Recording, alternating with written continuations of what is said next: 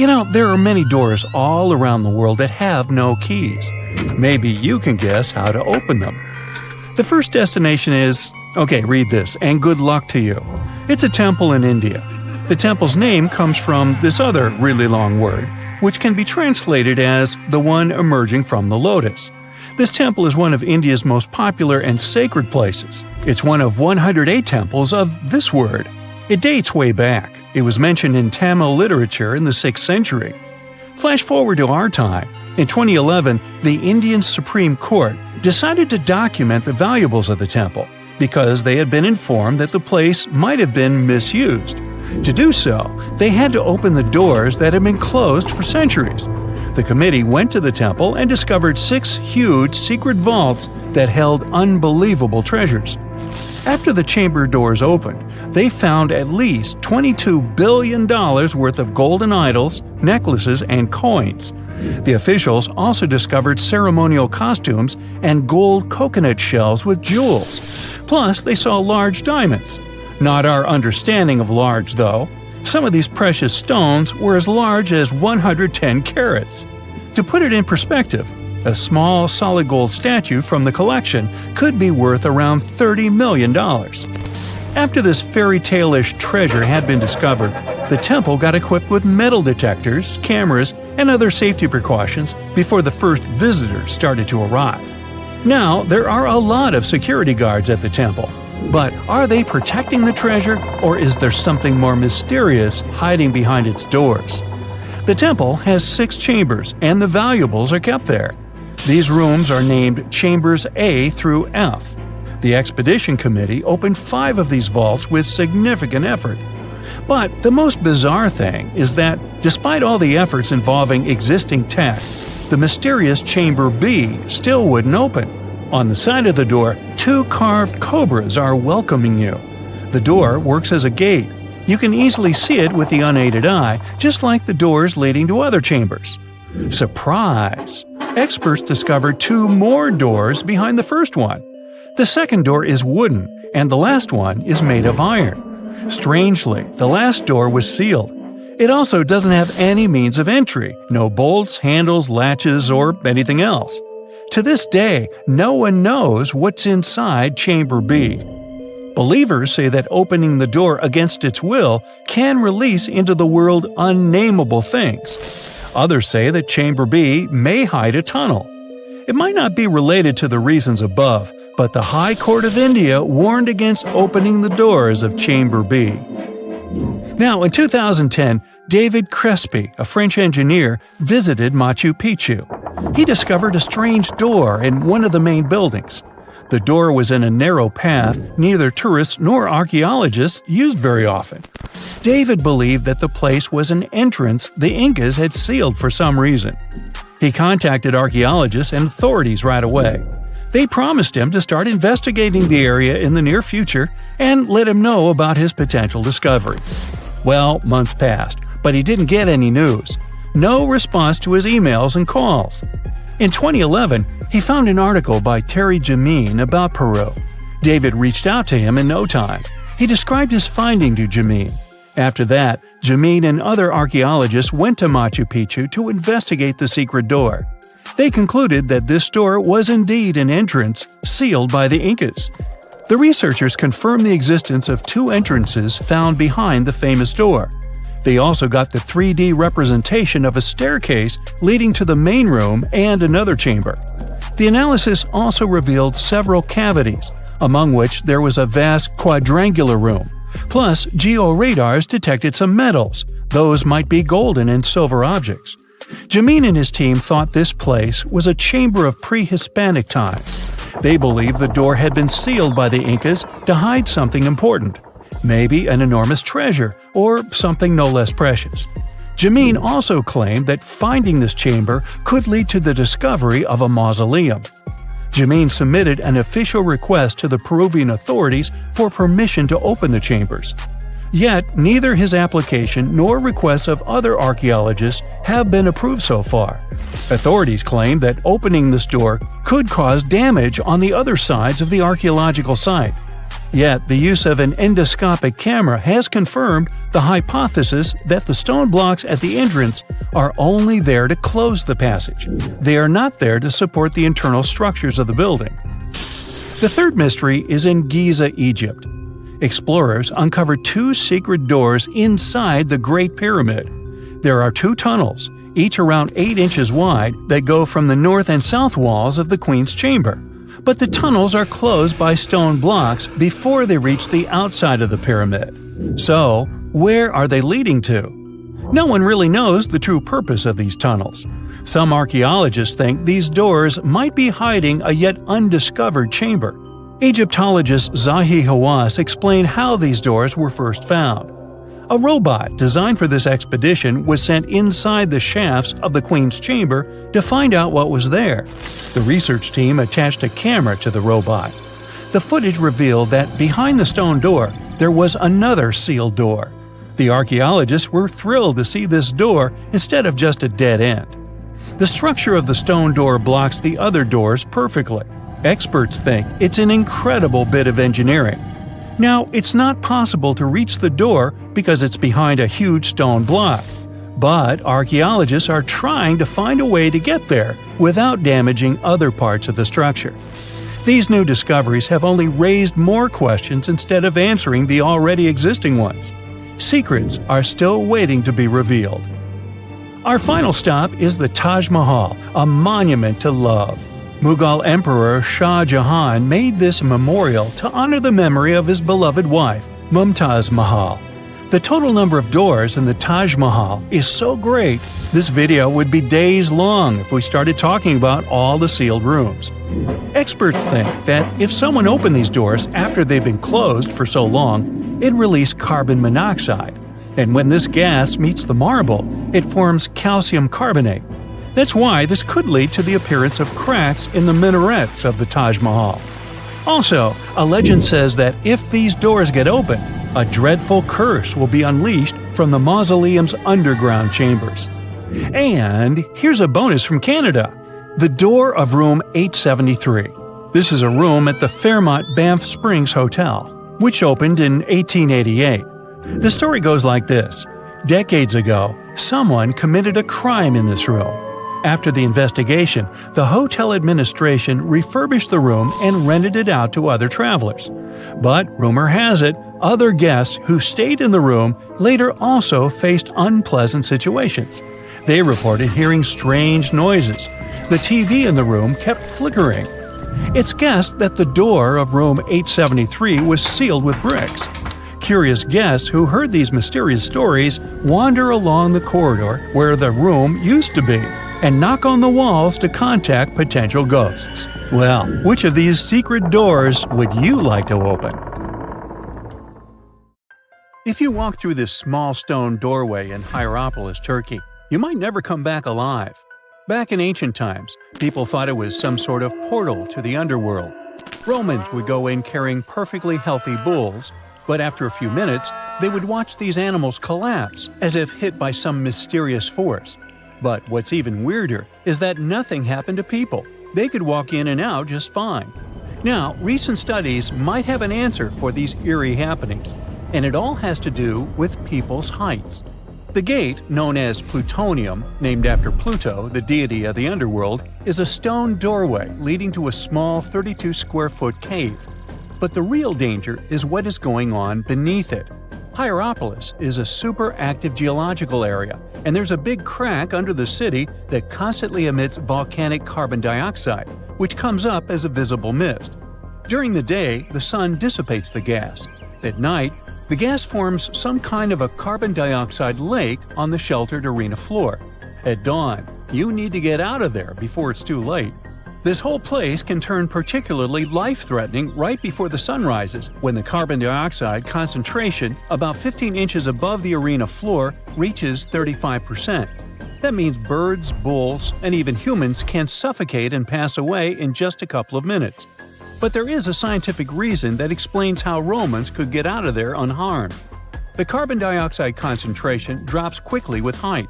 So animals perished while their handlers, being taller and standing up, could walk out and breathe safely. Most people can't stay inside the Bagarn Fort after sunset. This 16th century fort, located about 146 miles from Delhi, is known as one of the most haunted places in India. During the day, the area is bustling with visitors who can walk through the main gate of this once grand fort city and check out the ruins of temples and palaces.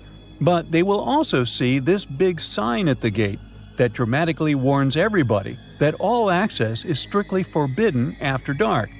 That's probably because at night, according to locals, women can be heard screaming and crying in that place, along with the sounds of bangles breaking and strange music. Others have reported seeing shadowy figures and flashing lights among the ruins, or even smelling a strange perfume floating around. Yawata no Yabushirasu is one of Japan's most restricted forests, located in Ichikawa. The forest itself is a small area, covering just a little more than 40 square yards, and it is mostly a thick patch of mosu bamboo. Its location next to a parking lot and modern buildings makes it seem less intimidating, but don't be mistaken by its appearance. Since at least the 19th century, people have said that anyone who enters this forest is bound to disappear and never be seen again. So, as soon as you arrive, a sign near the forest tells you about its history and the curse believed to be linked to it. Some rumors suggest the creepy presence of an ancient samurai lord walking around. Other legends say that the forest hides a bottomless pit filled with poisonous gas. Whether these stories are true or not, today the area is enclosed by stone walls, and entry is still strictly prohibited. In a valley called the Dark Entry Forest in Connecticut, you will find Dudleytown, but you definitely shouldn't go inside. Not only has the land been private property since the 1920s, but it is also known as one of the spookiest places on Earth. This place was first settled in the early 1740s, and many of the original settlers were from the Dudley family. That's why it's called Dudleytown. There's a local rumor that the town's founders were descended from Edmund Dudley, an English nobleman who lost his life for treason. The legend says this curse followed the Dudley family all the way across the Atlantic to America, and their misfortune is said to be responsible for crop failures, mental problems, and several tragic incidents in the village. Again, it is all just rumors, since historians haven't found any real evidence to support these claims. Still, the pitch-black surroundings and the eerie Blair Witch Project vibe going on in that place fueled ghost stories in the 1980s. This led to many cases of vandalism in the following decade, and because of that, the landowners closed the area to the public. This old abandoned building used to be the fancy palace of King Farouk's family, who was the penultimate king of Egypt back in 1936. After his family members passed away, the palace was turned into a morgue. Locals say that today, the whole place is super creepy and off-limits. Some people have reported seeing light bulbs flicker and shadows move around, making strange noises. Once, a group of kids allegedly went inside and totally freaked out when they found all the doors had suddenly disappeared, leaving them in complete darkness. They had no choice but to start screaming for help. This Hawaiian island has been off-limits to people for over a century. It's called Ni'iau and is the smallest inhabited island in Hawaii, covering around 69.5 square miles. It has around 84 residents. The island doesn't have cell phone service, paved roads, or power lines, just solar panels for electricity. A single family has privately owned the island since 1864, when a Scottish farmer bought it for $10,000, which would be around $250,000 today. The island has stayed in the family, passing down to its descendants, the Robinsons. They have kept it private ever since, so access is highly restricted and basically by invitation only. The Erdstall tunnels are a network of about 2,000 mysterious underground passageways mainly found in Central Europe, especially in Austria and Bavaria. These tunnels are usually narrow and cramped, often just wide enough for one person to squeeze through at a time, and they are believed to date back to the Middle Ages, as far back as the 12th century. What's really puzzling about these tunnels is their purpose. Despite a lot of research, nobody really knows why they were built. There is a theory that they were used for storage, but since many of them are below the waterline and occasionally get filled with water, that doesn't seem very practical. These tunnels have very light, almost claustrophobic sections and sudden drops, which doesn't seem practical for other straightforward uses like escape routes, hiding places, or even spiritual purposes. To make things even more mysterious, there is a complete lack of artifacts, which makes it even harder for researchers to figure out what these tunnels were really for. Since 2019, adventurous people can get arrested if they try to climb this rock. Uluru, also known as Ayers Rock, has been off-limits because it is now considered a sacred site for local communities. But the fact that it is also extremely dangerous probably played a big role in the decision to close it off to visitors. This rock is 1,142 feet high, which is about the height of an 80-story building. The climb to the summit can be very slippery, and high temperatures, which can hit 116 degrees Fahrenheit in the summer, have led to people passing away from dehydration and heat-related issues. Something even creepier happens at the top of the rock right after storms. When it rains, small tadpole-like crustaceans called shield shrimp hatch in temporary water holes and rock pools on top of Uluru. These extraterrestrial-looking creatures are about 3 inches long, and they spread their super-resilient eggs everywhere. When enough summer rain comes, they hatch and go wild, feeding on microorganisms and bacteria in the water. How these strange creatures end up in the fleeting pools on top of Uluru is still unclear, but the most likely explanation is that their eggs might travel there with the wind. Now, how about some surreal hidden places to check out? Grab a flashlight and your backpack, and bon voyage! The trip starts in the mountainous country of Switzerland. You travel to the town of Waltensburg in the eastern part of the country. It's raining and it's very cold, but you still make your way to the bottom part of a mountain, where your first adventure awaits. After climbing up high in the mountains, you see a strangely shaped castle. To get there, you must walk up an extremely narrow pathway. Don't look down, you think to yourself. You tighten the straps of your backpack and manage to walk along the pass. Standing at the door of the castle, you really can't believe what you see. A 13th century fortress built entirely of stone. Today, all that is left of Krafenstein Castle is mainly its ruins, but their condition is good enough to get an idea of what the place looked like back in its glory days. You take your time to explore the castle inside, but honestly, this place gives you the chills and you're ready to move on. The next place on the list is Turkey. A plane and then a car ride later, you arrive in the city of Çorum in the northern part of the country. On the outskirts of Çorum, you find a valley filled with old, overgrown mountains and see the beginning of the trail you're about to hike. The way is extremely steep, but it leads to a secret door carved in the mountain. Congratulations! You've just arrived at Kapilikaya. The huge door is a massive arched stone that blocks the entrance to a hidden building.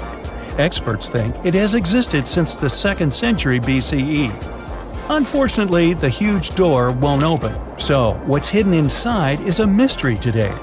It's guessed that there is a room inside. Some locals say there's a treasure hidden there too, but until today, no one has managed to enter the place to check. Okay, it's time to get moving before night falls. Next, you get the unique opportunity to travel to Ethiopia. Wandering around the city of Lalibela, you stumble upon a huge pit carved in the ground. You approach it carefully, and soon enough, you see a magnificent terracotta building, so richly detailed it leaves you mesmerized. But that's not all. There are 10 other pits just like this one, hiding King Lalibela's 12th century buildings. All 11 constructions are different from one another, yet share a similar recognizable style. They were hand-carved over the span of 24 years, only with the help of chisels, which is unbelievable given that these buildings are up to 50 feet high. That's about as tall as 5 African elephants stacked on top of each other, if you could do that. This unconventional way of construction made them entirely monolithic, meaning they were carved out of just one gigantic piece of rock. Pretty impressive, huh? Once you leave Ethiopia, you grab a flight to southern Italy, right there on the tip of the boot. No hiking is needed here. Whew! Your friend takes you to a site called Sassi di Matera. It's a Paleolithic city carved in the slope of a steep hill. You might feel like you've traveled in time here, as local stone houses and ancient buildings are unlike anything you've ever seen before. The site, also known as De Sassi, is suspected to be one of the first human settlements in Italy, dating back to over 9,000 years ago. Wandering around the town, you might get invited inside one of the cave-like houses. Oh, and as weird as it may sound, some of the streets run on top of people's homes. Talk about Paleolithic urban planning. You're probably becoming an expert on rock-cut architecture by now, but there are still a few sites left on your list. Next off, you head to Slovenia to visit the world's largest cave castle. This medieval castle was built on top of a 400-foot-high cliff and was designed to be impenetrable. Luckily for you, security is much more relaxed today. Still, if you're looking for a more challenging and less touristy way inside, you can get into the castle through one of its many underground tunnels. They were built over 800 years ago for the owner of the castle. He needed secret passageways to sneak supplies. Today, Pajama Castle is both enchanting and mysterious. I'd say it depends on whether it's a warm sunny day or a cold stormy night. After this medieval experience, you head on to visit Petra, a magnificent Jordanian monument found in the middle of the desert. To get around here, you'll need a large supply of water and sunscreen because it's going to get hot. But this site is worth it. The city of Petra is a marvel of the ancient world. Back in the 4th century BCE, this region was a trading hub at the crossroads of commercial routes. Petra was a wealthy city, home to the Nabateans, an Arab Bedouin tribe that thrived in the region for many years. The rock-carved gate-like structure Petra is famous for is called the Pharaoh's Treasure. It stands at the main entrance to the site and is said to have a treasure hidden inside. You might feel tempted to check it out for yourself, but that's an adventure for another trip. For now, you hop on another plane ride, this time to the Americas. First, you visit the USA, more specifically, the mountainous state of Colorado. You make your way to Mesa Verde National Park. There, in between the greenery and abundant vegetation, you'll find over 600 dwellings built in the cave beneath the cliff, carved deep into the mountainside. This ancient village is now considered a heritage site. The local Puebloan tribe built it back in the 1190s. One of its main buildings is called the Cliff Palace. It's a multi-story construction built from sandstone and mud mortar. The palace alone housed over 150 rooms. If you're feeling sporty, you might want to visit the Balcony House. To get there, you'll have to climb a 32-foot ladder. You'll get to see a mid-sized village of 38 rooms, including 2 kivas. Those are traditional chambers that were built by the Puebloans for ceremonial purposes. Still in the U.S., you make your way to the hills of South Dakota. You're there to visit one of the world's most impressive human-made sculptures on Mount Rushmore. What's so mysterious about this place, you might ask? Well, during Mount Rushmore's construction, a 70-foot-long secret tunnel was built behind the head of Abraham Lincoln. The tunnel was supposed to hold all the documents and artifacts important to the United States history. After the designers thought it through, they decided it was better to hide them in a safe box in the floor of the tunnel. The box holds the history of how Mount Rushmore came to be carved, as well as a brief history of the U.S. and the 4 presidents depicted on the mountain. Amazing, right? Now, you're headed down to Machu Picchu, a South American site hidden between the Peruvian mountains. Machu Picchu itself is already a mystery. Researchers still don't know why or even how the ancient Incan civilization managed to engineer the stone-built citadel all the way back in 1450 CE. To get there, you must endure a 3-day hike, reaching the impressive altitude of 8,000 feet above sea level. Or you can get a train, but that's no fun, right? You're here to check on a relatively new discovery. Back in 2010, French engineer David Crespi was taking measurements of the Inca ruins when he noticed a door he had never seen before. It was sealed off by stones. He went back to the site a few months later with an electromagnetic scanner. The scanner, which could detect objects behind walls, showed there were copious quantities of metals behind that sealed door. The researcher contacted the Peruvian authorities requesting to remove the rocks, but they didn't authorize it. As of today, the door is still locked. Whew, this trip was long, wasn't it? Make sure to get some rest, Indiana Jones.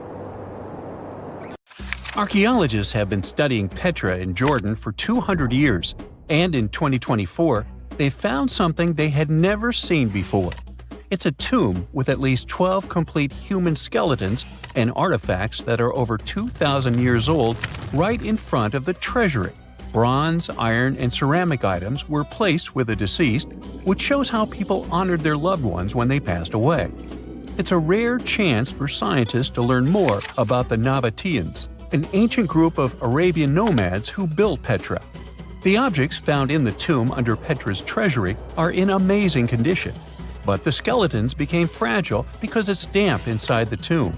They plan to study the remains and extract DNA to see if the people in the tomb were related. While some scientists are solving tomb mysteries, others have trained AI to find new ancient sites for them. They've created an algorithm that works with a special type of satellite imagery. This technique uses radio waves that can peek under things like sand, soil, and even ice to find hidden objects. AI will help search a huge desert on the Arabian Peninsula called the Empty Quarter for archaeological treasures. The lead scientists of the experiment trained the algorithm to recognize hidden locations using data from a site they had found before. The new tech can discover buried structures within 20 inches, which is very precise.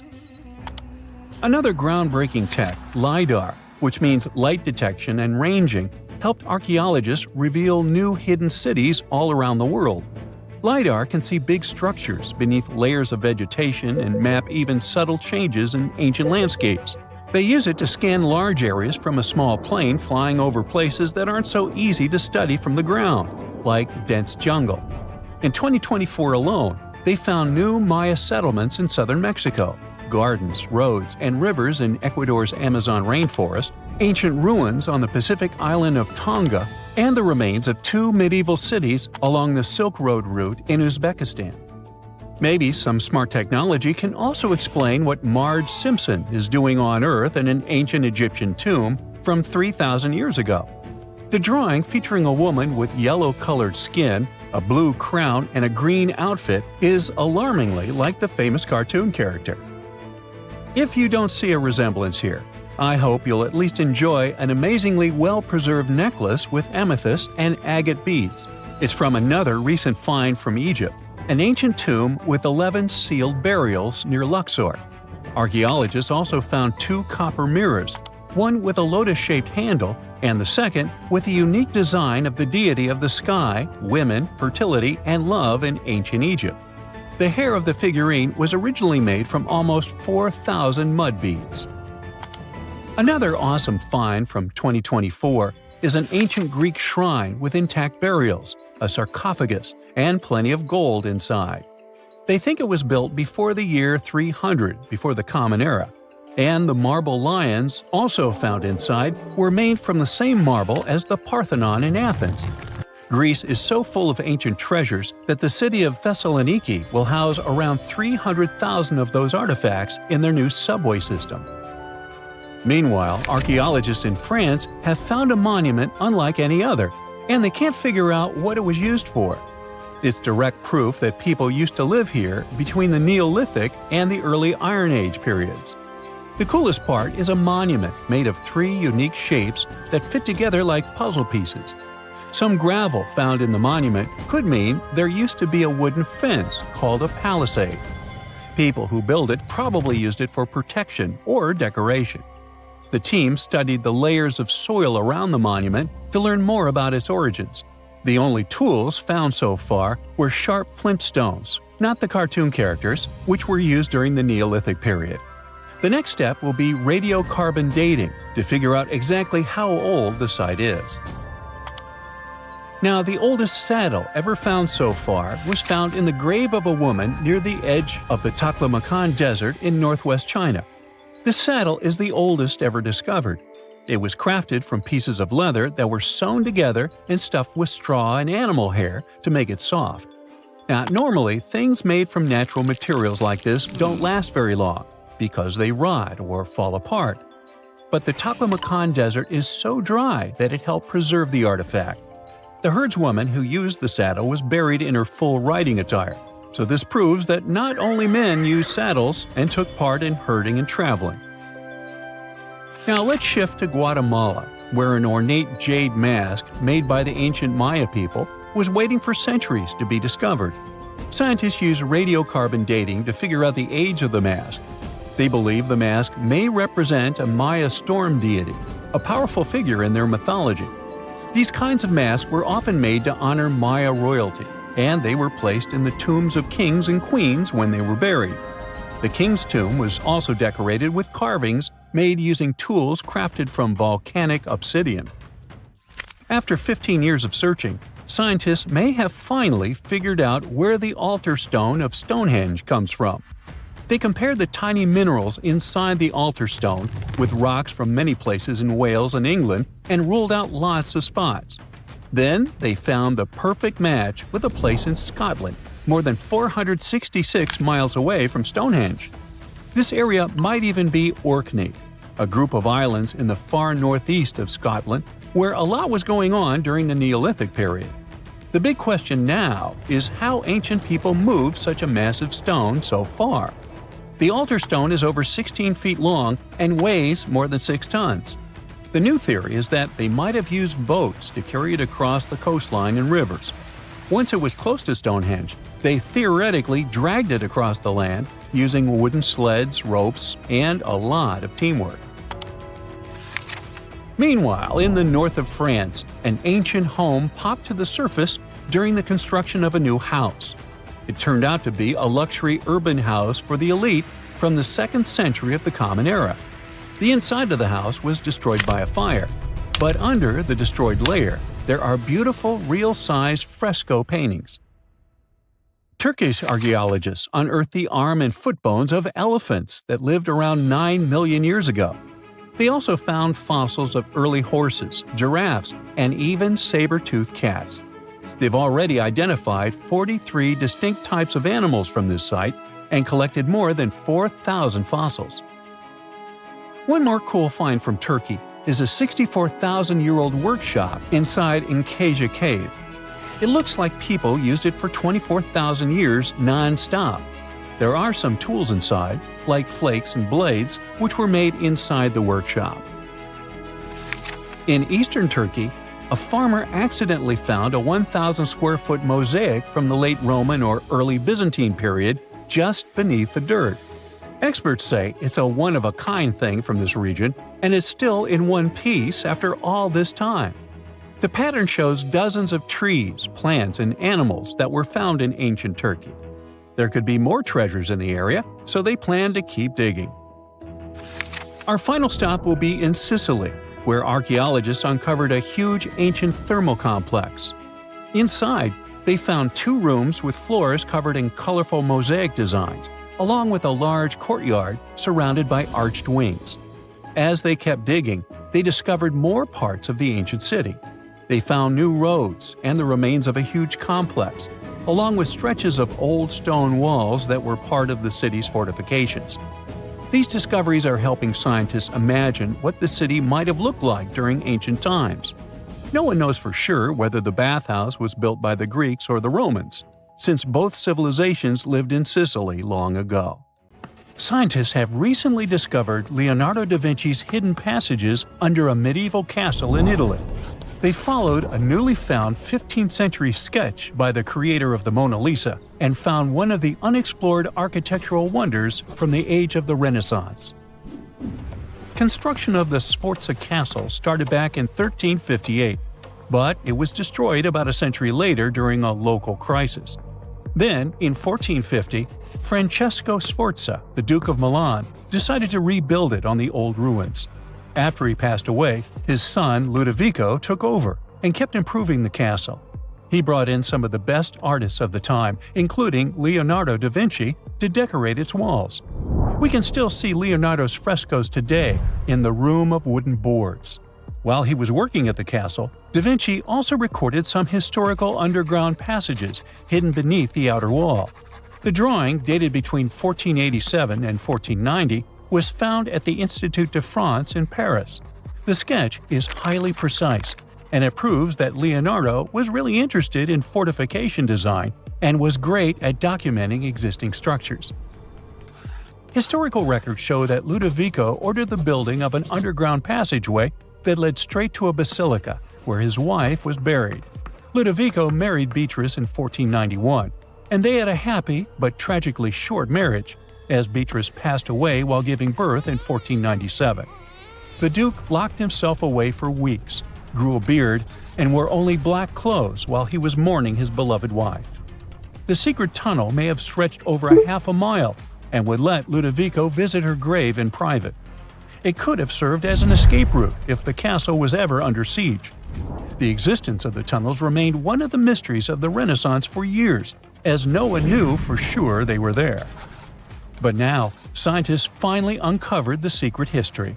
They used a combination of ground-penetrating radar and laser scanning to build up an accurate 3D model of all the structures under the castle. They found the tunnels Da Vinci alluded to in his drawings, and it looks like they may have only been a small part of a whole system of historical underground passages. The goal is to create a complete digital twin of the castle that will not only show all the preserved constructions, but also the ancient ones that are no longer visible. They also plan to add augmented reality to the virtual paths to let visitors discover Leonardo da Vinci's hidden passages. Now, we don't know if the genius actually took part in constructing the hidden passages that scientists recently discovered, but we do know about some other Leonardo da Vinci inventions. He created the first satellite-like map in 1502, long before photography or satellites were even a concept. A famous figure in Italy, Cesare Borgia, invited Leonardo to a small town called Imola, near Bologna, to create a highly detailed map for him. Back then, maps were not very precise, as no one had figured out how to show exact distances on a smaller scale. Instead, people spent a lot of time decorating them with dragons, roses, fancy castles, mountain ranges, flowers, and other artistic details.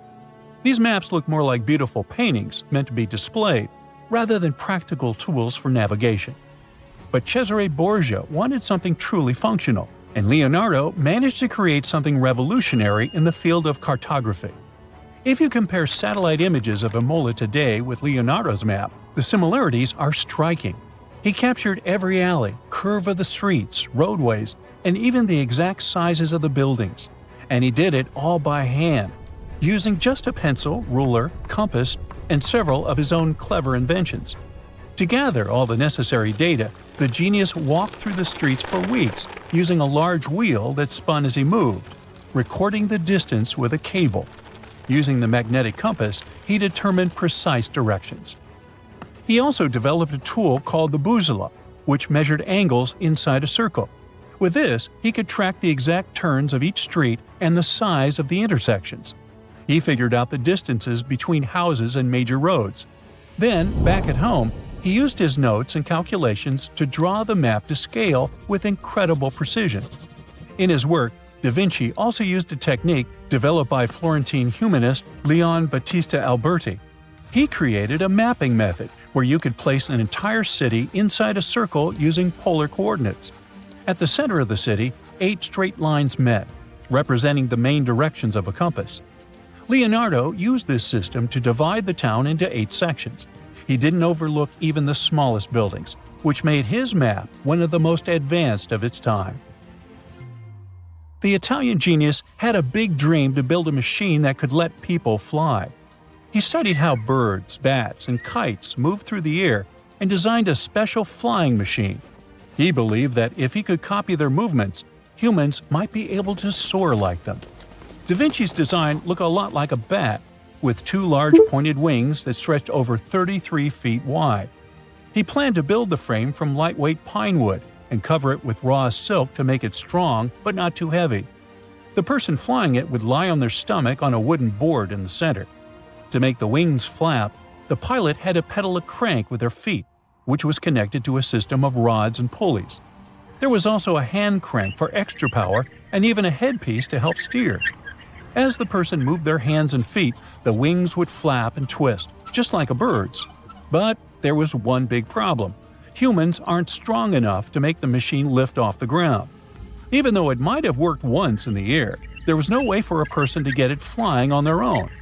Leonardo probably realized this, but his amazing idea still inspired flying machines that came centuries later. Da Vinci was way ahead of his time with many of his inventions, but his idea for a humanoid robot was especially futuristic. He was working under the patronage of the Sforza family, the one that had those ancient tunnels of Italy built. The genius designed a mechanical knight that could move its arms, turn its neck, and even open and close its mouth. Da Vinci had good knowledge of anatomy and the mechanics of body movements that helped him. His unusual creation used an external system of cables. A hand crank set it in motion, and there was also an internal gear-driven mechanism. About 450 years later, Da Vinci's detailed sketches of the robotic knight were rediscovered in the 1950s. Several researchers tried to recreate the robot from those sketches. In 2002, a roboticist who developed systems for NASA and Lockheed Martin took inspiration from the old notes and built a functioning model of Da Vinci's robotic knight. Another design Leonardo created for Duke Sforza was a special kind of bridge that could be taken apart and carried easily. It was made for defense forces who needed to cross rivers or moats while traveling. This bridge would swing across the water and land on the other side. It had wheels and used a rope and pulley system, so it could be set up quickly and packed away just as fast. To keep it steady, it even had a special weight to help balance it.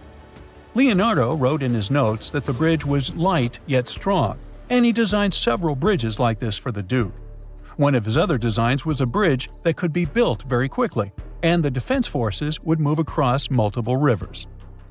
As scientists continue to study Leonardo da Vinci's hidden passages, they reveal new chapters in human history. Who knows what other unexplored architectural structures they will find? Imagine discovering an ancient city without leaving the comfort of your home. In 1963, a man in the Nevşehir province of Turkey did exactly that. He was renovating his house. He knocked down a wall in his basement and found a mysterious room. He continued digging and saw a tunnel. This is how Derinkuyu underground city was found. Derinkuyu is one of the deepest multi-level underground settlements of Cappadocia and in all of Turkey. This engineering masterpiece has 8 levels. The inhabitants living on those floors had access to cellars, storage areas, chapels, a school, a study room, and other structures. All floors are connected by an extensive network of tunnels. It's believed that the underground city was built as a shelter. You can't see the construction from the outside. Its depth is approximately 279 feet. The complex was large enough to shelter about 20,000 people, plus their livestock and food supplies. There's also a 180-foot ventilation shaft. People used it both for ventilation and as a well. The well supplied water both to the villagers living on the surface and to those hiding in the underground city. Interestingly, those living on the bottom levels were able to cut off the water supply for the upper and ground levels. This kept the water safe from potential poisoning. The place was designed for protection. The tunnels could be blocked from the inside with huge round rolling stone doors. The passageways were extremely narrow. Potential invaders had to enter the tunnels one at a time. Seems like they thought of everything in the 7th century BCE. Archaeologists believed the Phrygians were the ones who first built the levels. After them, the structure was used and enhanced in Roman times. This was when the chapels were added. The golden time of Derinkuyu, however, was during the Byzantine era. But how did these people manage to create such tunnels? Well, the rock they carved them into wasn't usual. It was soft volcanic rock. It appeared due to a geological process that began millions of years ago. Volcanic eruptions covered the area in thick ash. It then solidified into this soft rock. When the natural forces of wind and water eroded softer parts, only hard elements remained. Fun fact: fairy chimneys are also made of intricately shaped volcanic soft rock, but they formed naturally without any human intervention. I'm still in Turkey, but this time, my destination is Çanakkale, where a myth came to life. For 3,000 years, people believed that Homer's Iliad was fiction. and that Troy never existed. In 1863, everything changed. Expatriate Frank Calvert discovered ancient ruins in western Turkey. He was convinced they belonged to the ancient city of Troy. Heinrich Schliemann examined this area in 1868. That's when Troy saw sunlight again after all those centuries. Troy has complex layers. Over the years, 9 ancient cities were built on top of one another. Historians say that the area was strategically located between Europe and Asia, so it became a prosperous trade and cultural center. This strategic position made Troy attractive throughout history. After the Trojan conflict, the city was abandoned between the years 1100 to 700 BCE. Then Greek settlers rediscovered the area, and Alexander the Great ruled there. The Romans then invaded the city. Speaking of this event, the first thing you would see when visiting the site is a replica of the wooden Trojan horse from a movie shot in 2004. The next stop is Lothal. In the 1950s, Lothal and several other Harappan sites were discovered in India. These new provinces extended the boundaries of the Indus Valley civilization. Lothal was an important part of the Harappan civilization. It had vast cotton and rice fields. Plus, it had a bead-making factory. Beads were made from semi-precious stones, like agate. Many of these beads were later found in Mesopotamia, which serves as evidence that Lothal was a thriving trading port. Archaeologists believe that the city was part of an ancient trade route. Traces of agriculture? Check. Traces of trade? Check. What else? The remains of residential buildings, streets, bathing pavements, and drains. Some real city planning, and impressive examples of early urbanization. The town was well constructed. There were modern houses. Some of them had 6 rooms, bathrooms, a large courtyard, and even a veranda. Lothal also had the world's oldest known dock. It linked the city with the Sabarmati River and the trade route. The ancient Mayan city of Calakmul is located in southern Mexico in the tropical forest of the Tierras Bajas. From 500 CE to 800 CE, Calakmul was home to over 50,000 people. There was a central plaza surrounded by outer districts. And if we count both the inhabitants of all those outer areas and those who lived in the center, Calakmul had a population of more than 1.5 million people. It was a city that was habitable for 12 centuries. It's believed that the place had more constructions than any other excavated Maya settlements in the region. After 1000 CE, the Maya civilization there faced a downfall. The settlement that was once the center of Mesoamerica was almost completely abandoned. The ancient city was at the heart of the second largest tropical forest in America. The site is well preserved, so today, if you were to visit it, you would be able to picture what life looked like in ancient Mayan times. The city remains include architectural complexes and sculpted monuments, defensive systems, quarries, water management features, agricultural terraces, massive temple pyramids, and palaces, not to mention a variety of body ornaments and other accompanying objects. It proves that complex state-organized societies lived in this tropical forest. The Mayans depicted nature in their paintings, pottery, sculptures, rituals, and even food. I'm moving on to a place people thought didn't really exist. The city of Thonis Heraklion appeared only in a few inscriptions and ancient texts. Turns out, it was waiting to be discovered for thousands of years. Scientists searched the majority of the coast of Egypt.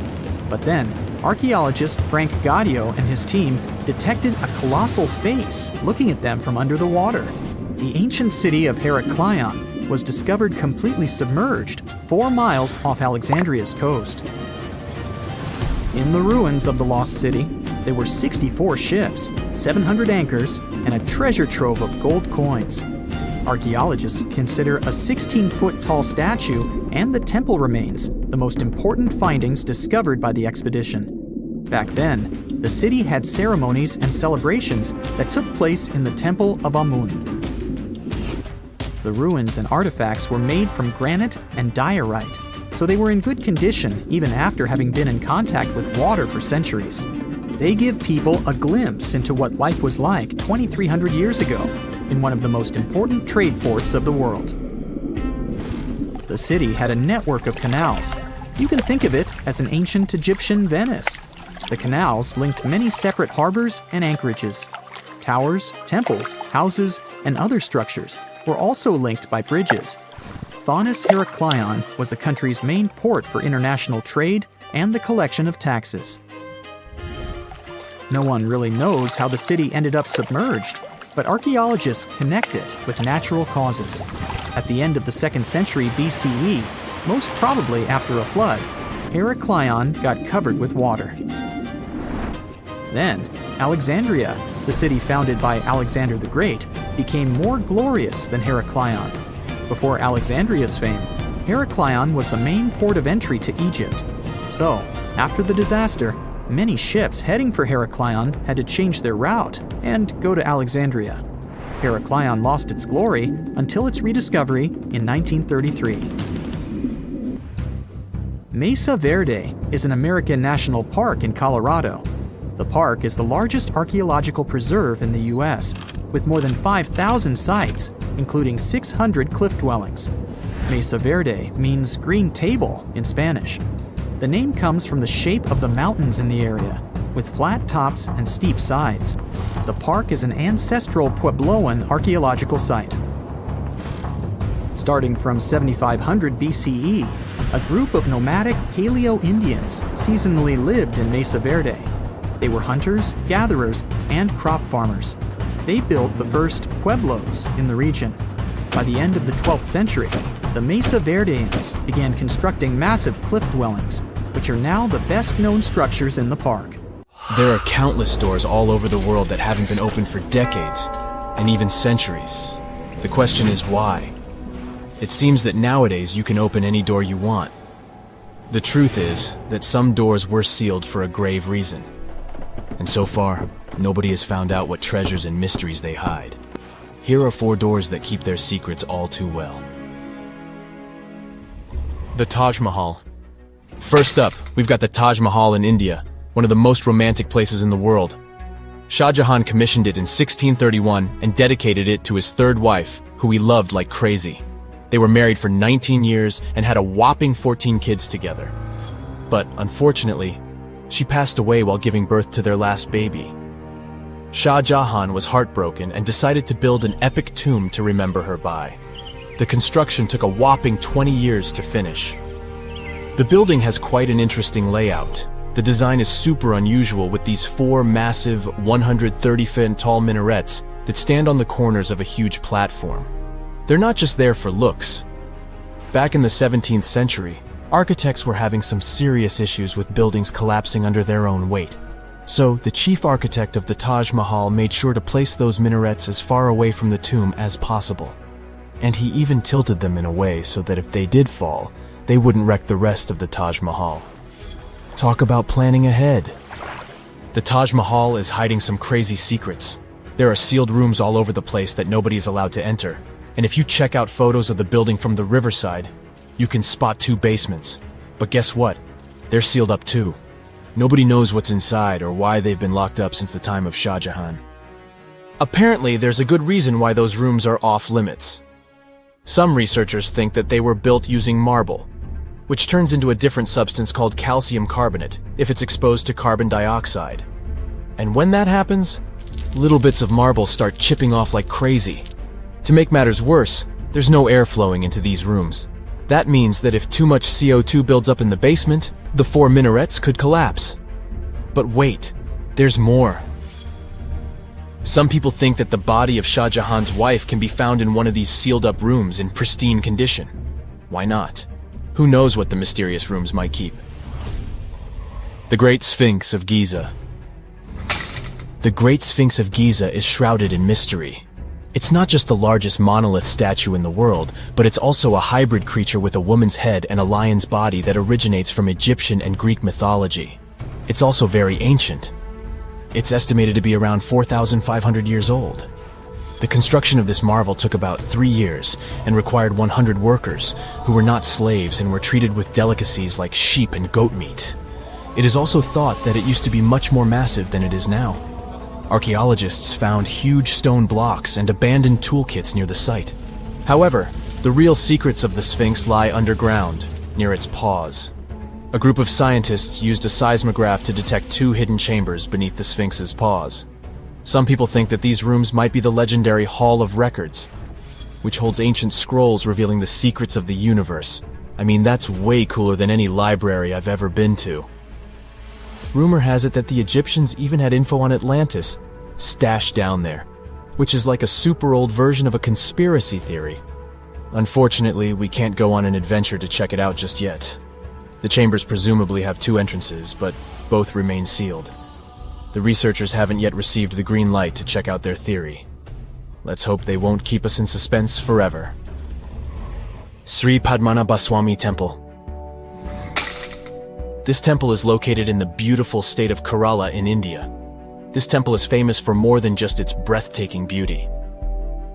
Underneath the temple there are 6 vaults, creatively named A, B, C, D, E, and F.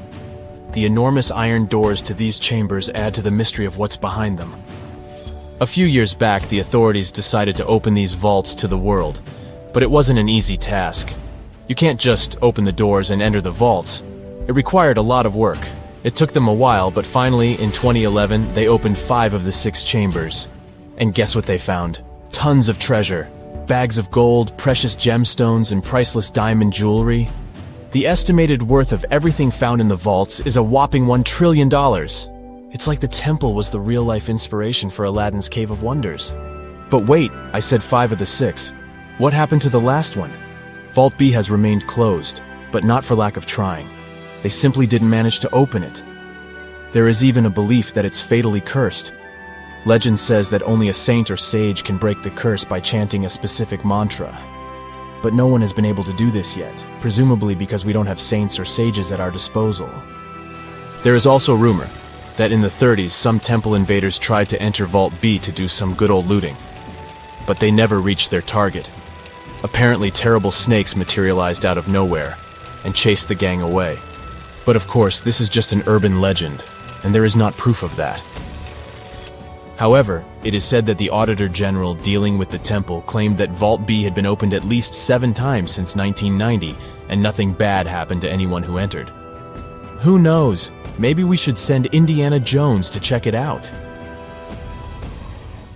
The First Emperor's Tomb. Deep under a hill, completely undisturbed and surrounded by dangerous traps, lies an ancient 2,000-year-old tomb. It belongs to Qin Shi Huang, the first emperor of China. He was born in the Qin state and became king when he was just a boy. But when he grew up and gained full power, he united the warring states ancient China was divided into by conquering them. After that, he created the Qin dynasty. When he died in 210 BCE, they buried him deep underground in a massive tomb. And when I say massive, I mean massive!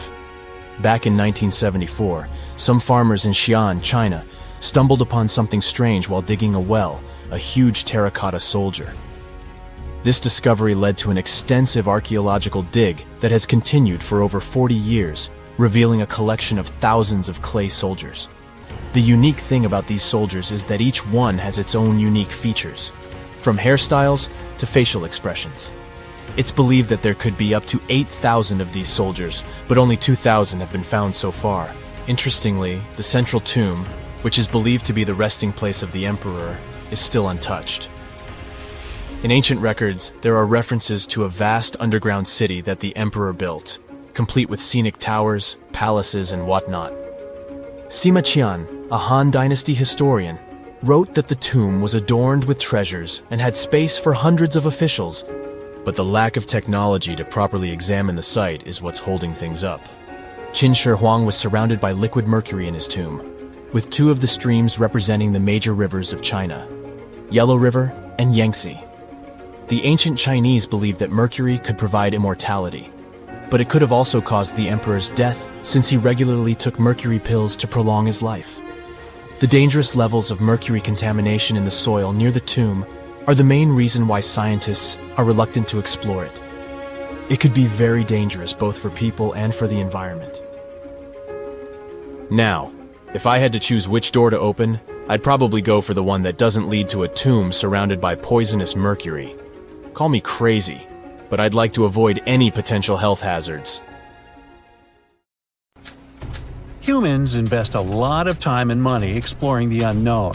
First outer space, then the ocean floor. But there's another frontier we're trying to conquer. Scientists call it the deep frontier. I'm talking about how far down to the Earth's core we've made it so far. During the 60s, humans tried digging the deepest man-made hole on Earth. This took us deep into the Arctic Circle. What later became known as the super deep borehole is also the deepest artificial point on Earth, reaching the depth of 40,230 feet. It took 20 years to drill this far into the Earth's crust, and researchers say this is only about 1/3 of the way through to the mantle. Here's a quick anatomy of our planet. If the Earth is like an onion, the crust is like the thick skin of this onion. This part is only 25 miles thick. Beyond this is the 1,800-mile deep mantle, and after that, right at the center of the Earth, is the core, which is made up of 2 layers, inner and outer. Now, can you guess where on the planet the crust is at its thinnest? On the ocean floor. When American scientists understood that, they started drilling holes on the seabed. This gave way to Project Mohole. It began in 1961, but their technology to drill deep holes on the ocean was really bad. They had to improvise. They installed a system of propellers along the sides of their drill ship to keep it steady over the hole. The main challenge was to drill as vertically as possible. Otherwise, that deep hole would look more like a deep maze. Both the Kola Super Deep Borehole project and the Project Mohole came to an official stop in the years that followed. But hey, humans have built some pretty deep stuff underground. In 1963, a Turkish man took a swing with his sledgehammer to improve his basement and discovered a tunnel. That tunnel entrance led to more openings that connected a multitude of halls and chambers. He didn't know it, but he had discovered Deringoyu. This once lost city was up to 18 stories tall and 200 feet deep. The city was large enough to host 20,000 people, and it was simply standing beneath Cappadocia in Turkey the whole time. Cappadocia hosts hundreds of subterranean dwellings.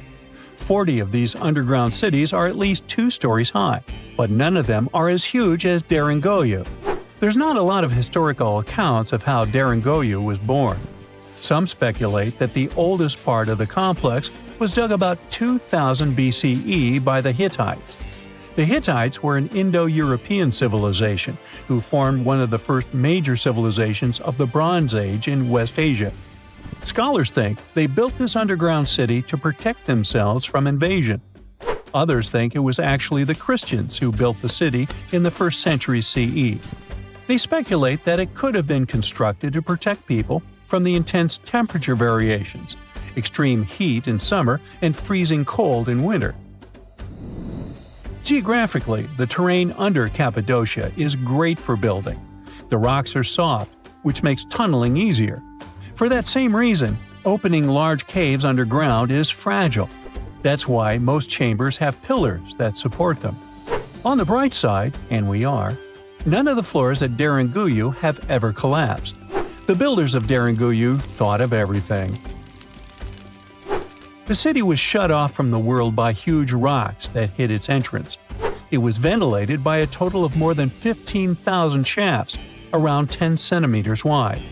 This way, they guaranteed enough breathing air in the upper levels in a way that they ended up being used as the living and sleeping quarters. The lower levels of this impressive maze were mainly used for storage. But honestly, they had it all. A room for a wine press, for domestic animals, small religious buildings. They certainly didn't spare any efforts to make that underground city as complete as an above-ground one. Now, speaking of impressive underground stuff, Switzerland has the longest tunnel in the world, built here on the Swiss Alps. This absurdly huge tunnel was built over 8,000 feet below the surface. Check this out. This is what the Gotthard Base Tunnel looks like. The first idea to build the tunnel was put forward as early as 1947, but construction only officially began in 1999. It took them years to approve the project and then scout for the perfect location. Even so, the 73 different rock types that compose Massif turned the construction into a real challenge. Some of the rocks were as hard as granite, and others were as soft as sandstone. This meant they needed different approaches and equipment so the whole thing wouldn't crumble down. Overall, they had to excavate about 28 million metric tons of rock to make way for the tunnel. There were many other challenges to build that far into the earth. The deeper into the mountain they got, the hotter the temperatures were. Since there's no natural ventilation, temperatures would get as high as 115 degrees Fahrenheit, making it really hard for workers to endure. The tunnel stretches for 35 miles from one end to the other. During the construction, workers had to use 4 massive tunnel boring machines, aka moles, to penetrate through the massif. Each of these moles was around 1,400 feet long. But that was one of the best things they could do, since these machines limit the disturbance to the surrounding ground and help to produce a smooth tunnel wall. You'd never guess that the world's deepest basement belongs to the Sydney Opera House in Australia. The building goes as deep underground as it grows above ground. But this basement isn't just the Opera House's foundation, it's a parking lot. This unique parking garage penetrates 120 feet underground, or 12 stories deep, while most car parks are only 4 or 5 stories deep. But that's not all that makes it unique. You see, if they decided to build a normal rectangular parking space, this would end up eliminating a bunch of possible parking spaces. And since they wanted to maximize the space they had available, they had to come up with some superb structure. First, they opened up a man-made cavern to make that dream possible. Then they had to come up with a design. That's what led to the donut-shaped cavern, or what engineers call a double helix. This design shocked the engineering community for its innovative approach. But hey, it worked. Today, there is space for over 1,000 cars down there, which seems about right for an opera house. Let's wow once again real quick. Some underground structures may take up to an hour to reach. Take this gold mine in South Africa that lies around 2.5 miles below the surface. Yeah, you may think, hey, it's just a couple of miles, why does it take an hour to get there? But the conditions are hard and it's not for the weak. But Milan Ladina, an Ecuadorian runner, even completed a half marathon there, despite temperatures reaching 104 degrees Fahrenheit, high humidity at 80%, and an atmospheric pressure of 1.4, comparable to what divers experience 5 meters under the sea. Yikes. It used to be one of the most prosperous ancient cities. It had features that were unthinkable for other locations during the Bronze Age, like water systems and intricate architecture. Yet somehow, it didn't become famous. What's even more mysterious is that at some point, it became abandoned. Mohenjo-Daro was a thriving city during the Indus Valley Civilization in the Bronze Age. It had a population of at least 40,000 people. It was close to Mesopotamia and Egypt in terms of social, cultural, and economic features. Despite this, it's lesser known than the more famous cities in these regions, like Babylon or Memphis. It was eventually abandoned by 1700 BCE, and the reason for its abandonment and the fate of its inhabitants remains unknown to this day. In 1911, archaeologists discovered the ancient city of Mohenjo-Daro after hearing reports of some unusual buildings in the area. However, local Indian authorities dismissed them as not having any historical significance, and the site remained untouched for several more years. It wasn't until 1922 that a local specialist believed he had found a buried local monument at the site. This led to large-scale excavations and the eventual naming of Mohenjo-Daro as a UNESCO World Heritage Site in 1980. The remains uncovered showed us that Mohenjo-Daro was an incredibly modern city for that time. it is considered the best preserved ruin of the Indus Valley. One of Mohenjo-Daro's most impressive features was its advanced sanitation system. Unlike in Egypt and Mesopotamia, where such appliances were only for the rich, Mohenjo-Daro had hidden toilets and covered drains throughout the city. Excavations have uncovered over 700 wells, as well as private baths and a large communal bath. Remarkably, even private homes had toilets, and waste was efficiently disposed of through a city-wide sewage system. The people of Mohenjo-Daro were highly aware of their surroundings. As the city was located near the Indus River, they built a strong defense against floods by using clever drainage systems. Over the centuries, they produced beautifully crafted pottery, jewelry, figurines, and other items that were traded as far as Mesopotamia and present-day Oman.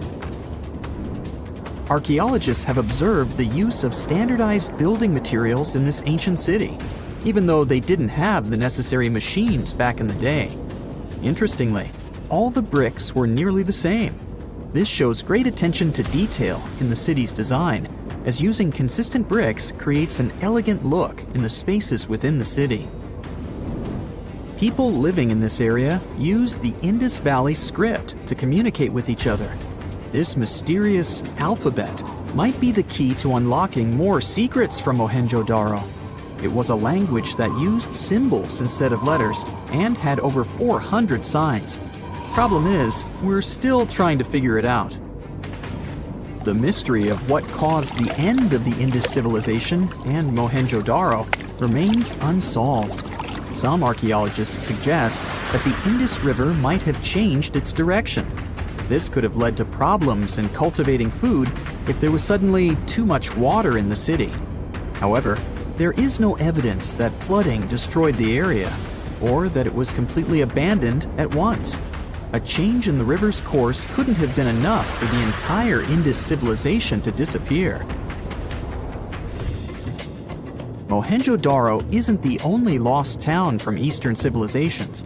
Ross Island, for instance, was once known as the Paris of the East due to its stunning architecture and gardens.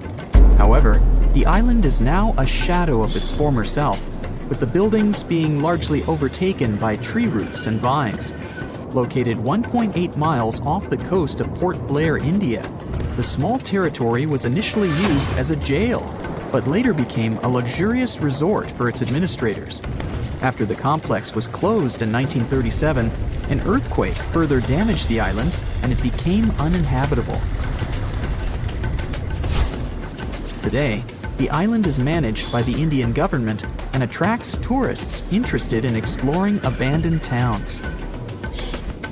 Another lost city tells the story of why Kolmanskop, a ghost town located in Namibia, is still home to remnants of German architecture. Once a luxury destination in the early 1900s, it was settled by German workers looking for diamonds. The city boasted amenities such as a ballroom, a hospital, and even a bowling alley. However, its popularity began to wane in the late 1910s when another diamond-rich location was discovered nearby. Most of the inhabitants left in search of better fortunes, leaving the buildings behind.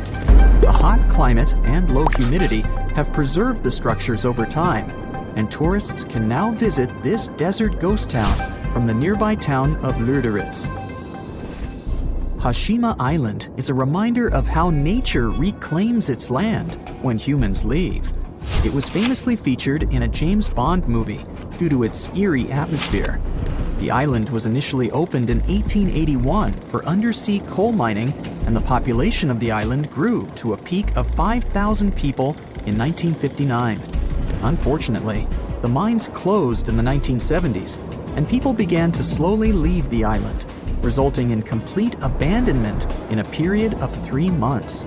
Now, the island is a popular tourist destination as visitors explore deserted homes, swimming pools, stores, and factories. The discovery of gold in a creek near Bannock, Montana in 1862 caused the population of the town to grow from a few hundred to thousands in a few short years. Unfortunately, this rapid expansion was followed by a sharp decline because more gold had been found in other areas nearby. As a result, Bannack was eventually made the first territorial capital of Montana, but only held the title for less than a year before being replaced by Virginia City. The state of Montana later acquired most of the land in 1954 and made it Bannack State Park. The ancient city of Petra, located in Jordan, was fascinating because it was half built, half carved into the rock and surrounded by mountains. It's a popular tourist destination these days, but at one point, it was abandoned too. Many things led to its decline, like bad government and changes in how people traded. Natural disasters didn't help either. This city saw a lot of earthquakes ruining its constructions and damaging its water systems. Since people had no place to live, no water, and nothing to sell to make money, they eventually moved on to better locations. The city remained hidden for almost 500 years until it was rediscovered in the 1800s. Most of the tourists going to Santorini have no idea that the island is home to the remains of one of the largest volcanic eruptions in human history, the Thera eruption. This catastrophic event took place some 3,600 years ago. Akrotiri, one of the towns on the island at the time, was buried under the eruption. Unlike Pompeii, however, no traces of people and civilization were found, suggesting that people had enough time to flee the volcano before it blew up. Henry Ford, the renowned American industrialist, created the Ford Motor Company in 1903. In 1927, he began working on a grand project, Fordlandia. His goal was to construct a massive rubber plantation near the Tapajos River in Brazil to provide a steady supply of rubber for his car tires and hoses. His idea was to make the town a paradise, with swimming pools, golf courses, bungalows, and even weekly square dancing sessions. Unfortunately, the trees in the plantation soon became infected with leaf fungus, making the project a failure. Ford invested a whopping $20 million in this endeavor, yet it was unable to produce the necessary rubber. So Ford sold the land to the Brazilian government in 1945. The buildings that were built are still there, although they have been taken over by nature and are visited by tourists.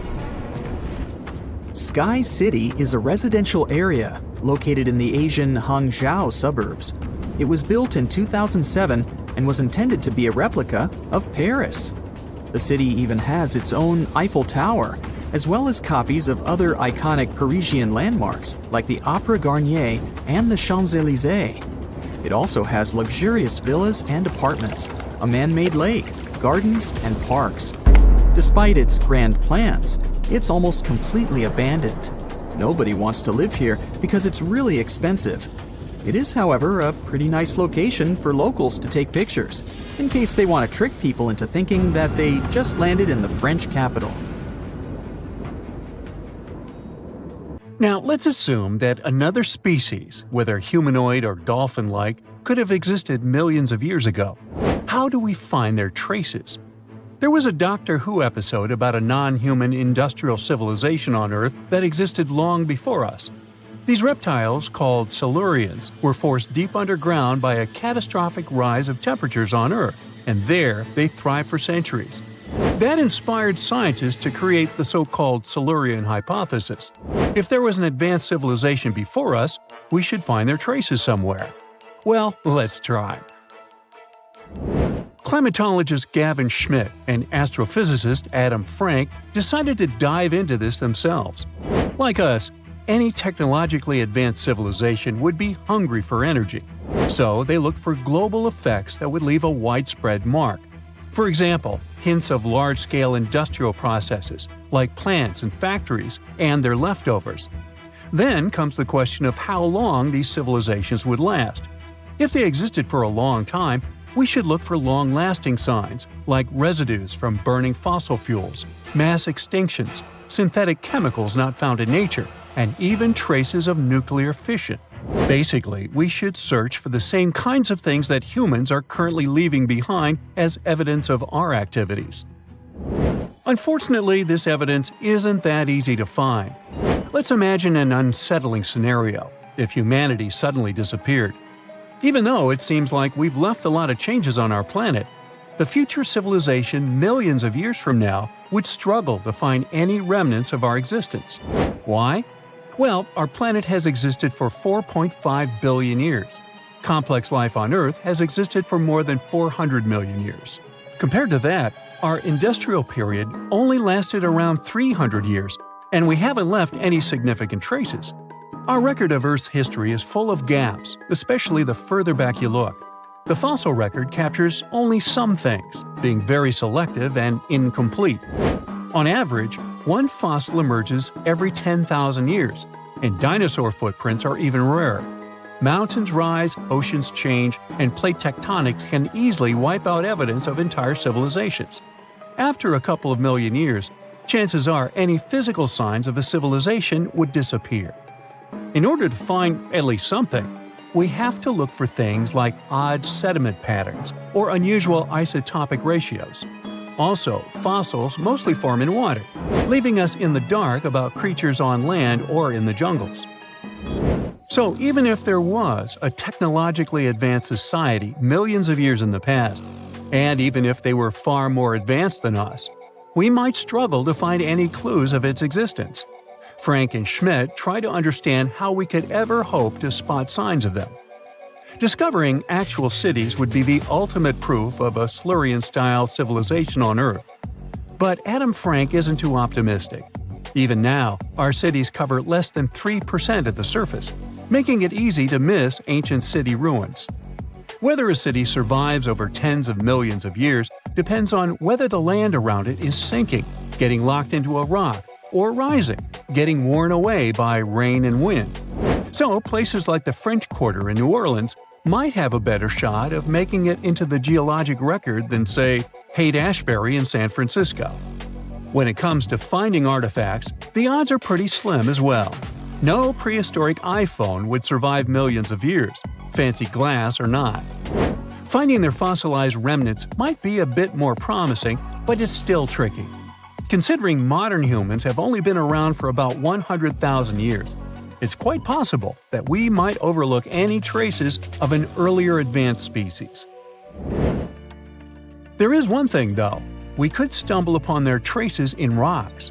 Our current chaotic era might leave a distinct mark on the Earth's geological history, especially since we're basically experiencing PTM 2.0. I'll get to that in a moment. So they try to look at the changes in the carbon cycle. Humans have been releasing a lot of fossil carbon since the 18th century. This leaves a special mark in the carbon isotope ratio, like a signature that shows the difference between carbon in living things, such as seashells, and carbon in lifeless volcanic rock. Scientists also look for signs in the way sediments are arranged. Large coastal deltas might mean that there were bigger rivers made by folks in this hypothetical civilization. Traces of nitrogen could suggest big-scale farming, where they used a lot of fertilizer. Spikes in metal levels in the sediment could mean runoff from heavy industries. Of course, a single find like that wouldn't tell us anything. Schmidt says the key is to look for multiple signs together. Without clear artifacts, the uniqueness of an event might show in various clues rather than a set of changes linked to a single cause. On a quest for Silurian-style clues, scientists even decided to check the moon. Some astronomers find it surprising that no one has looked into this before. They even joked about the possibility of dinosaurs building rockets and leaving traces on the moon or other celestial bodies. These astronomers think that Earth-like planets tend to erase signs of civilizations on their surfaces. So they're exploring the wild notion that these beings might have been space travelers. In that case, remnants of their technology, known as technosignatures, could be lurking not only on our moon, but also on asteroids, or even buried on Mars. There they might endure for millions or even billions of years. Unfortunately, so far, despite digging into the past 380 million years and examining all suspicious events, the researchers haven't found a clear match for a technological civilization. They don't give up, though. Frank calls for more investigation. For example, we could study how modern industrial chemicals stick around in ocean sediments. This, he believes, could help us identify similar chemical traces in the Earth's history. If there are no traces, why do we even bother to find something like that? This research is based on Schmidt and Frank's recent papers. They were delving into the Anthropocene. It's the proposed epoch, dominated by human activities on Earth. It's full of these things called hyperthermals. They're prehistoric events when temperatures on Earth sharply increased over a relatively short time. They're like extreme heat waves from the past. A great example of this is the Paleocene-Eocene thermal maximum, or PETM for short. It happened around 55.5 million years ago and saw a rapid rise in global temperatures. Over 200,000 years, the average temperature on Earth jumped from about 9 to 14 degrees Fahrenheit. We study these hyperthermals to understand how they occurred, from natural causes or human activities. So, these hyperthermals sparked the genesis of Frank and Schmidt's research. To study them, scientists started examining chemical signals and tracers left in rocks. When doing that, Schmidt and Frank uncovered some eerie parallels between all the climate issues we have today and past periods of rapid temperature shifts. There's a close similarity between the PETM and other hyperthermal events. So all this work isn't just about solving a historical mystery. Understanding our impact on the environment can guide us to finding better ways to live in harmony with the planet and avoid becoming a forgotten species in the future. Our Milky Way is filled with lots of planets that could be just right for life, but we don't know if there are other civilizations out there. Earth is the only place we know of with living beings. About 200 years ago, people wondered if there might be civilizations on Mars. Back then, it was a real question. But once we got pictures from space probes, we decided there wasn't any evidence for it, and that idea got stuck in our minds. Now, it's not even considered a valid topic for serious science. It's seen as kind of silly. But no one has set clear limits on what could have happened on our own planet a really long time ago. So, even if there is no proof, we shouldn't throw away the possibility. Don't forget, it took humanity a while to recognize dinosaurs. Maybe Silurians are just patiently waiting for their time.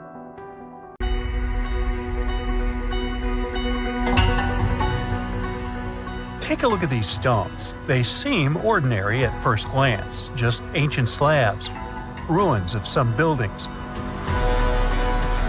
However, unlike many other archaeological finds, this one is among the most mysterious and unique. Here's why. These stones are the remains of a large temple complex called Puma Punku, located in Bolivia. Scientists aren't certain, but it's likely that Puma Punku was built by the Tiahuanaco Empire, which existed between 300 and 1000 CE, before the Inca Empire. There is no information suggesting that this civilization had advanced building technologies. Moreover, they might not have even had a writing system. Every stone was carved and polished with astonishing precision. They fit together perfectly, like pieces of a puzzle.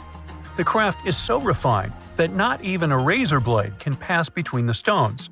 Quite impressive for people who lived around 1500 years ago. And these stones are heavy. The largest ones weighed around 130 tons. So, how did the builders transport such weight from one place to another? Scientists suggest that this civilization did not know about the invention of the wheel. So, how did they manage to build such a perfect engineering structure? Did Tiahuanaco have the knowledge and tools for stonework? Or did someone else build Puma Punku? There are several theories about this. Theory 1. There was some advanced civilization that came to South America, interacted with Tiahuanaco, built this engineering marvel, and then left. Theory 2. Some beings from another planet came to Earth, showed humans how to build perfect structures, and created Puma Punku. This theory is dubious. Another idea from this series suggests that Puma Punku was built by mythological creatures from the South American culture at that time. Theory 3, the most likely one. There is no mystery here. Tiahuanaco was indeed an advanced civilization with incredible building technologies. So, what do you think?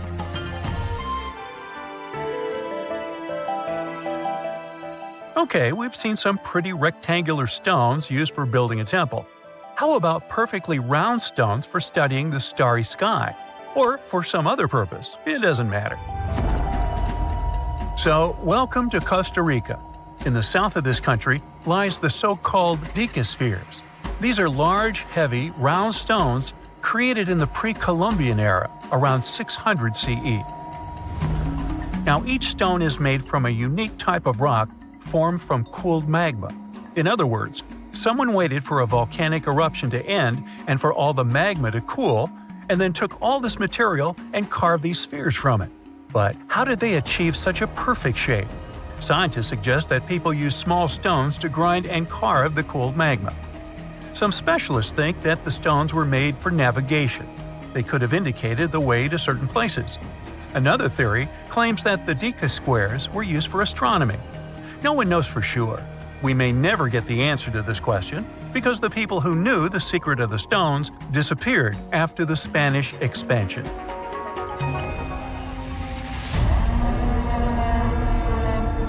So, let's continue our journey. See these cobblestones? Archaeologists still don't know why they're arranged along a long stretch of desert crossing Jordan and Israel. These strange stones form a chain of lines 40 miles long and have been here since around 300 BCE. Because they were discovered by pilots during flights about 100 years ago, some call these stones kites. One of the more popular theories suggests that people placed these structures here to lure animals into a pit where they could be caught.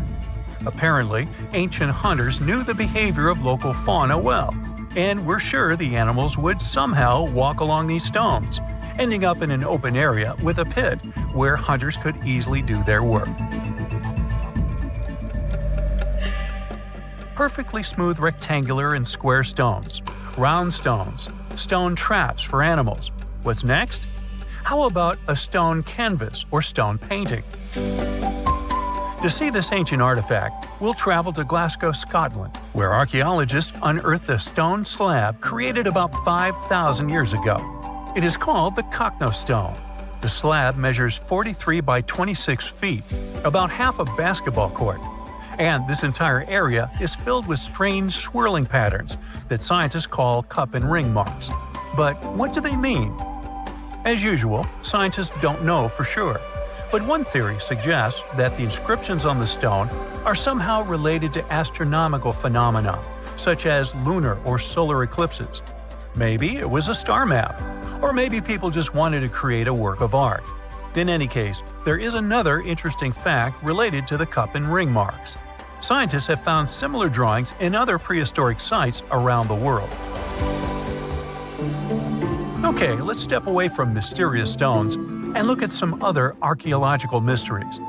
Here is the approximate order of civilization development starting from 8000 BCE, according to scientists. First, people settle in one place and build a city or settlement there. Then they engage in agriculture, and after that, they build temples. But in 1994, archaeologists said, no, the order might have been different. What if people first built temples to worship higher mythical beings and only then built cities and engaged in agriculture? Let's go to Turkey, to the rural area of Göbekli Tepe, where in the mid-1990s, archaeologists discovered several stone pillars with carved animals on them. This ancient structure dates back to around the 10th millennium BCE. Now, this place is considered one of the oldest places of worship in the world. Most likely, it was built by semi-nomadic hunters who knew nothing about agriculture because it appeared in this region 5 centuries later. Now, scientists are wondering, is it true that such structures led to the settlement of the area? The answer to this question may help understand the mindset and development of humanity in many parts of our planet. So, would you like a scroll with the location of a treasure marked on it? You could say you already have one. Check it out yourself. Just Google the Copper Scroll Treasure. Download a high-resolution photo of the scroll and follow the instructions. Oops! The instructions are written in an incomprehensible language. Scientists have been trying to decipher this message since the scroll was discovered in 1952 in Qumran, and the answer is still not found. According to one theory, the scroll contains information about a large amount of silver and gold. But even if the treasure does not exist, this artifact is still quite interesting to study. It was created around 2,000 years ago, during the time when the Roman Empire ruled over the settlement of Qumran. Perhaps the local residents hid their valuables from the Roman legionnaires and left such a map for their descendants. When you approach this archaeological wonder, you won't notice anything. But if you rise into the air and look down at the ground, you'll see amazing patterns created by the people of the Nazca culture. This discovery is called the Nazca Lines. Pilots and passengers of commercial aircraft first noticed them in the 1920s and 30s during flights over Peru. These large drawings consist of geometric lines, complex images of animals, and whimsical figures. More than 2,000 years ago, people removed part of the surface soil of this land and created these patterns. But why? The Nazca Lines continue to captivate researchers and enthusiasts alike. Recent technological advancements, such as drone imagery and satellite mapping, have provided new insights into these enigmatic formations. Some researchers are now exploring the possibility that the lines serve multiple purposes, including communication with someone not from our world. And to some extent, this is true. Some scientists believe that the Nazca Lines were a ritual method for communicating with the deities of the Nazca civilization. Studying these archaeological wonders not only enriches our knowledge of the past, but also inspires us to appreciate the ingenuity and creativity of the human spirit. A comfortable abode with a gorgeous view of the Mediterranean Sea will serve as a perfect rain shelter. Well, this is what a real estate advertisement might have looked like for Neanderthals 100,000 years ago. Welcome to the weird and wonderful caves you could live in, or not. Of course, back then, neither real estate and advertising had been invented yet. Never mind the fact that Neanderthals couldn't build houses and often lived in caves. Yet, one of those caves looks an awful lot like a residential building. It's situated inside a high limestone cape called the Rock of Gibraltar. If the Neanderthals had had an economy, the caves inside this rock would have cost a bundle. Navigators discovered it in 1907. They just spotted a big hole inside the fortified rock. For many years, scientists have studied this place and found some traces of Neanderthals. They discovered ancient tools in the cave and bones of old animals. But the coolest thing was, they found 4 caves inside the rock. It was like a residential complex. Neanderthals lived alongside neighbors and helped each other hunt and fish. They created feather decorations and painted abstract drawings on the walls. Imagine our ancient predecessors hanging out in these caves 100,000 years ago. And now, scientists hang out there and study the primeval past of Neanderthals in detail. At the end of 2021, archaeologists uncovered a gap inside one of the caves leading to an unknown tunnel. They crawled through this hole and opened a new space under the cave roof. This place has been closed off from the outside world for over 40,000 years. And it seems it was one of the most prestigious apartments in the entire mountain complex. It has high ceilings with ancient stalactites. The ruined stone curtains divided the apartment into several rooms. Scientists also found the remains of ancient animals and scratches on the walls. It seems that Neanderthals had never lived here, but they used to visit this place.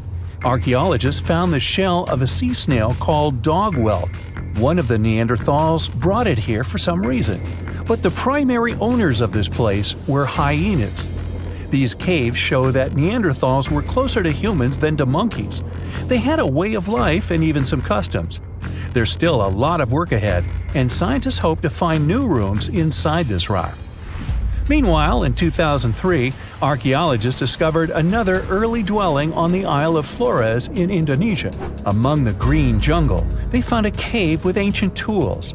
At first, everyone thought the human ancestors lived here, but then scientists discovered an unusual skeleton of an adult. A thorough analysis showed the skeleton belonged to a 30-year-old woman, 3.5 feet tall, just above the waist of an average adult. The woman's weight was equal to the weight of an adult shepherd. The skeleton didn't belong to Neanderthals or Australopithecines. It was a new unknown species, which scientists called Homo floresiensis, or simply the Hobbit. Also, there were remains of unusual ancient animals in the cave. It was an elephant the size of a cow, some large storks, and giant rats. Archaeologists have found out that hobbits were not the owners of this place. The main inhabitants were the rats the size of a cat. Maybe they were fighting the hobbits. Some analysis shows that Homo floresiensis wasn't our direct ancestor. They were in a separate branch of evolution. The hobbit skeleton looks more like that of a monkey than of modern humans. In 2009, in the dense jungle of Vietnam, archaeologists discovered Son Don, the largest cave in the world. If you go inside the cave and shout, you'll hear your echo a long time. In some places, the height of this cave reaches half the height of the Empire State Building, and the total area is larger than one central block of New York. Son Don is one of the 3 caves in the Vietnamese jungle. Many intricate mazes connect these caves. Inside, you can find unique plants and trees that live separately from the outside world. It's a real underground jungle. In some places, you can find collapsed ceilings that let the sunlight in. Besides unusual trees and plants, ancient stalactites hang there. Some limestone deposits are more than 450 million years old. They were here even before dinosaurs appeared. There are also many rivers in the cave. Rainwater coming down from holes in the ceiling has formed them. Fast streams resemble slides in a water park. They lead to unknown underground labyrinths. Scientists have studied only a small part of all these caves. The next unusual cave is in New Zealand. Hundreds of thousands of fireflies live inside. Each of them glows with a blue light. Together, they light up the cave. It may seem to you that you're on another planet, but you can't stay there for a long time. Special air measuring devices are everywhere. Scientists monitor the level of carbon dioxide necessary for the normal existence of fireflies. These insects are sensitive to the environment. If there are many people in the cave, or they stay there too long, the park staff will ask them to leave the place. It's like you're literally stealing oxygen from the fireflies. We've seen some pretty amazing caves so far, but how about a scary one? We're going to the desert of Yemen's Al-Mara province. What we're looking for is not a cave, it's just a black hole in the ground, right in the middle of the desert. It's big, the size of a basketball court. It's not its size that could scare you, but what's inside. Scientists are still not sure what it is.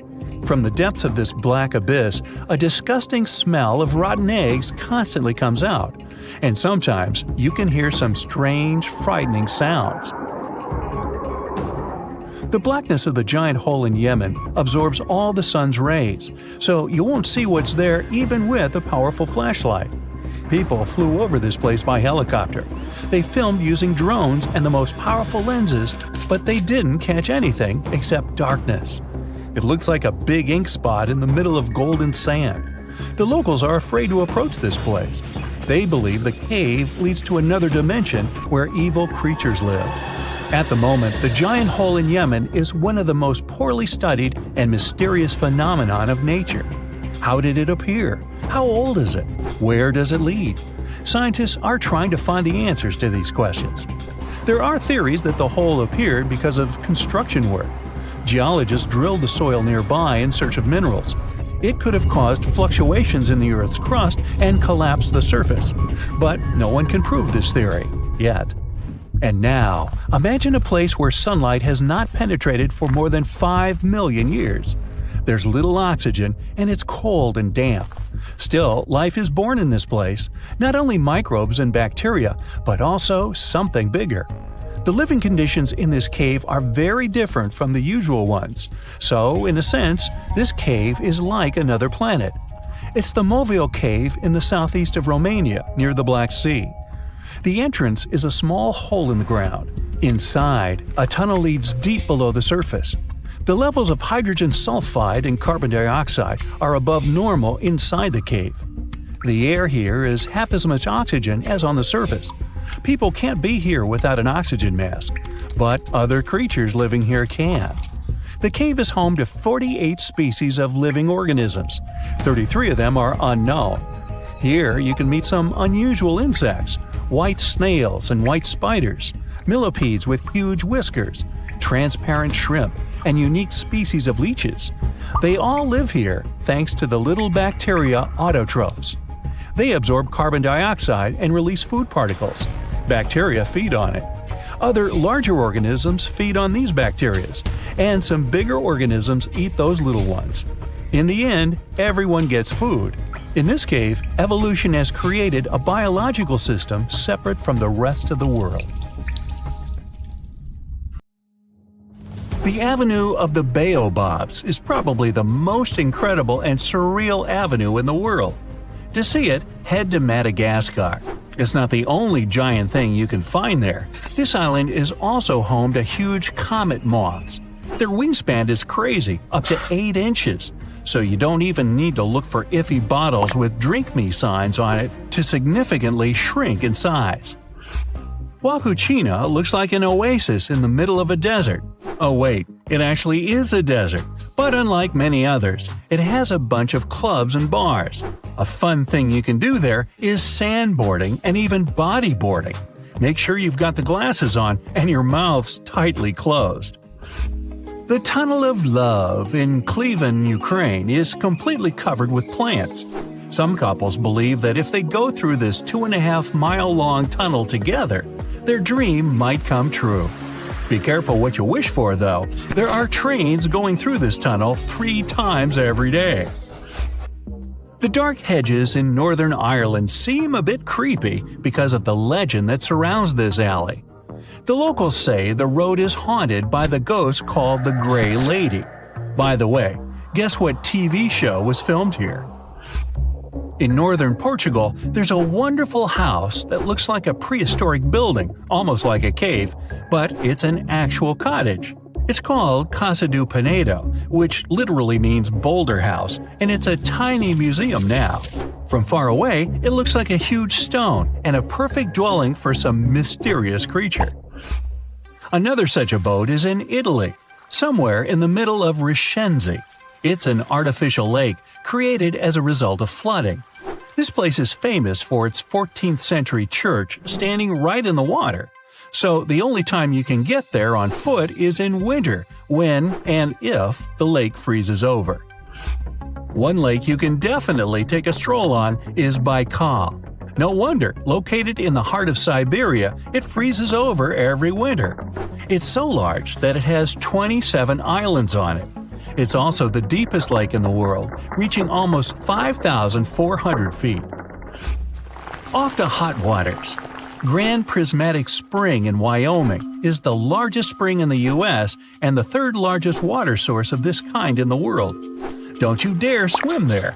Not only is it boiling hot, you'll also have to face a fine for that. Enjoy it safely on the shore. Mont Saint-Michel in Normandy, France is a top fairy tale destination if you ever wanted to feel like a prince or princess. The magnificent castle is surrounded by water, but not all the time. It all depends on the moon. The highest tide can be seen 36 to 48 hours after a full moon. When I was there, I saw only a deserted area with a few puddles.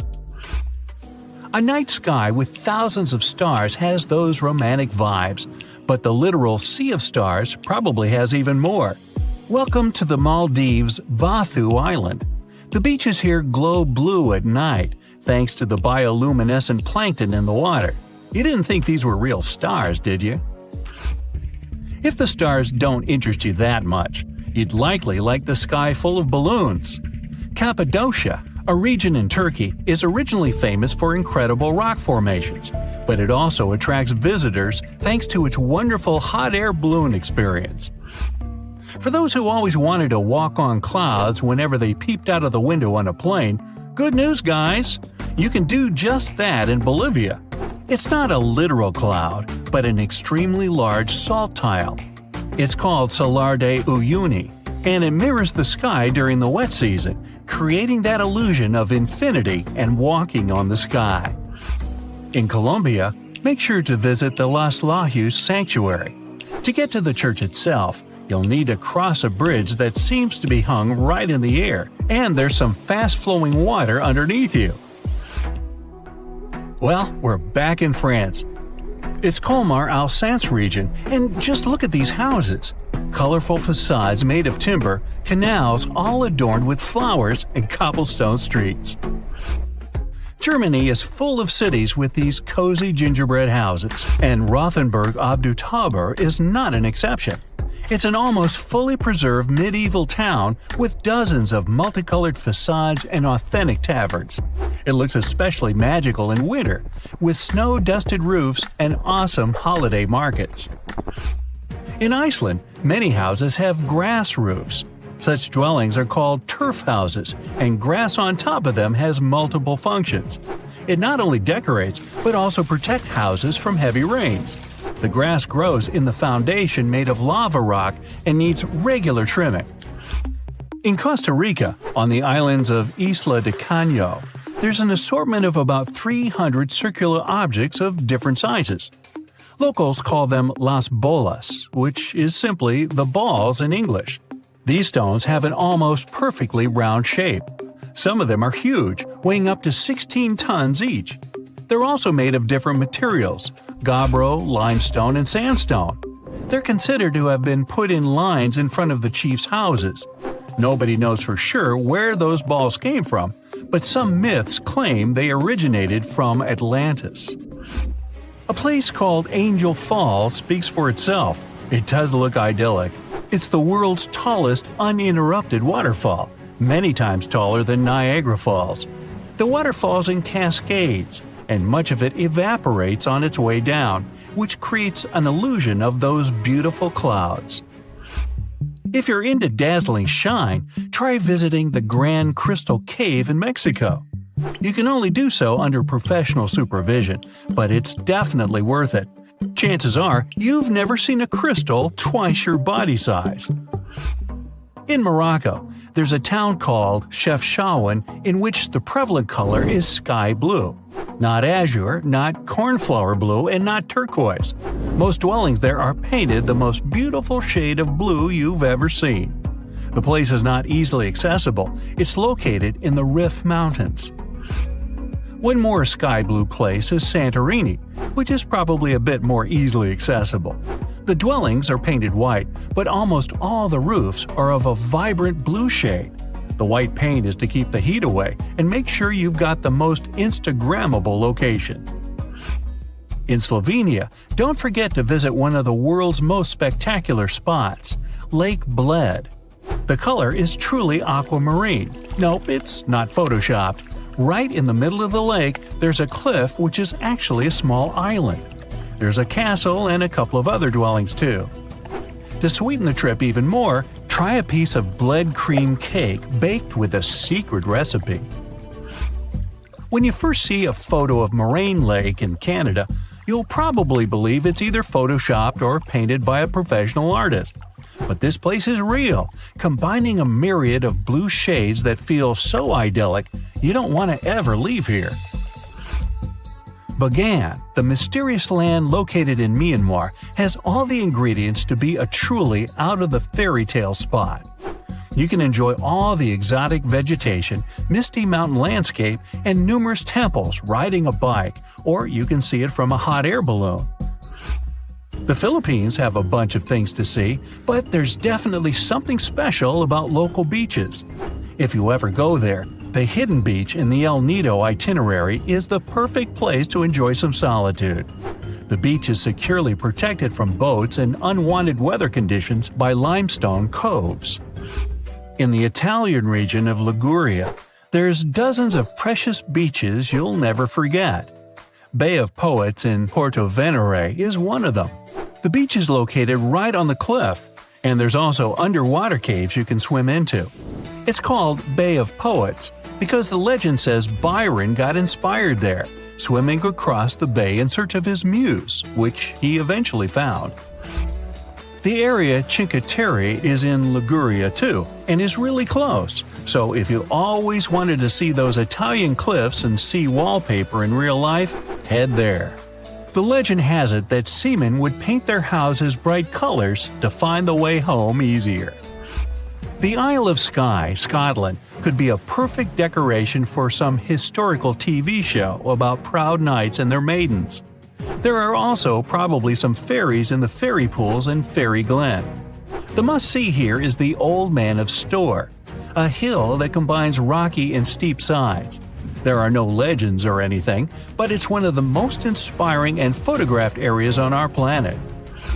At first sight, if you take a look at it from the land, it'll seem just a stone bridge. But its main secret is to look at it from the water. The bridge reflection forms a perfect circle that looks like some sort of a portal to a hidden underwater world. It's located in Saxony and is just a short drive from Berlin or Dresden. We're in the Caribbean, and these are the Taino people.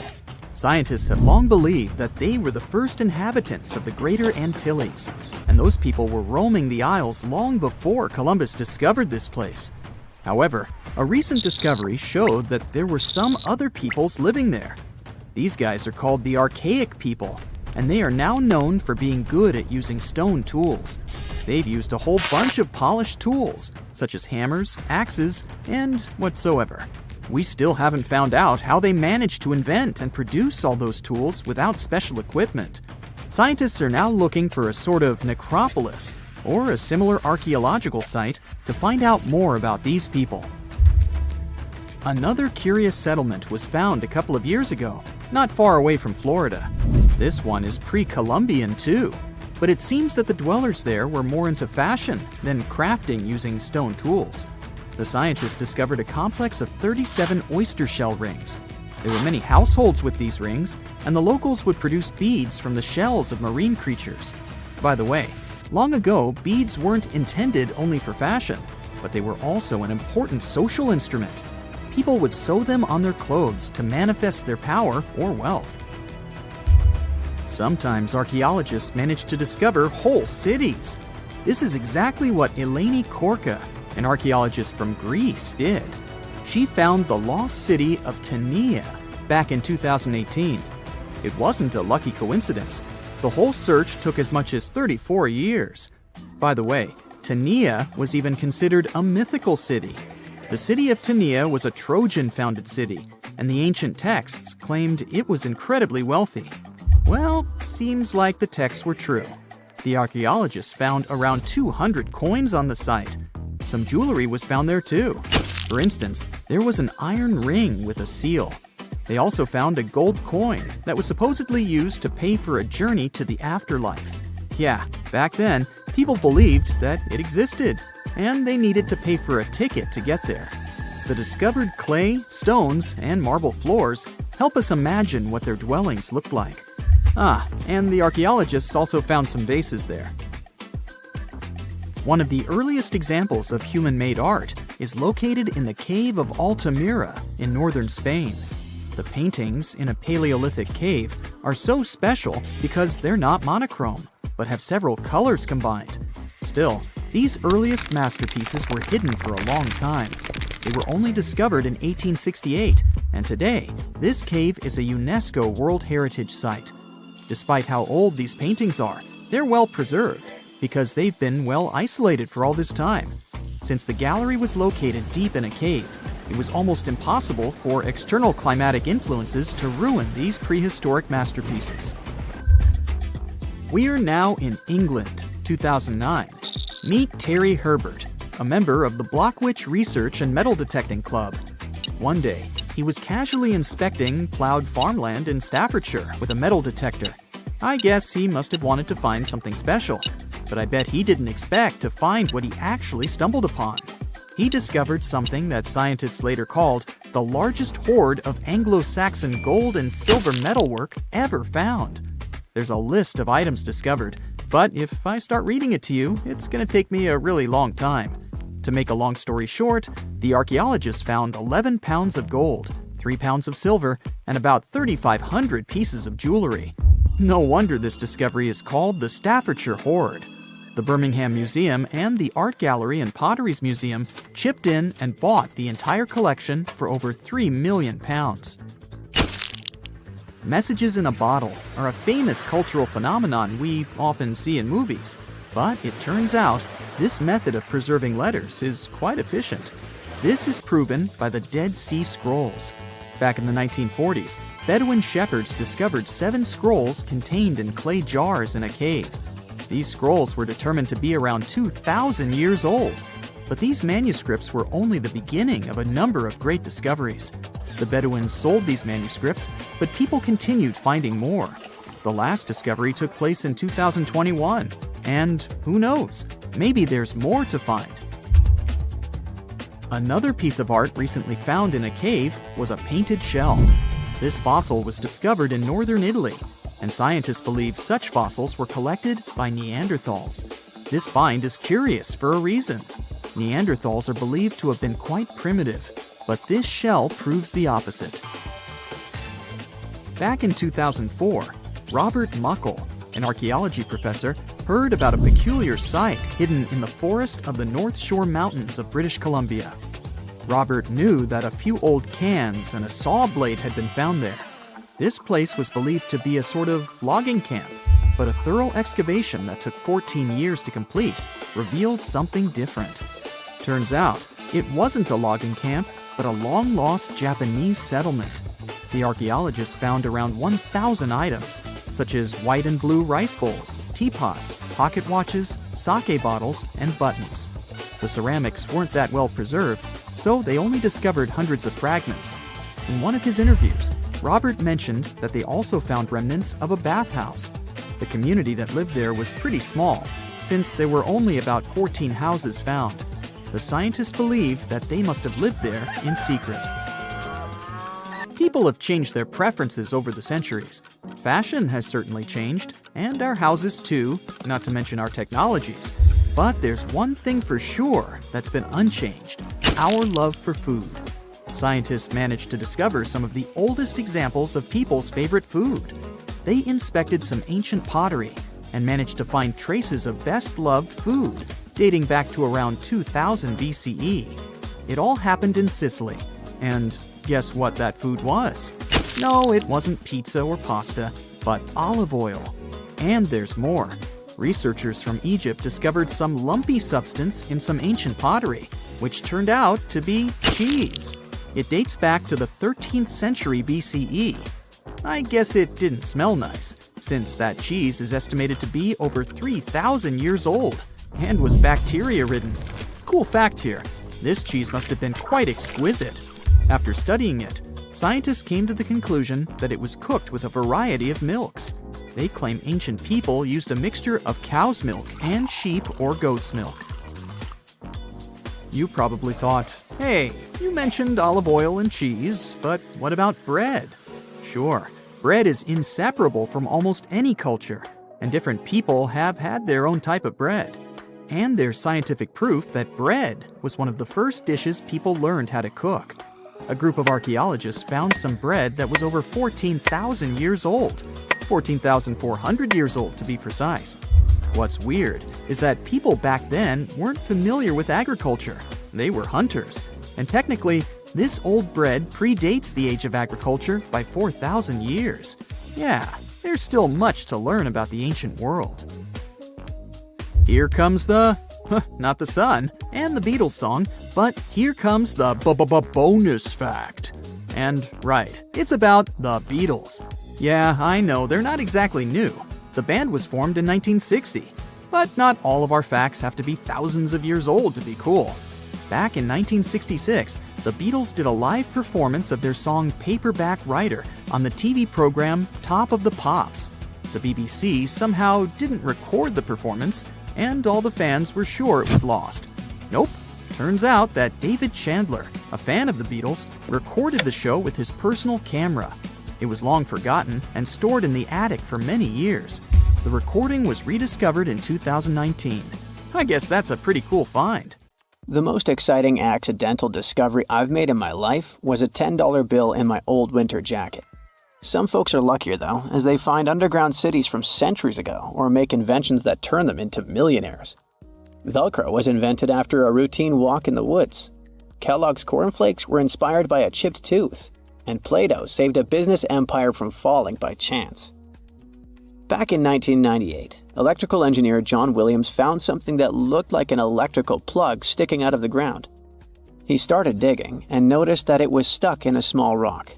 He found it in a rural location in North America, far from civilization, industrial complexes, airports, factories, and electronic plants. This piece of electronics embedded into a solid granite stone got the nickname Enigmalith and a price tag of $500,000. Some scientists are sure it's a big hoax and not a souvenir left by some visitors from space, as Williams claims. But the finder of the rock wanted to prove that it was a real piece of ancient technology, some sort of an electrical connector. If it's not a hoax, then this little find could be proof that humans, or some other civilization from the past, were way more advanced than we ever thought.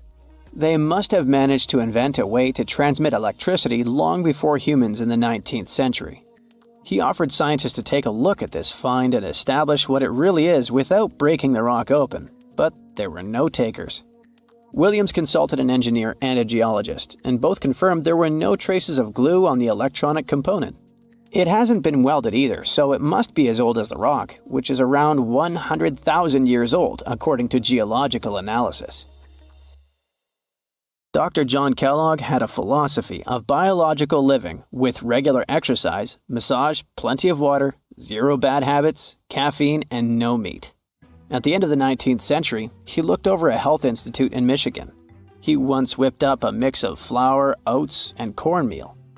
He thought that by baking whole grains at high temps, they'd be easier on the stomach and healthier overall. He baked the mix twice and first made cookies, but a patient chipped a tooth on that version. Then he decided to break it into small pieces. It's hard to pinpoint exactly how Kellogg cornflakes came to be, with so many versions of the story floating around. Kellogg's wife, Ella, and his brother Will both claimed they played a role in creating the flakes, along with several other family members and sanitarium staff. The company lore says that it all went down one night in 1898, when some wheat-based cereal dough was left out too long, fermenting in the process. When rolled out thin, the slightly moldy dough turned into these perfect large thin flakes that got all crispy and yummy in the oven. Over the next few years, Will Kellogg kept tweaking the recipe and realized that corn, not wheat, made even crunchier, tastier flakes. His brand, Kellogg's Corn Flakes, has grown into a multi-billion-dollar company. Swiss engineer George de Mestral once went for a walk with his dog and came back with a concept that would later go to space. Once they got back from the woods, de Mestral noticed that his pants and his dog's fur were covered in the tiny barbs of the cocklebur plant.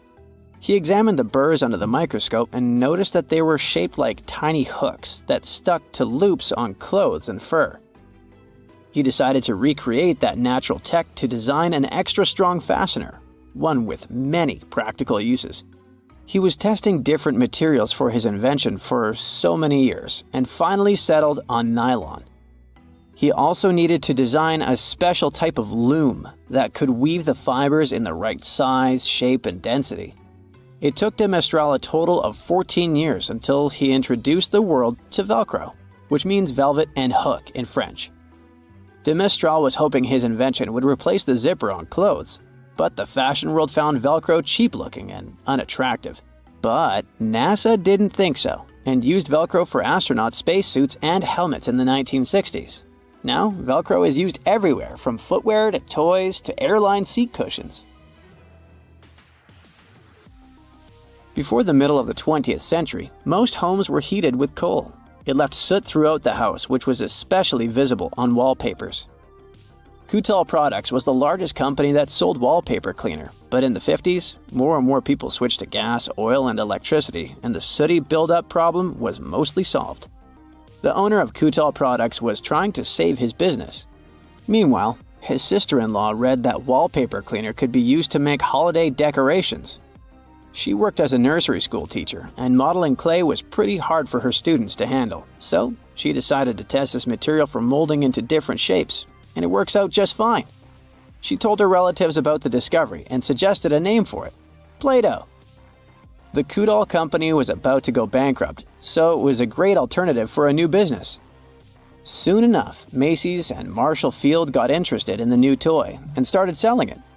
Play-Doh was originally only in one color, white, but soon expanded to red, blue, and yellow. They also made several changes to the original recipe, but the mixture is still mostly the same as when it was used to clean wallpapers.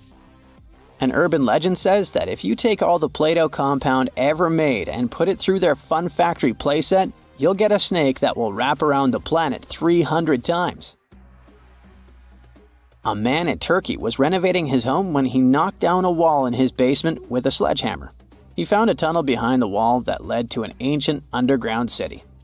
The tunnel led to more tunnels and then halls and chambers. It turned out to be a whole underground complex with 18 stories and without a single inhabitant, abandoned a long time ago. It was the city of Derinkuyu, built thousands of years ago, a home for up to 20,000 people. Whoever built it had great skill, and it's rather easy to build tunnels out of the soft rock, but cave-ins are a big risk. None of the floors at Derinkuyu have ever collapsed. The city had a complex ventilation system with over 15,000 shafts. The upper levels had the best ventilation and were used for living and sleeping quarters. The lower levels were mainly used for storage, but they also had a dungeon. In between, there were room for domestic animals, a school, a convent, and small churches. John Martin, a forestry professor, was out exploring a forest in Wisconsin one night.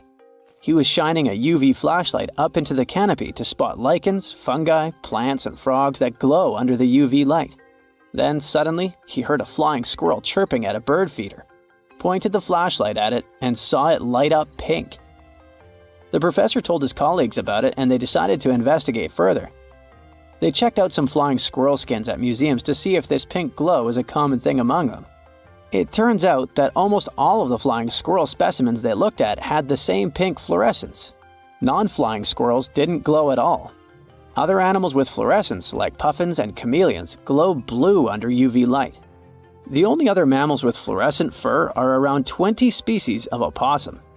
They live in different ecosystems and have different diets. The only thing they have in common with flying squirrels is that they're all active at night. And regular squirrels prefer sunlight. There's enough ultraviolet light in low-light conditions, and nocturnal animals need UV vision. So the pink glow might have to do with nighttime perception and navigation, especially in cold and snowy conditions. Or it could be a way for male flying squirrels to attract prospective mates. It could be a sort of mimicry.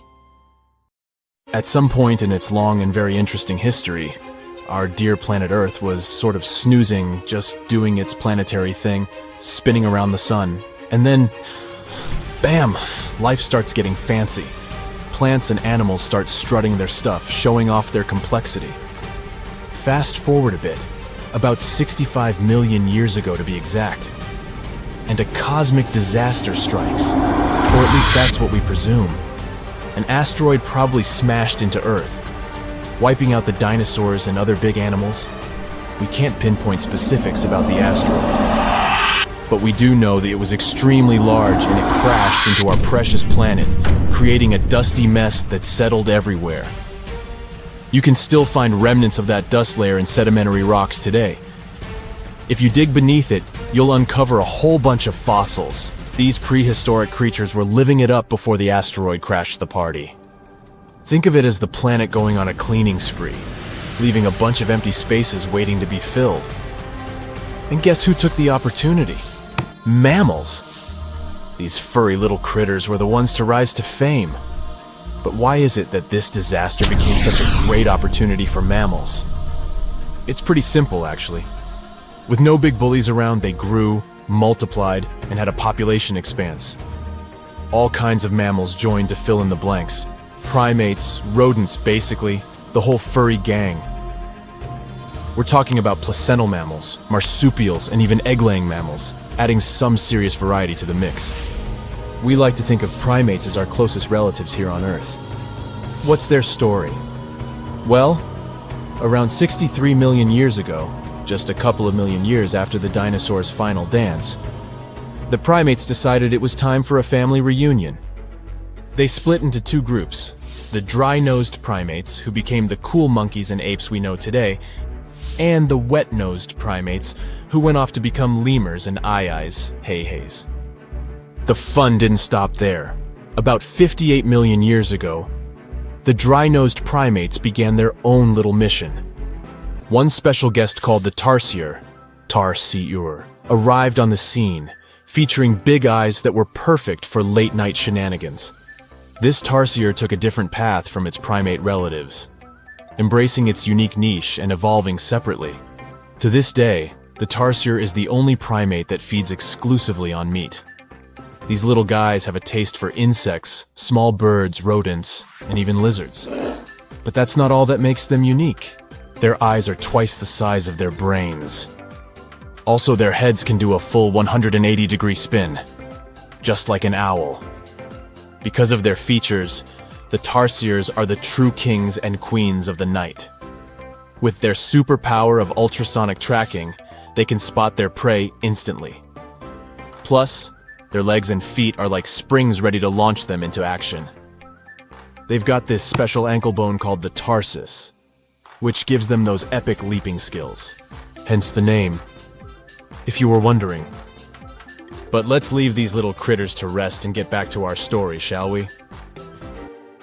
About 55 million years ago, the Earth cranked up the heat, literally. This sudden hot pod was a bit too much for many deep ocean dwellers and plants to handle, and they bid their farewells. But hey, every goodbye is an opportunity for something new, right? The oceanic mammals known as cetaceans, saw their chance and took it. They splashed into those empty niches, becoming the rulers of the sea. In this category of creatures, you can find the blue whale and the dolphin. A special primate guest made an appearance around 47 million years ago. Scientists now affectionately call the fossil of such a creature Ida. This little wonder caused quite a stir. Initially hailed as the missing link in human evolution. But here's the hilarious part. It turned out Ida was not one of us dry-nosed primates, but a cheeky wet-nosed one. Moving forward to 40 million years ago. This is when another big event happened in the primate world. The New World monkeys, our distant cousins, decided to take a different path and branch off from our lineage of Old World monkeys. They packed their bags and set off to conquer South America, where they're still living it up today. What's the difference between the two, you might ask? Well, one crucial thing that sets them apart is the fact that the Old World monkeys had nostrils that pointed downwards. Around 25 million years ago, another troop of apes entered the scene, and these guys had something special, the lack of a tail. These unique creatures would go on to become our closest relatives. We're talking apes and great apes, the cool gang who share a whole lot of genetic similarities with us. The first ape to break free from the monkey madness was the gibbon. About 18 million years ago is when this little acrobat swung into the picture. A few million years later, the great apes made their grand entrance too. Orangutans were the pioneers, venturing into the wilds of southern Asia. We're getting closer and closer to the present. It was 7 million years ago when the great apes took a major fork in the evolutionary road. One path led to our ancestors, the future Homo sapiens, and the other path led to chimpanzees and bonobos. These two primate branches remained united for a few million years before finally going their separate ways. 5.6 million years ago, a game-changing ape called Ardipithecus made its way into our evolutionary history. It had a special talent, bipedalism. That's right, this was one of the first apes to walk on 2 feet, probably making its primate buddies raise an eyebrow or two. The real showstoppers, however, arrived around 4 million years ago, the Australopithecus crew. These were the earliest members of the Hominina hominina subtribe, our tribe. What made them so special? Well, probably the fact that they brought some serious tools to the game. Stone tools, to be precise. It seems that at some point in their evolution, these clever primates started using stones to make their lives easier. Now here comes a crucial turning point in our story. About 2 million years ago, our ancestors faced a food shortage.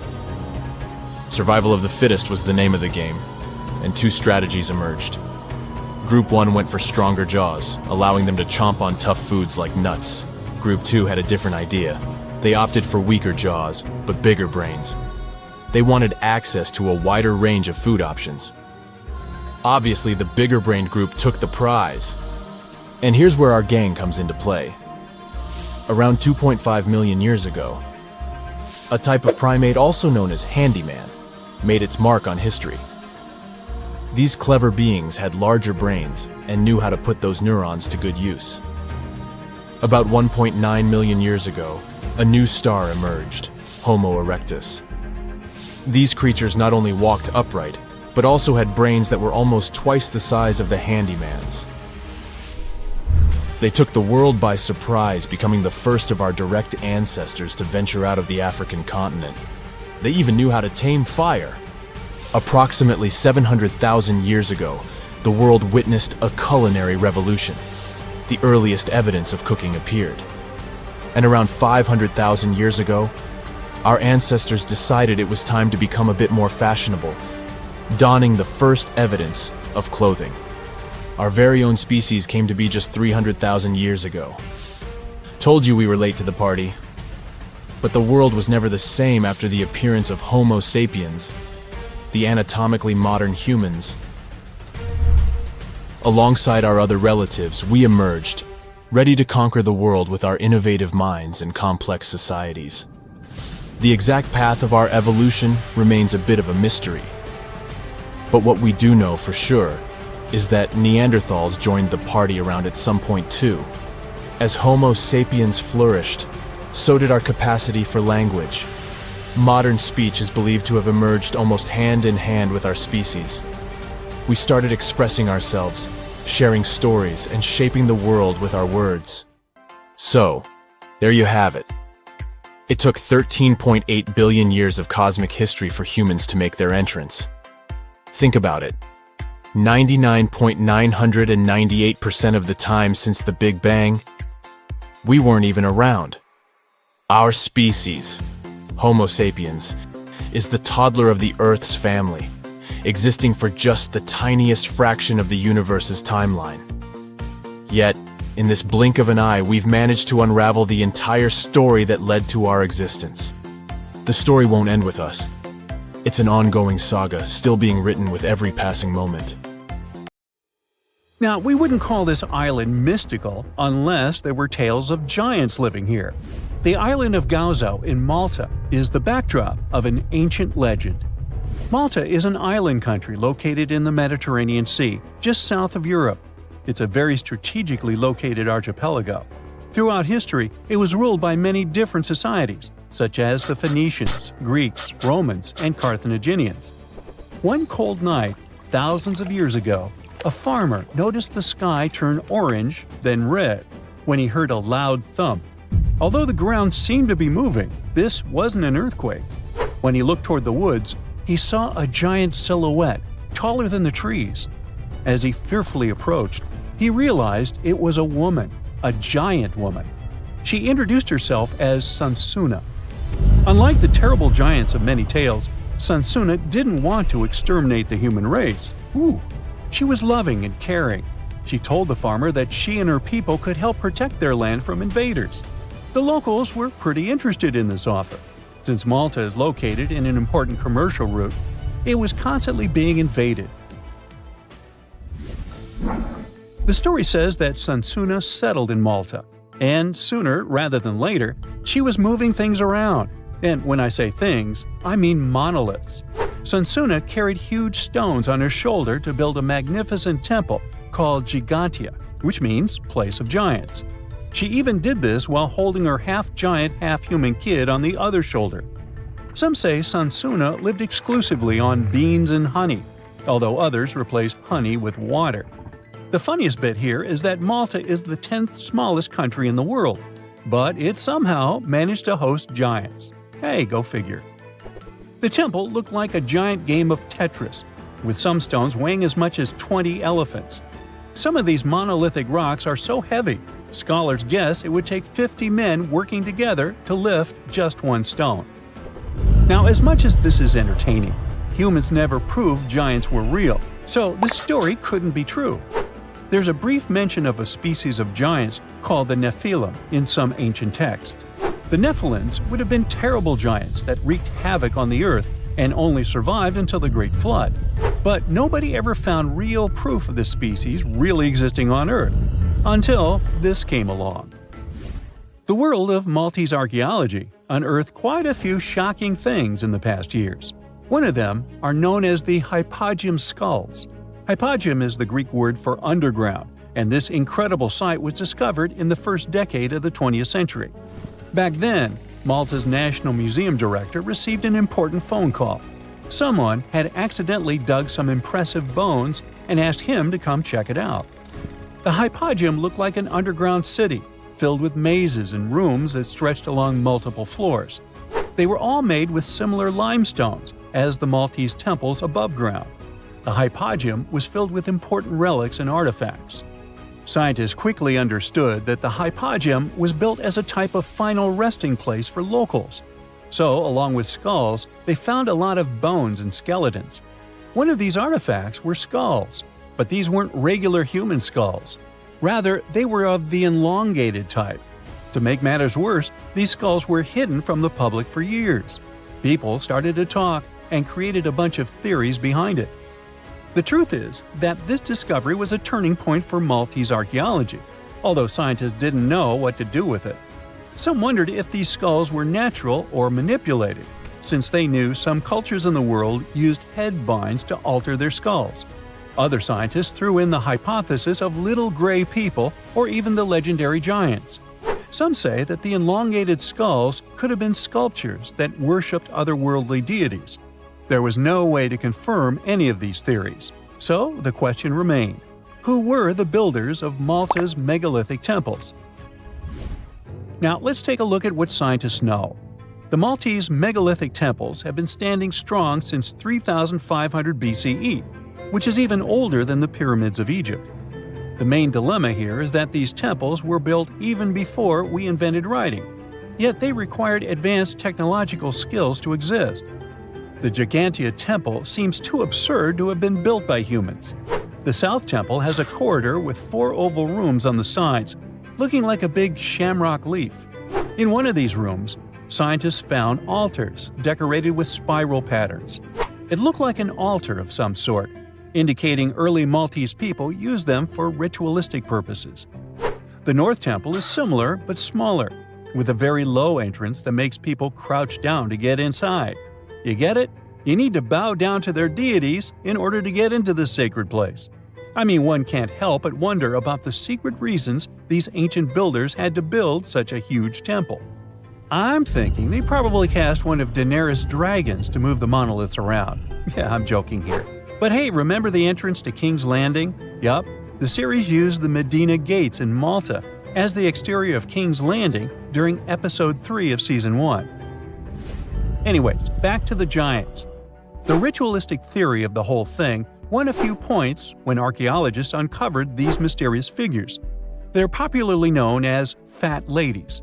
These tiny statues have round bodies and faces that show how much they enjoyed life. They kind of look like a miniature Sunsana, the giantess we talked about. Scientists believe these were statues that celebrated well-being and prosperity. It does prove that the people of the time had advanced craftsmanship skills, and they were pretty intentional with their constructions and art manifestations. One of these statues is known as the Sleeping Lady. This Neolithic piece of art depicts the figure of a large woman lying on her side sleeping. After studying it deeper, scientists guessed this statue was meant to represent the Great Reaper. It was found in the hypogeum, which we now know was a huge resting place. This specific statue is different from all the other fat ladies, starting with the hair and the embroidered skirt. Then there's this statue. This is supposed to represent an 8-foot-tall woman and the rim of her skirt. She was discovered in the most unusual of ways. A farmer was trying to plow his field, but he kept hitting large blocks of stone.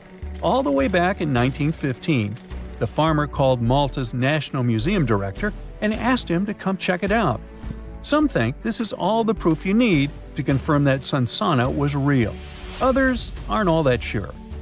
But that's not all. The place where this giant statue was buried revealed one of Malta's most impressive archaeological sites, the Tarsian temples. The temples were made from limestone blocks. Some are 20 feet tall and weigh around 20 tons. Zamet, the museum director, kept digging and discovered multiple sites made of megalithic stones. All of them supposedly built by Stone Age farmers, all stranded on a remote island in the Mediterranean Sea thousands of years ago. It just doesn't make sense. I mean, look at these temples in Manidra. This is probably the world's earliest calendar. On the equinoxes, the sun passes directly through the main doorway, straight down the central axis. On the solstices, there are two superb variations. During the summer solstice, the rays fall on the edge of the megalith to the left of the doorway, and during the winter, the rays fall to the right side of the doorway. It's astronomical precision at its finest. And what about the structures in the Hal Tarshan that we've already talked about? This complex is the oldest one in all of Malta. It was built with the purpose of doing animal offerings to deities. Scientists confirm this by unearthing numerous animal bones buried in the soil. They also found a great collection of spirals, indicating that the locals also used this temple for ritualistic purposes. Overall, there are 7 megalithic temples in Malta, each more impressive than the other. Scholars keep on digging to see if they can uncover the truth, much like researchers do with the pyramids of Egypt, the lost Mayan cities in the Americas, and other sites. In 1991, somewhere in the lush jungles of central Vietnam, a local logger found a mysterious hole among the foliage and bushes. He looked in there and felt a strong wind blowing into his face. Then, he heard a strange sound from the cave depths and realized that it was the sound of a river. The logger didn't check the cave, but decided to go back there with a flashlight and a rope. When he returned, he couldn't find the cave anywhere. He spent a few years searching for it. Finally, in the 2000s, the logger managed to locate it again. In 2009, he brought scientists to this place. They found out the cave, called Sundong, is the largest in the world. There's so much space here that you'll hear a long echo if you shout. Sundong's main passage reaches 660 feet in height in some places, which is more than half as tall as the Empire State Building. The area of the cave is so huge that an entire New York City block with 40-story skyscrapers would fit in there. There's a deep underground labyrinth under the jungles of Vietnam, hiding 3 of the largest caves in the world, and Sundong is number 1 on this list. The vast space inside is filled with various plants, unique microclimates, and different landscapes. There's a real jungle growing underground. It became possible thanks to the collapsed ceiling in some places. It lets sunlight penetrate there from above. There are huge stalactites 250 feet high on the ceilings and walls, which is more than the length of a passenger Boeing. They've been here between hundreds of thousands and millions of years. Some limestone deposits are more than 450 million years old. It means they've existed since the time long before the dinosaurs. Besides the jungle, there are also many rivers in the cave. They were formed because of rainwater coming down from holes in the ceiling. These rivers are smooth and fast, like slides in a water park. But riding them isn't the best idea, since they can carry you into one of those long labyrinths that the cave is full of. And we still don't know where they're going. You may find yourself in another unknown part of the cave. This is what happened in 2018. 3 divers accidentally discovered new areas in Sundong. The cave turned out to be much bigger than everyone thought. They dove into one of the cave's lakes and reached a depth of 256 feet. At the bottom, they found a separate tunnel. Divers lowered a fishing line with a lead weight there and found out that this place reaches a depth of 394 feet. And the tunnel is more than half a mile long. We still don't know the exact size of the tunnel. Sundong also connects to another huge cave. There are lots of things you can see in Sundong besides underground labyrinths and rivers. You can find spacious rooms with lakes, and you can walk for hours along dark mountain corridors. This place is strikingly beautiful, but dangerous at the same time. And the coolest thing is that you can take a walk here. Since 2013, Sundong Cave has been open to tourists. It's not just an easy walk to take some selfies, though. The expedition to the cave lasts for several days. For the first day and a half, you'll explore the 3rd largest cave in the world. And only after that, you'll reach Sundong. The path will take you through rivers, dense jungles, mountains, and rocks. You can meet many exotic birds, monkeys, and other animals. And according to many people, the way to the cave is even more impressive than the cave itself. When you reach your destination, you'll spend the next few days exploring Sindong. Together with other tourists, professional guides, and porters, you'll be sleeping in tents in different places in the cave every day. You'll see some stunning landscapes and, get ready for this, 400-million-year-old majestic fossils. There are also dark rooms with lakes that are good for swimming. Such adventurous expeditions become more popular every year. People who visited the cave call it the most amazing place they've ever seen. Another amazing cave is located in Indonesia, on the island of Flores. It's quite small, but holds amazing things inside. In 2003, a group of scientists discovered ancient artifacts here, including fossils of primitive tools, such as sharpened stones. Scientists realized that hundreds of thousands of years ago, this place was home to our distant ancestors. Then they found a very unusual female skeleton. That woman was only 3.5 feet tall. This is the height of the waistline of an average adult person.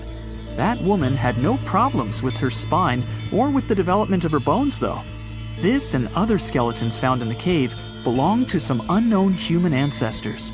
Scientists called this species Homo floresiensis, or simply, Hobbit. The woman's weight was about 35 to 79 pounds.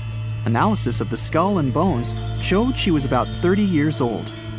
Hobbits probably lived on Earth between 190,000 and 50,000 years ago. There's a chance they met the ancestors of modern humans. The next cave is in Turkey. Imagine that you live in an old house and decide to make some repairs. You throw all the old stuff out of the rooms. The last place to sort out is your basement. You've hardly ever visited it and have no idea what's hidden there. But it's pretty spacious, so you decide to turn it into a room. You tear down the wall and discover the entrance to the cave. This is a tunnel that leads underground. You walk through the cave and see a real underground city. This happened in Turkey in 1963. One of the locals discovered a secret passage to a lost city in his basement. About 20,000 people could live there. There was enough space for livestock and food supplies. It's not just a maze of tunnels. There's a chapel, a school, stables, kitchens, walls, and other signs of civilization. The city was built in the Byzantine era, in the years 780 through 1180. It's not the only one down there and is connected to many underground tunnels and towns that stretch for several miles. Let's finish our journey in the strangest and most frightening cave. We're going to the southeast of Romania, near the Black Sea. Here, on a desolate wide plain, you can find a hole. This is a tunnel leading deep underground. The air inside the cave has high levels of hydrogen sulfide and carbon dioxide.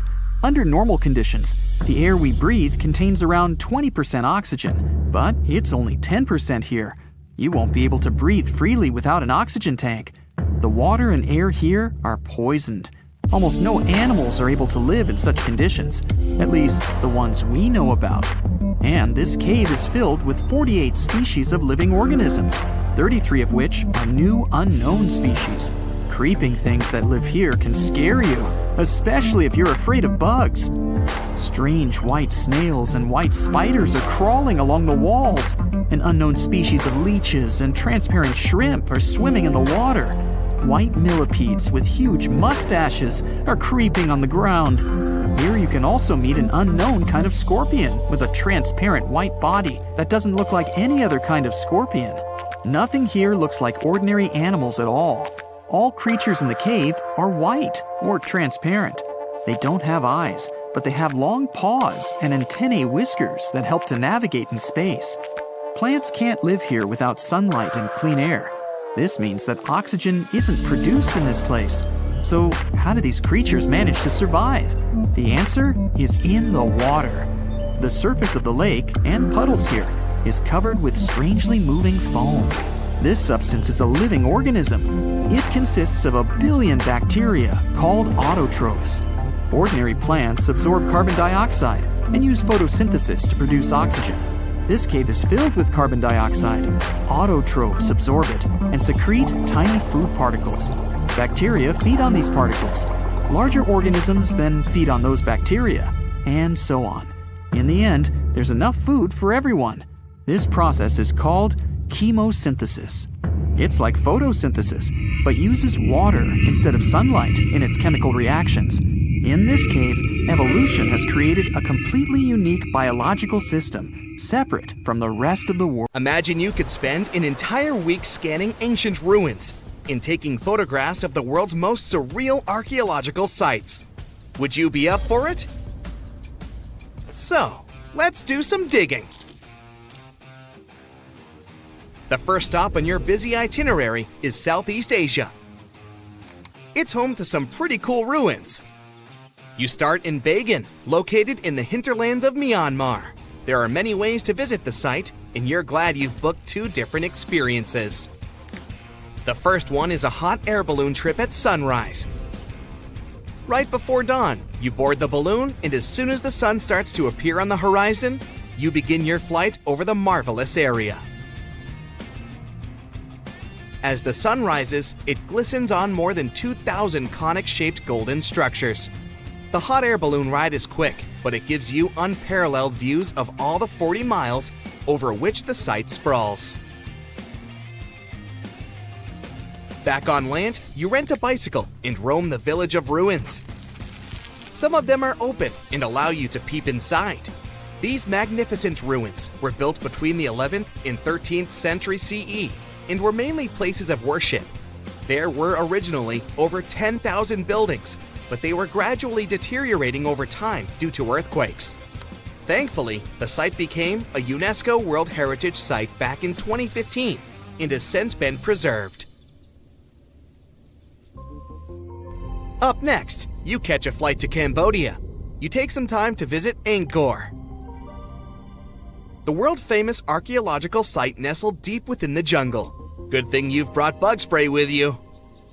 The city of Angkor was once the capital of the Khmer Empire from the 9th to 15th century. FYI, the word Angkor means capital city in the Khmer language. The city was founded by King Yasovarman I, and it became one of the largest cities in the pre-industrial world. Researchers say nearly 1 million people live there. Until today, Angkor is admired for its stunning architecture. The Khmer style is recognized in the use of huge blocks of sandstone.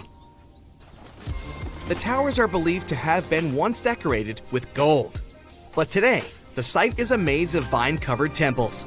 The city was abandoned in 1431 and wasn't rediscovered until the 1840s. Oh, and just so you know, this is also a UNESCO Heritage Site. It became one in 1992, in case you want to brag to your friends about your culturally rich adventures in the future. Now, your trip continues in Egypt. You're here to visit the Karnak Temple in the city of Luxor. You opt for the most unusual way to get to Luxor. That is, a boat ride down the Nile River. Leaving Cairo, you head south until you reach the famous ancient city. Luxor was once the capital of Egypt and a true hub of power and wealth. That is why the Karnak complex is such a great archaeological site. You choose to visit it at night, and still at the entrance, you are struck by the site's beauty. In the evening, artificial lights cast a golden glow on the temple statues and stone columns. The temple is huge and was built mainly around the 18th and 19th centuries BCE. Each Egyptian pharaoh from that period left their own architectural mark on the site. The highlight of this tour is taking a walk through the Avenue of Sphinxes and discovering the Great Hypostyle Hall. This hall is filled with towering pylons and solid sandstone columns, a true wonder. From Egypt, you head down to Jordan. Now, if you like terracotta landscapes, you've come to the right place. The city of Petra is a marvel of the ancient world. Located in Jordan's desert, the city was a commercial hub back in the 4th century BCE. The Nabateans, an Arab Bedouin tribe, lived in the so-called Rose City and thrived for many years, having accumulated a significant amount of wealth. The city was known for its innovative water management system, which made the region inhabitable. And yes, you'll catch a glimpse of its ruins on your tour. The rock-carved, gate-like structure Petra is famous for what is called the Pharaoh's Treasury. It stands at the main entrance to the site and is said to have a treasure hidden beneath it. Don't forget to stand right beneath it and take one of those classic pictures for social media. Once Petra has been ticked off the list, you fly to southern Europe. More specifically, to the tip of the Italian boot. You have a day trip scheduled to visit the ruins of Pompeii. Pompeii can be reached by car from the city of Naples. It's home to the eerie yet well-preserved ruins of a city that was once engulfed by lava. When Mount Vesuvius erupted in 79 CE, it left the city of Pompeii completely buried under millions of tons of volcanic ash. The ancient city was first discovered by beneath the volcanic rock in the 16th century, but it was first cleared from debris in the 1870s. Today, you'll be able to walk down the streets of these ancient Roman ruins and imagine what the town looked like in its heyday. Pompeii was a vibrant and rich municipality. The site's ruins revealed that many areas of Pompeii had boasted impressive bakeries, markets, and even houses with balconies, which were a sign of great wealth at the time. And believe it or not, even some artworks survived the eruption. Archaeologists found well-preserved frescoes and murals with mythological creatures. All this indicates that members of the high society lived there. The city even had thermal baths and showers made from luxurious materials. While you're still in Europe, you'll hop over to visit the iconic Stonehenge. It's a perfect day trip if you stay in the city of London, just a short train journey away. Stonehenge dots the Salisbury Plain in Wiltshire, England, and is one of the world's most recognized ancient ruins. More than 5,000 years old, these curious stone rings are some of the oldest stone structures on the planet. Created out of sandstone, they are shrouded in misery. Who built them and why is still largely unknown. Popular theories claim that Stonehenge was used as a great solar calendar, built to help people keep track of days, weeks, and months. Talk about hard work to create a mere calendar, huh? In the final leg of your trip will take you to explore the Southern Americas. In Guatemala, in Central America, you'll find ancient Mayan ruins. The lost city of Tikal is a city made of 3,000 buildings, the remains of the capital of the Mayan Empire. You can compare its importance to such cities as London or New York today. The North Acropolis is Tikal's most ancient complex of monuments. Built solely by human hands in 350 BCE, it served as the resting place of kings and chiefs. Back in the day, the step pyramid temples were painted a beautiful red. Mayans loved that color. Today, of course, you'll only see the limestone. You might wonder what made such a great city turn into ruins. Well, archaeologists have no clue about the cause of Tikal's decline. Until today, this question remains unanswered. Was it a drought? Disease? Maybe we'll never know. Are you in the mood for some Mayan ruins? Chichen Itza is an archaeological site with the best preserved pyramids on Earth. Located in Mexico's Yucatan state, this Mayan city is well over 1,500 years old. At its peak, it was home to 35,000 people. The site covers 1.9 square miles and has many ruins spread throughout it. The highlight is El Castilla, a tremendous step temple, rising 80 feet above the ground. Its most peculiar feature is that it has 91 steps on each of its 4 sides, including the upper platform, which makes for 365 steps, the same as the number of days in the solar year. Phew, what an intense trip! Time to head home now and soak it all in. See you next time! You're walking down the street. You see a strange-looking antique shop called Ageless Trinkets of Mr. Bright. You're curious, so you enter there. You take a look at all the weird stuff. Suddenly, an old folded parchment paper catches your attention. It's a world map, but something's off with it. Instead of showing the countries as you know them, it shows the locations of 4 mythical lost worlds and civilizations. Mr. Bright, the shop owner, comes next to you after realizing your shock. This map won't let you find these places or anything. But I can explain to you the legends behind them if you want, he says. Let me begin with Atlantis. You might know it as Aquaman's underwater kingdom, but Atlantis, the fictional island, was actually first introduced in two of Plato's works. According to him, Atlantis was a highly advanced civilization that existed about 9,000 years before his own time, and its story had been passed down by poets, authors, and others. He wrote about Atlantis and its citizens to give a moral lesson and to teach about the dangers of arrogance, as well as the eventual downfall of those who are after too much power. In his dialogues, Plato stated that Atlantis was a great and powerful empire that was respected in all parts of the world. It was founded by beings who were half deities and half human, and became a great naval power after a while. Being an island filled with gold, silver, and other precious metals certainly helped their case. But besides that, it was also known for its breathtaking architecture and state-of-the-art technology, as well as its countless rare and exotic wild animals. Atlanteans were proud of their great achievements and the perfection of their civilization, but their excessive pride was going to bring their downfall. They believed they were so superior that they could gain control over any nation. This led them to launch a series of invasions. They conquered many of the Mediterranean lands, but when it was time to enter Athens, Athenians pushed back with an extraordinary force, so the Atlanteans were finally defeated. Plato stated that deities then got angry at Atlanteans because of how wicked, greedy, and immoral they became. So they punished them by sending earthquakes, which caused Atlantis to sink beneath the sea.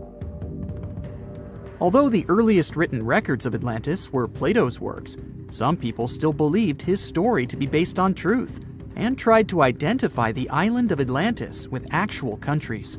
Some people suggested it may have been located in the Mediterranean Sea, near the coast of Spain or Italy. Others thought it may have been located in the Caribbean, off the coast of Central or South America, but there was no solid evidence to support any of these claims. One theory, in particular, seemed more plausible than the others, though. Located in the Aegean Sea, the island of Santorini was the home of a highly advanced Minoan society. However, due to a huge volcanic eruption, it was destroyed about 3,600 years ago, causing the Minoan civilization to suddenly disappear. These similarities between the fictional Atlanteans and the historical Minoans made Santorini a good candidate for the speculations. Yet again, there were still major flaws with it, such as how the time when Plato said Atlantis was destroyed doesn't coincide with the time of Santorini's eruption. So Atlantis still continues to be regarded as nothing more than a popular legend in the scientific world. Now, let's move toward the northeast direction on the map, Mr. Bright says. According to Celtic Breton mythology, there once was a magnificent city called Ys, also known as Caris, that towered over Douarnenez Bay in France's Brittany region. It was the most wealthy city in the entire Atlantic. It was especially famous for its beautiful gardens and buildings, and its citizens were all living comfortably and happily there.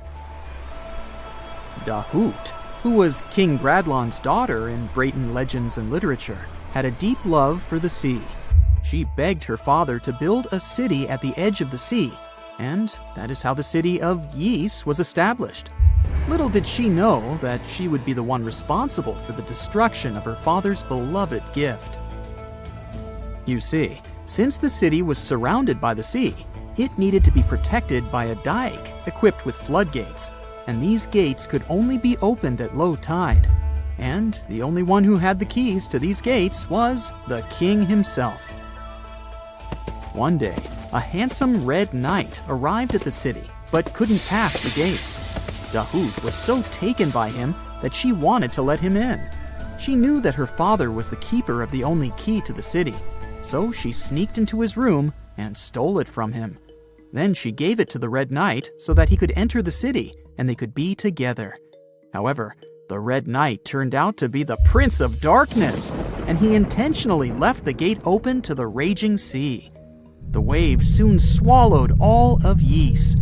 King Gradlon was able to escape on his magical horse, but Dahut couldn't. She turned into an evil mermaid who lured sailors into the sea. Today, if you go to Quimper, a city in Brittany, northwest France, you can find the statue of King Gradlon riding on his horse.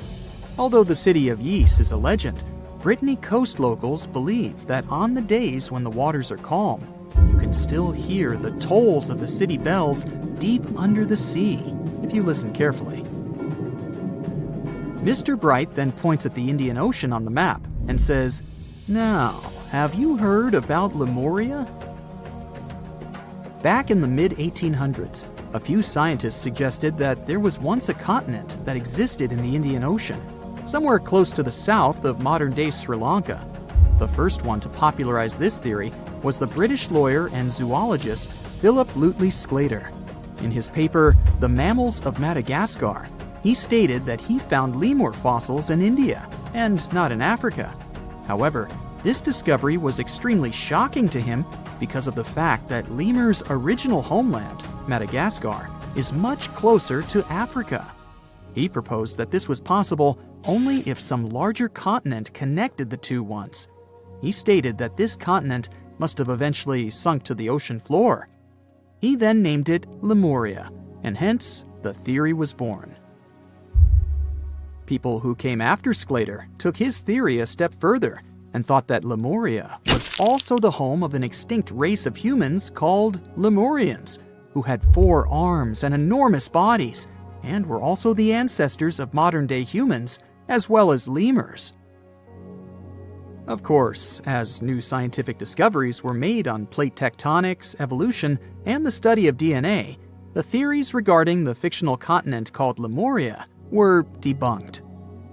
The last fictional land on the map is Agartha, Mr. Bright says.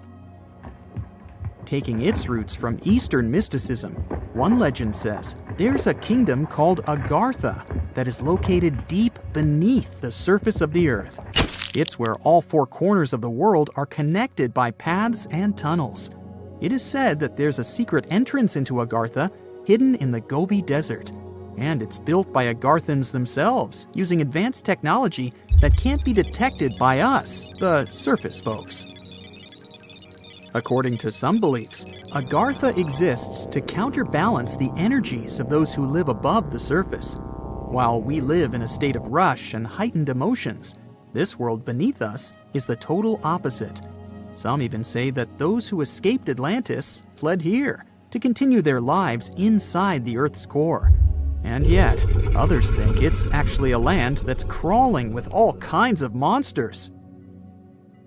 But there's no need to be scared, since modern science proved Earth's core is not actually hollow and is a solid hot iron ball. So you can cancel your journey plans to the center of the Earth if you've made any. Thanks, Mr. Bright. 1,000 years ago, near modern-day St. Louis, Missouri, there was a vibrant, bustling city called Cahokia. It was a Native American city, the largest and most influential one in Mississippian culture. At its peak, around 1050 BCE, Cahokia was home to as many as 30,000 people, making it larger than Paris at the time. But what's interesting is that Cahokia didn't have any big marketplace. Usually trade was the backbone of any big city, yet this one stood out for archaeologists. That's because Cahokia wasn't about commerce. It was about culture, community, and parties. The people who lived there threw massive parties that would last for days. The city's grandest feature was its 50-acre plaza, surrounded by amazing earthen pyramids. This massive space could hold over 10,000 people. Imagine them all gathering there for festivities, dancing, drinking coffees and teas, feasting on deer, and betting on sports. The events were super lively. Cahokians would wear awesome costumes, style their hair in interesting ways, and decorate their bodies with tattoos. Athletes were playing a game called chunky, where they hurled spears at a rolling stone disc, competing to get as close as possible. The roar of the crowd filled the air, and performers showed off their skills. These celebrations were so wild, they left traces in history. After the parties ended, Cahokians cleaned up by tossing leftovers into pits. Archaeologists have uncovered these waste pits, and they were filled with food remains and pottery. One pit alone contained the remains of 2,000 deer, and that's from a single event. They also found traces of yaupon holly, a caffeinated plant that was traded from hundreds of miles away. This just shows how much effort and thought Cahokians put in their celebrations. Would you like to live in a city like this? But aside from all the fun and games, Cahokia was also deeply complex and spiritual. The city was built on a landscape that mixed dry land with swampy patches. Many people believed that this symbolized the connection between the world of the living and the dead. The people of Cahokia saw their city as a bridge between these two realms. They built earthen mounds, both for ceremonies and rituals, and as construction support. These mounds rose from the swampy areas. Meanwhile, people settled in the drier spots. Elevated pathways connected these neighborhoods, creating a physical link between life and death. Isn't it sad that some ancient metropolises that rival modern cities in scale just disappeared? Cahokia's story came to a quiet end around 1350 CE, when the city was abandoned, all due to changes in environments and weather, floods, and other problems. But the influence of Cahokia was so big, it spread to distant places. Some of their traditions, like chunky and yaupon tea, have survived in native communities to this day. Today, Cahokia is a UNESCO World Heritage Site, and it's not the only megacity we lost. About 5,000 years ago, people in the Indus Valley built some of the world's first cities. Mohenjo-Daro was an ancient city in what is now Pakistan. The city was built around 2500 BCE, and back then, it was a thriving hub of the Indus civilization. Sure, it was much smaller than modern cities, but it was quite huge at the time, around 40,000 inhabitants. It looks like the locals were crazily strict and disciplined people. The city's planning and organization were incredible. It was laid out in a grid pattern. Streets and important buildings aligned along the north-south axis, probably to match the movement of the sun and moon. They also built one of the most advanced systems for water and waste management of their time. The city had about 700 wells. Nearly every house had its own. Most homes also had private bathrooms with drainages and even underground sewers. This shows how skilled these people were at staying clean. And with all this discipline, it looks like there were no kings, queens, or even a central government. They could still have some authority, like local elites or elected officials, just not a classic strict monarchy or religion. Instead, people there cared about simplicity and order. They basically managed themselves, having standardized ways of doing things, from the way tools and potteries were made to how they traded. Which is why, unlike many other cities, Mohenjo-Daro didn't have grand palaces, temples, or monuments. Instead, they had public areas known as citadels. People gathered at citadels for rituals, meetings, and storage of grain. And it seems like this way of life worked perfectly.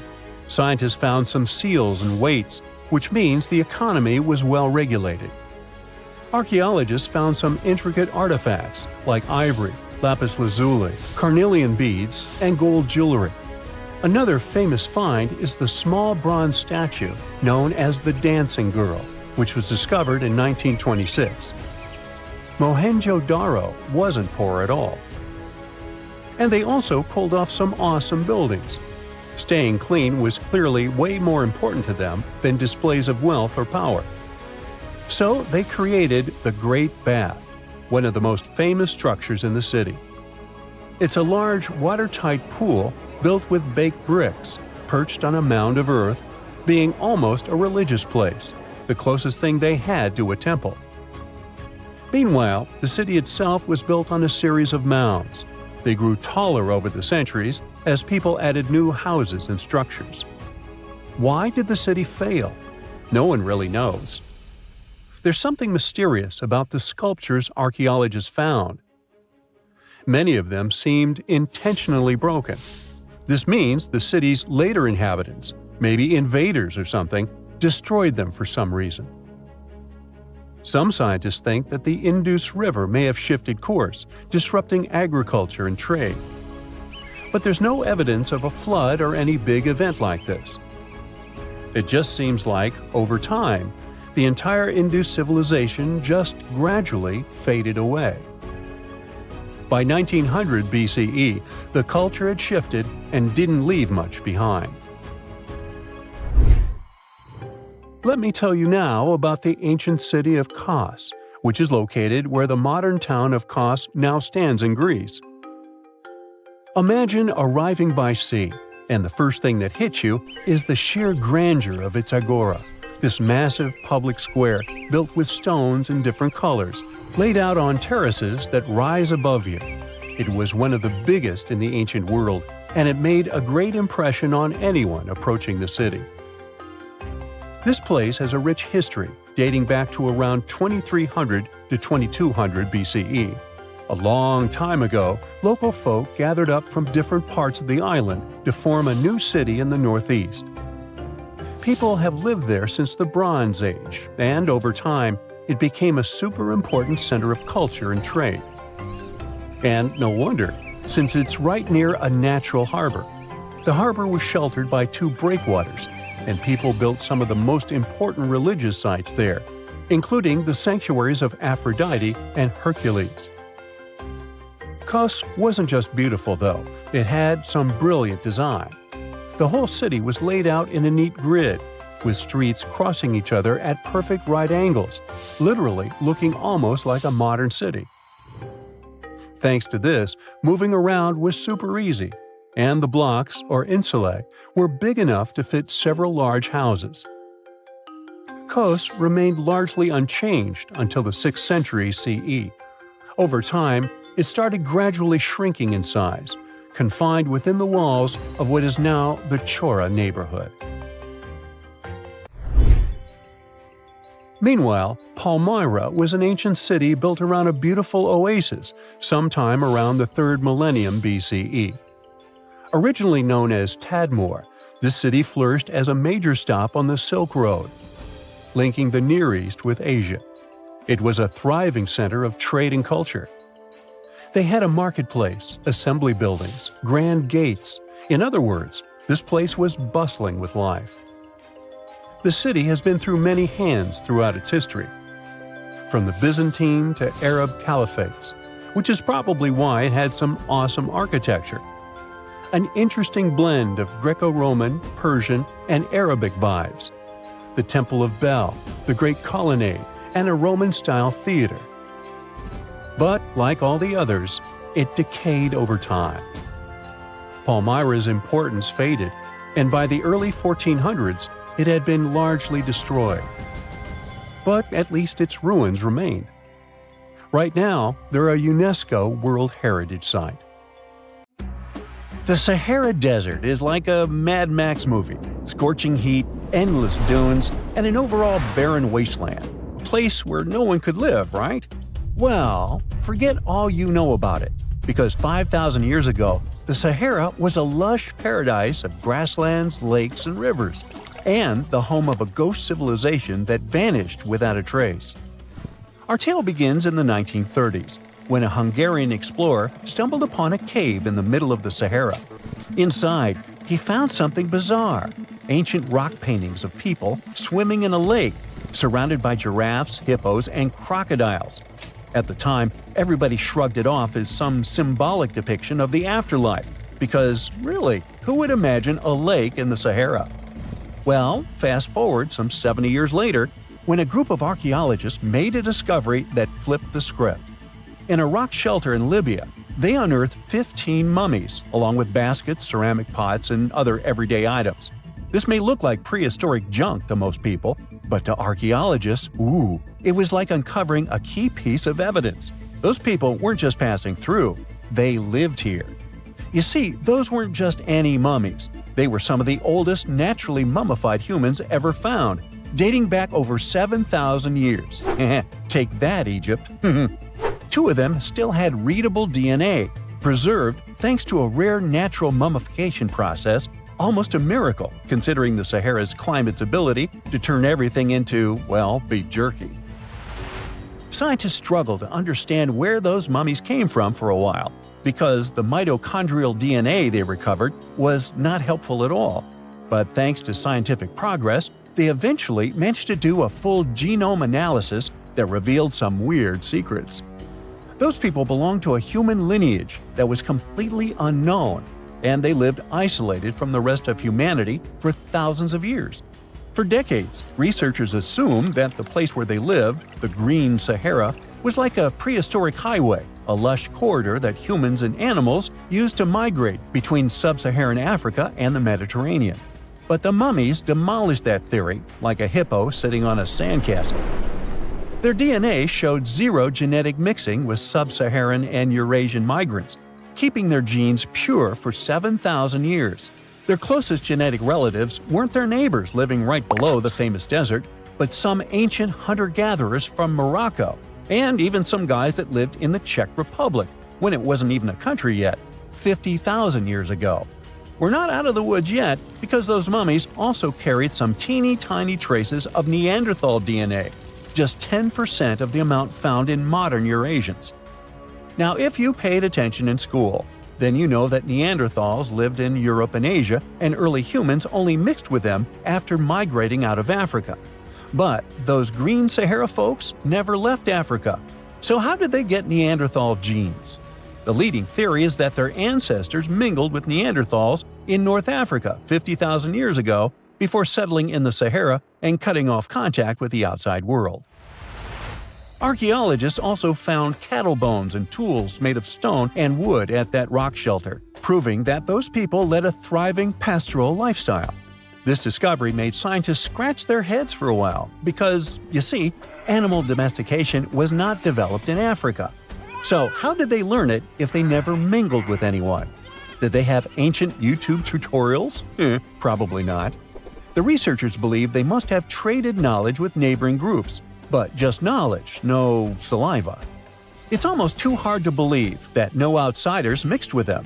After all, who wouldn't want to live in a thriving civilization in the middle of a green paradise, drinking milk, eating meat, and even using animal blood as a protein source? Ooh, yummy.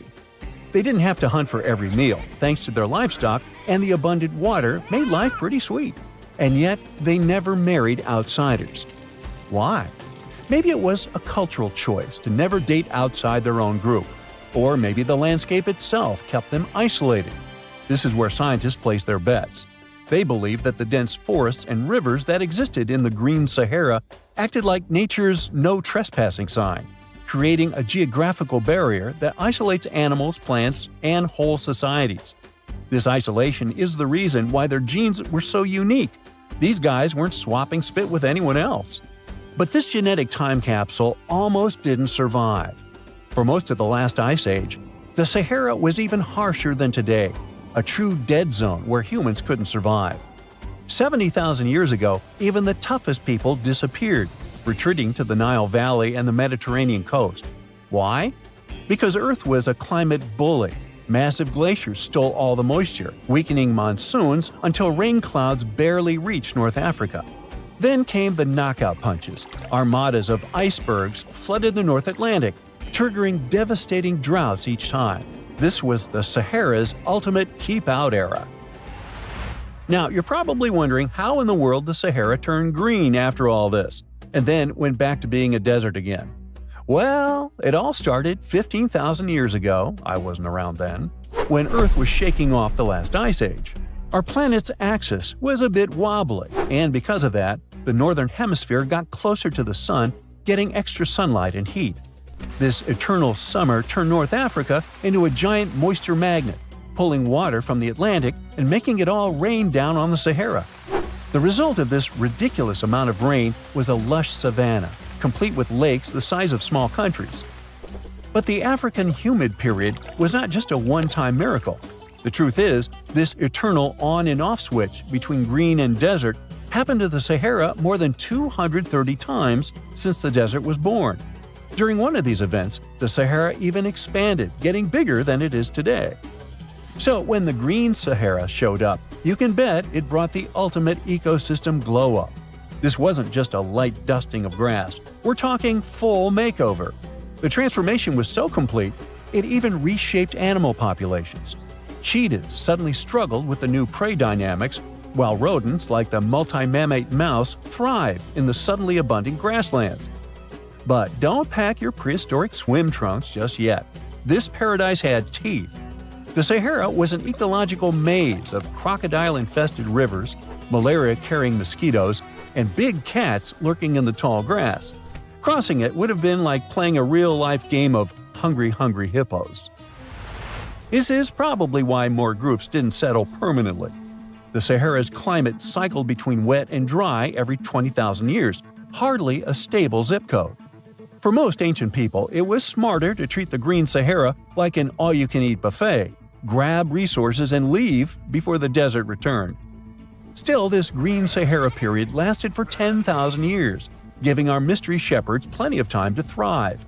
But around 5,000 years ago, Earth's axis shifted again, the rains moved away, and the Sahara dried up faster than a puddle in July.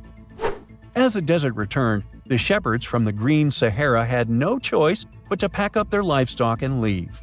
Some researchers believe they migrated toward the Nile, laying the groundwork for ancient Egypt, so I guess their legacy lives on. Besides, their pure lineage may be extinct by now, but some faint genes of the mummies can still be found in the people that live in North Africa today.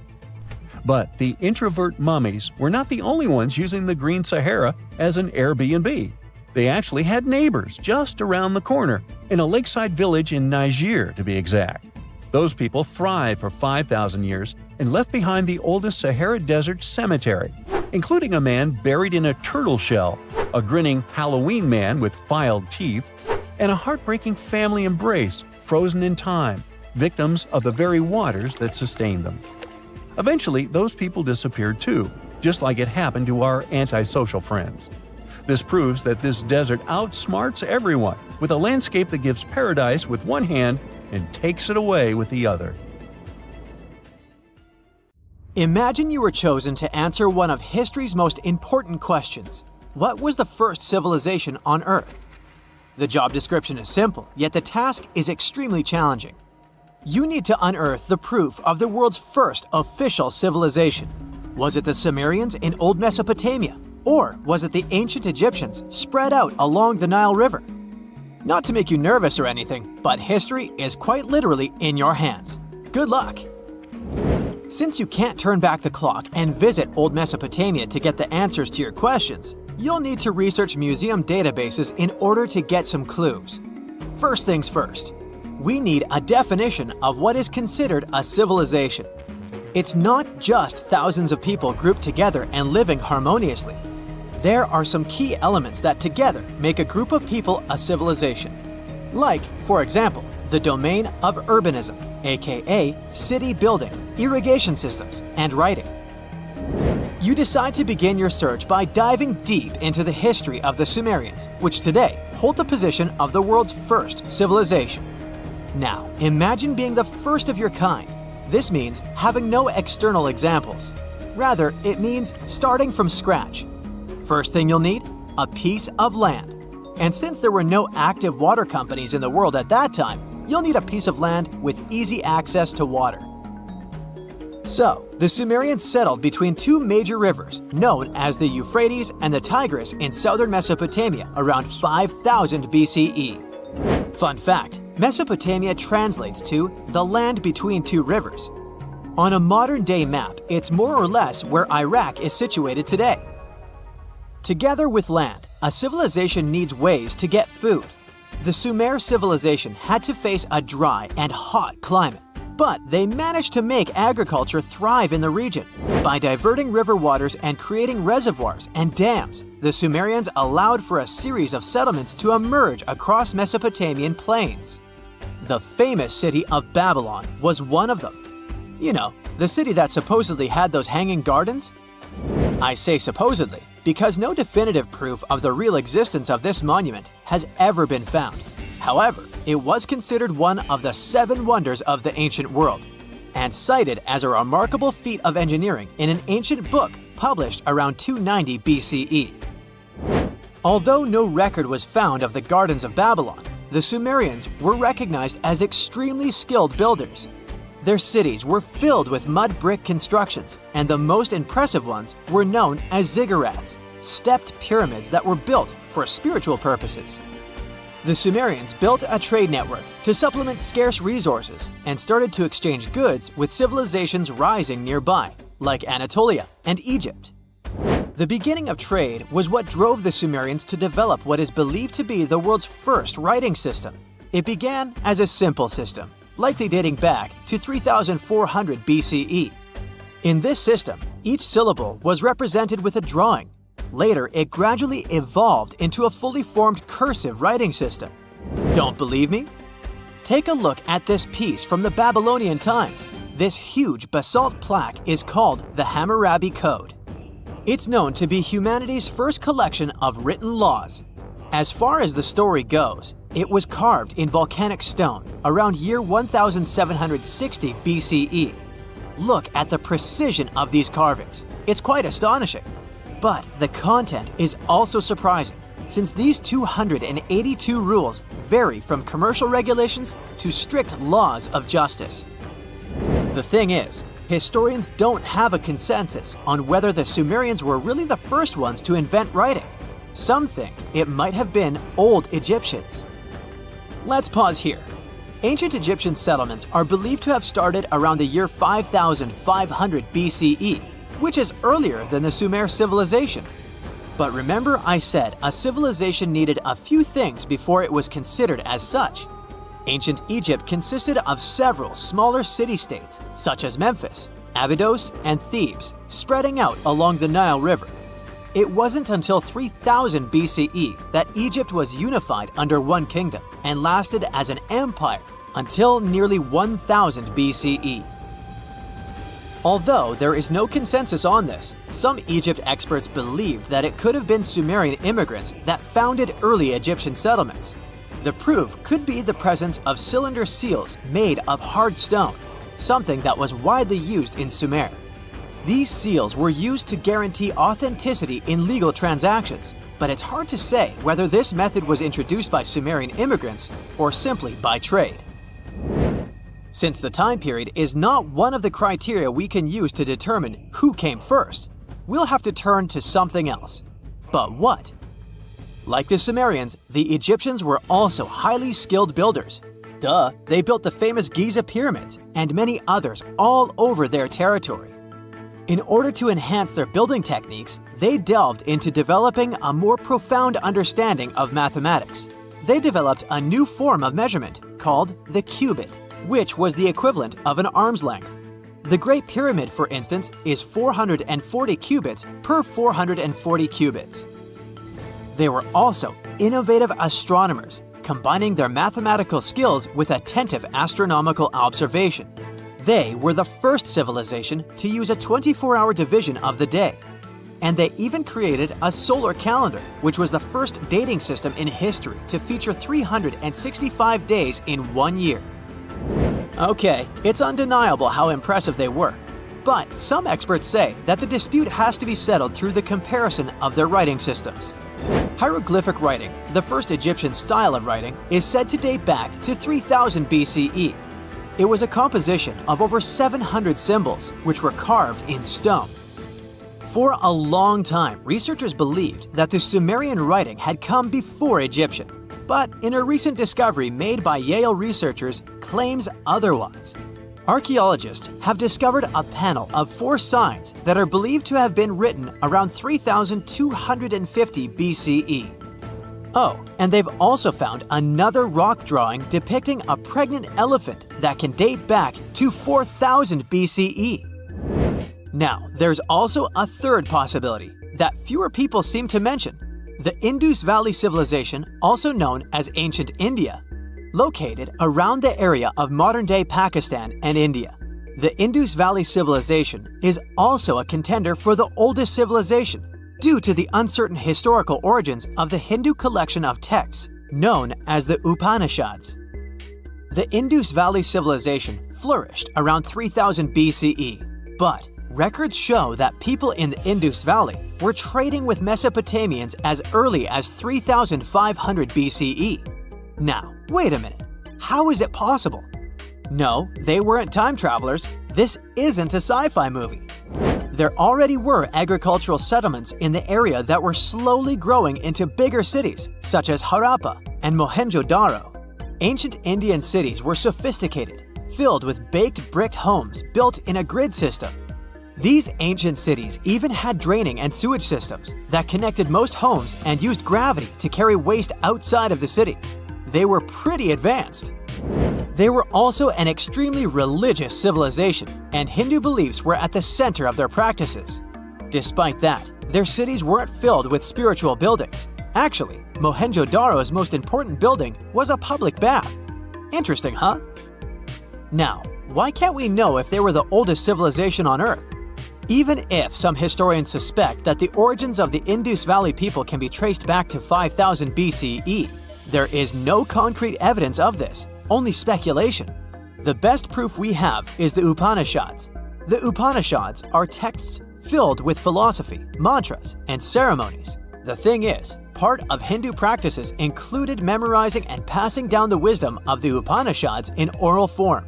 So it took a while before it appeared as a written script. Well, I'd say historians aren't really sure what was the world's first civilization. We can only guess at this point, but who knows what new discoveries might reveal. Strange and amazing items are discovered often, but figuring out what our ancestors were up to is pretty tough.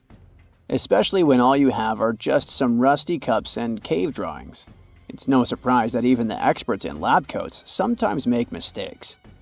But it's not just about dusty plates and huge stones. Sometimes there's even humans with large heads. So grab your digging tools and let's travel back to ancient times to explore incredible societies that even scientists can't fully explain. Sardinia may look idyllic now, but I'm not gonna lie, I wouldn't fancy visiting it 3,000 years ago. Rumor has it, terrible giants roamed around this island back then. People even talk about finding human skeletons over 13 feet tall there, although nobody's ever shown anything to prove it. But the stories will make you wonder because some weird stuff has definitely happened. In 1974, over 5,000 pieces of broken stone artifacts were found in a part of the island called Monte Prama, but instead of being displayed in a museum, they were locked up in an underground vault for about 30 years. Sounds a bit suspicious, doesn't it? When they were finally displaced in 2005, scientists put the pieces together to find statues of 38 giant men standing 8 feet tall. Not quite as tall as the legendary skeletons, but still pretty huge. It's thought these statues were made by the Nuragic people, who lived on the island a long time ago. Besides giant statues, they also built over 8,000 massive stone buildings. Perhaps Nuragic weren't giants themselves, but they definitely liked their things big. I do too. I like a big number of likes on our videos. That would be pretty great. Thank you if you liked this and subscribed. Now back to the video. You and I are pretty smart, but we might not be the smartest humans ever. Actually, we might not even be the smartest species. Since 1913, some skull fossils found in South Africa have hinted at a possibly smarter contender called Boskop Man. This human-like species might have lived as recently as 10,000 years ago. Their skull suggests they had really big heads, which means their brains could have been 30% bigger than ours. Wow! Their average IQ could have been around 149, making them among the smartest 0.05% of people today. But if a Boskop brainiac was so much smarter, why are they not around and we are? Well, bigger isn't always better, you know. Our brains are a lot bigger than our ape relatives, mainly in the prefrontal cortex. This part helps with high-level tasks like making decisions, remembering things short-term, and being aware of ourselves. The parts of the brain that handle our senses and movements haven't really grown much. So, maybe the Boskops spent too much time dwelling on the past rather than doing practical things like hunting. But this is all just guessing. We really don't know what happened to these clever cousins of ours. Some people even argue that Boskops weren't any different from us, with the only evidence being parts of skulls. The jungle is huge. Did you know the Amazon rainforest is home to about 30% of all the world's plant and animal species? That's impressive. However, the history of one native species, humans, has long puzzled scientists. The mysterious Kasarabe people lived here for hundreds of years and then vanished around 1400 AD. People thought the Amazon only had a few scattered tribes, but recently we discovered big, unusual shapes in the ground called geoglyphs. These might look like simple shallow ditches, but they're actually the remains of a vast civilization that spread over 5,000 square miles and includes about 450 markings, some as wide as 1,300 feet. That's insane! They likely contained ceremonial buildings and could have hosted up to 1 million people as recently as 550 years ago. Thanks to new technology like LiDAR, which uses a safe laser to map the forest without harming it, we can explore deeper. In 2019, some scans showed miles of raised roads and pathways and even pyramids over 70 feet tall.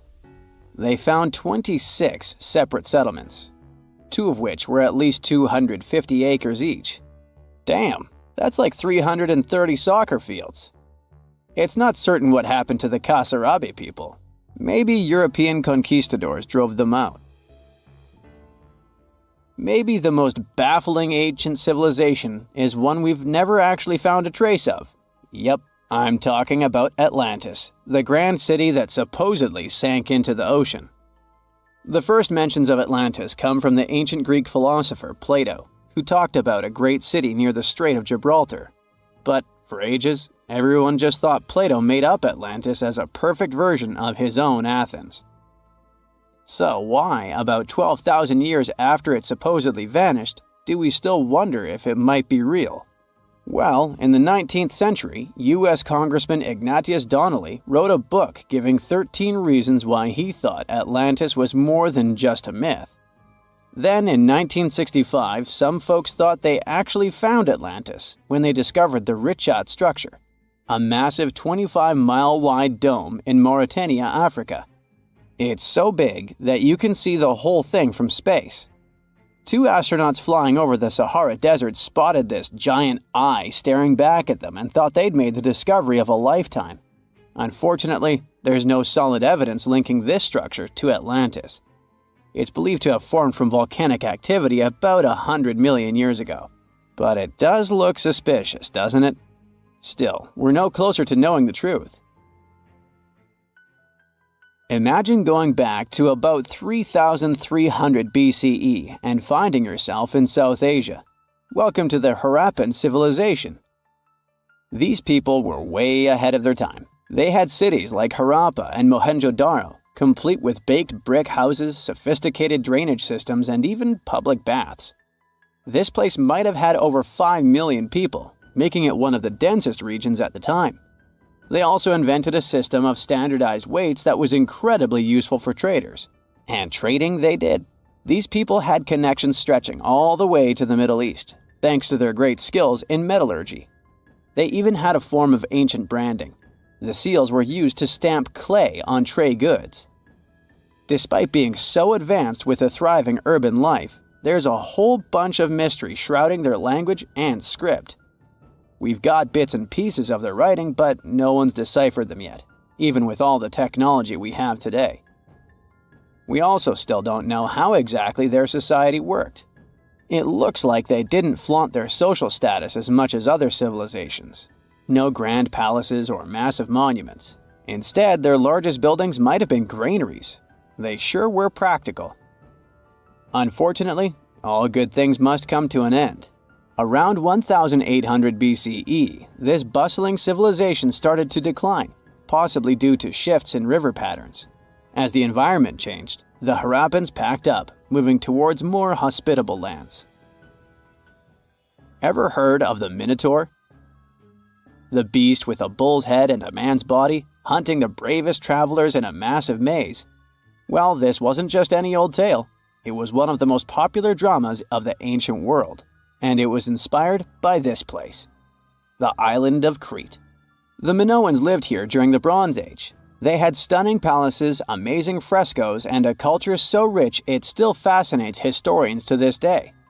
They built places like Knossos, which was so complex with its multi-story buildings and elaborate hallways that it might have inspired the whole labyrinth myth.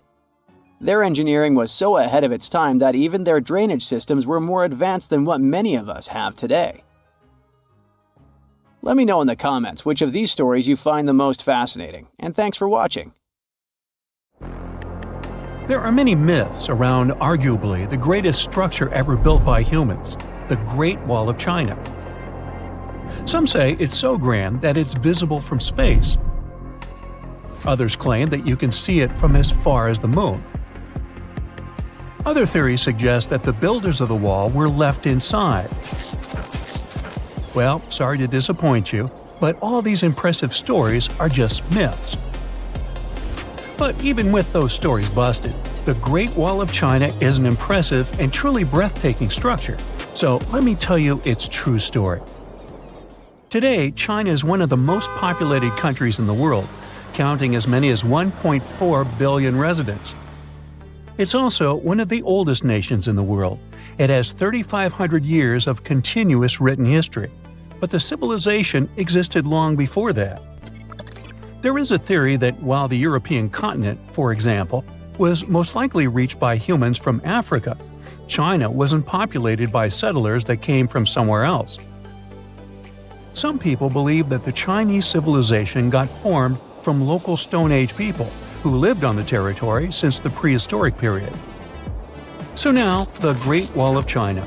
It's truly big even by today's standard, stretching for over 13,000 miles. To imagine it better, it's almost 5 times the distance between New York and Los Angeles, or even a bit greater than the distance between the North and South Poles. Even in modern times, people have never built anything close to this big. Of course, it didn't take a day to build the Great Wall of China. 2? Keep going. In fact, the wall was being built for centuries. Maybe you know that ancient cities had walls around them to protect themselves from invaders. Yes, Chinese cities had them too. The first Chinese emperor united the country in 220 BCE and got a brilliant but very ambitious idea to turn all city walls into one big wall that would defend the country's border against attacks from the north. A trusted general directed the construction, enrolling a big group of workers, soldiers, commoners, and convicts. Back then, the wall was built of rammed earth and wood. In some places that were strategically important, the sections of the wall overlapped to provide maximum security. The walls were around 26 feet high on average. But the Great Wall didn't yet look like the construction we know today. Every next emperor would pick up the big wall project, strengthening and extending it, repairing, but also modernizing construction techniques. Some used bricks to build it, others moved on to granite and marble blocks. Watchtowers and platforms weren't there from the beginning as well. They were added by Ming emperors. The watchtowers made it possible to communicate with other parts of the wall through smoke and fire messages. So, the wall is quite inconsistent in terms of material, but it only adds more charm to the construction and shows how much effort and time it took. The reasons why some parts of the wall have been standing for centuries and are still in good condition is glutinous rice flour. Turns out, this sticky rice mortar is almost like cement. It's very strong and waterproof, sealing the bricks so tightly together that even sneaky weeds can't grow between them. You may also notice that some bricks have writings carved on them. They were left by the workers who were building the wall. The purpose of those writings is quality assurance. They contain such information as location, quantity, and responsible officials. So, in the case of some problems with the quality of materials or constructions, it would be known who should be held accountable for it. Recently, a research group has looked through official historical documents of the Ming Dynasty that ruled China from the 14th to the 17th centuries. They came across records of secret doors in the Great Wall, so they decided to find them. They used a flying robot to capture continuous centimeter resolution photos of the wall. They photographed 90% of the wall that was built during the Ming Dynasty and discovered the remains of over 220 secret doors along the wall. Some of them have a specific width and height that allows only one person to go through. Others are large enough to allow 2 horses to pass at the same time. Why are the doors there? Well, the Great Wall's main goal was to protect the country from the enemy. Building doors that could let the enemy in would undermine the whole point of having a wall. So, of course, the doors were secret passages.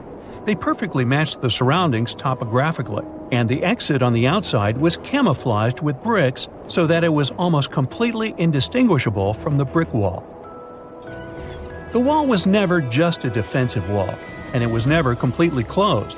It could be opened on demand. It was also a structure used for trade and commerce, communication between inside and outside the wall, and of course, for defense and spying. Some doors were used for trade with the other side. Through smaller doors, a person would sneak out to spy on the enemy that lived on the other side. The hidden gates were also useful for a sudden attack. As you remember, some gates were camouflaged with brick on the outside. The exit was so indistinguishable that the enemy had no idea exactly where it was located. The inside entrance for Chinese soldiers was hollow, so they could walk through the wall and break the camouflaged exit gate from the inside, starting their surprise attack. Now, even though the main point was to prevent outsiders from getting into the city, the wall wasn't too effective on that matter. It could still be climbed over or marched around. So the wall was being watched at all times, and the guards gave signals to the troops if they saw the enemy approach. Also, the wall provided more time to mobilize and bulk up the country's forces or lure the enemy troops into a difficult strategic position. The construction stopped at the end of the 19th century.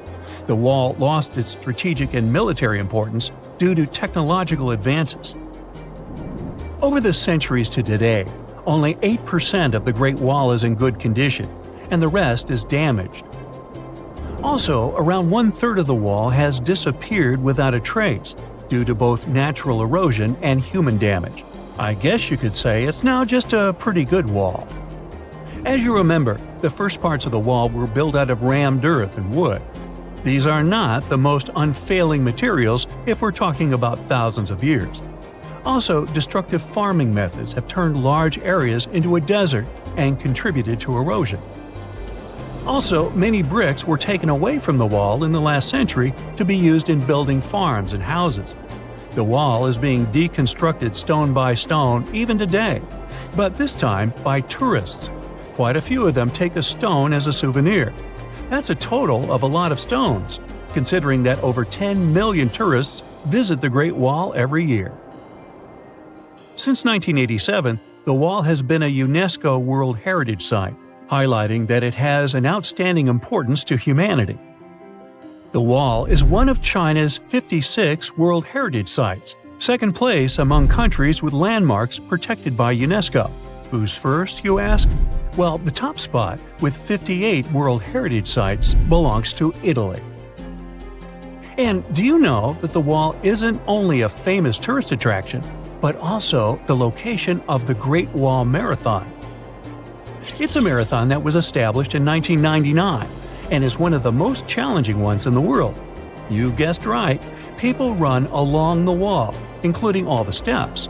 There are 3 distances, so that participants can run a full marathon that is 26 miles, a half marathon that's 13 miles, or just have a fun run of 5 miles. Have you heard of Göbekli Tepe? It's an ancient site in Turkey that literally made historians rewrite history books. Over 11,000 years ago, a group of prehistoric humans crafted an enigmatic masterpiece that's even older than Stonehenge.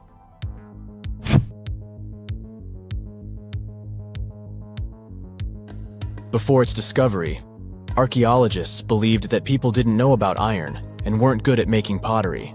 They were sure that settled life only emerged with the need for agriculture. But Göbekli Tepe changed this belief.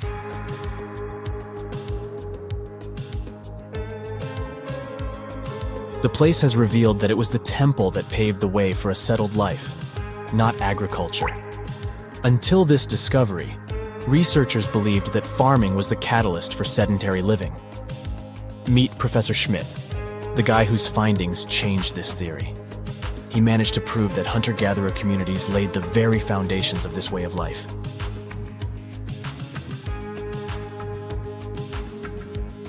Back in the 1960s, other archaeologists visited the area, but they totally missed the mark. While surveying the region, they stumbled upon a hill with scattered limestone slabs and concluded it was just an old burial ground from medieval times. Little did they know that there was so much more to uncover.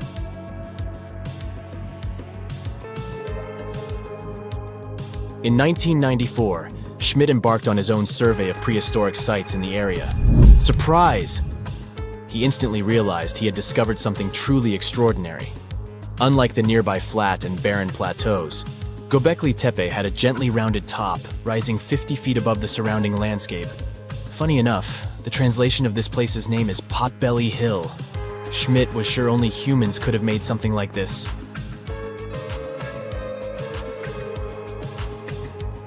Those broken limestone pieces that were mistaken for gravestones turned out to be way more exciting. It was like stumbling upon a hidden treasure. The pieces took on a whole new meaning, and Schmidt with his team was about to dive into the secrets waiting beneath the surface. To their surprise, they found no traces of a settlement.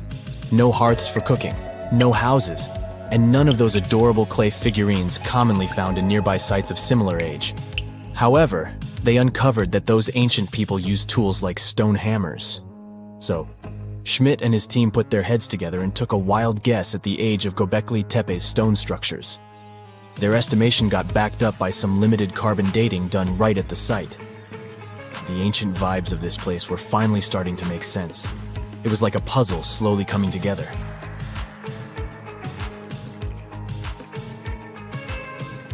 You may think that back then, people didn't have special tools to create something as cool as Göbekli Tepe. Not true. Turns out, these prehistoric folks used flint tools instead of fancy metal chisels. They were also skilled at chipping away softer limestone and crafting pillars right on the spot. Afterward, they carried the pillars a short distance to the summit and placed them upright. Once the stone rings were complete, they covered them with layers of dirt. Over time, they added new rings, and voila! You've got a cool hill to impress people in the future.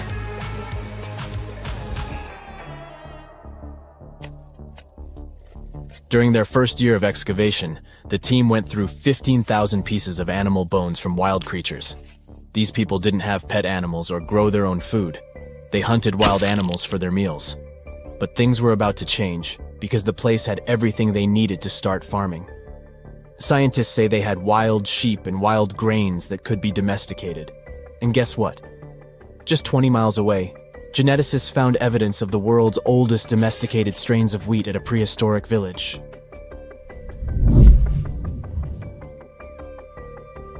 These amazing findings have completely changed how we view civilization.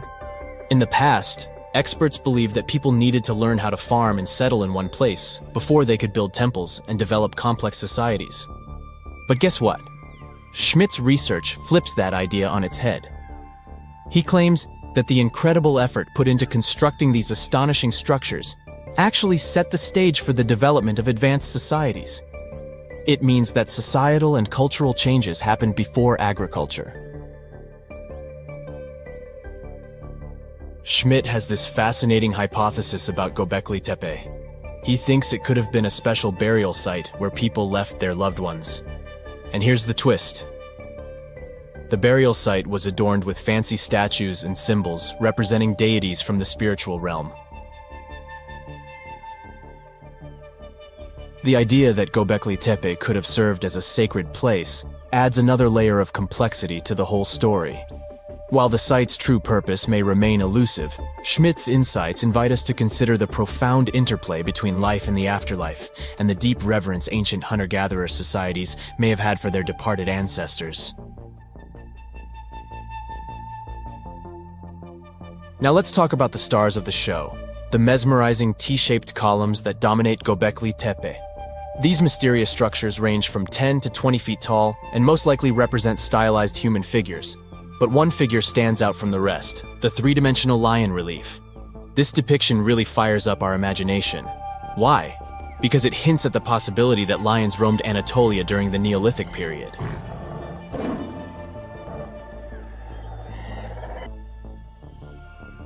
These standing stones are arranged in circles and placed in rectangular pits.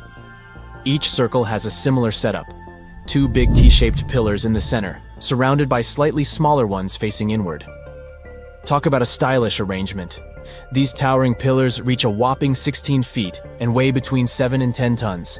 Some pillars are plain and simple, while others are like works of art with intricate carvings. Foxes, scorpions, and vultures come to life, crawling and twisting on the pillars' sides. But it's not just animals depicted on these stones. Some pillars have abstract shapes representing humans, and even small carvings of clothing items. Some of them even have belts. Now, there's one pillar that stands out from the rest like a rock star. This super old stone pillar suggests that a comet crashed into Earth. It happened during a chilly period that lasted about 1,000 years. Previous studies examining Greenland ice cores hinted at this comet theory, but now the carvings at Göbekli Tepe prove it right.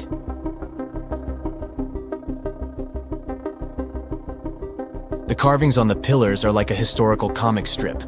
They even show a headless human figure. Researchers fed the images into a computer and discovered their connections to constellations, indicating that this temple might have been an ancient observatory.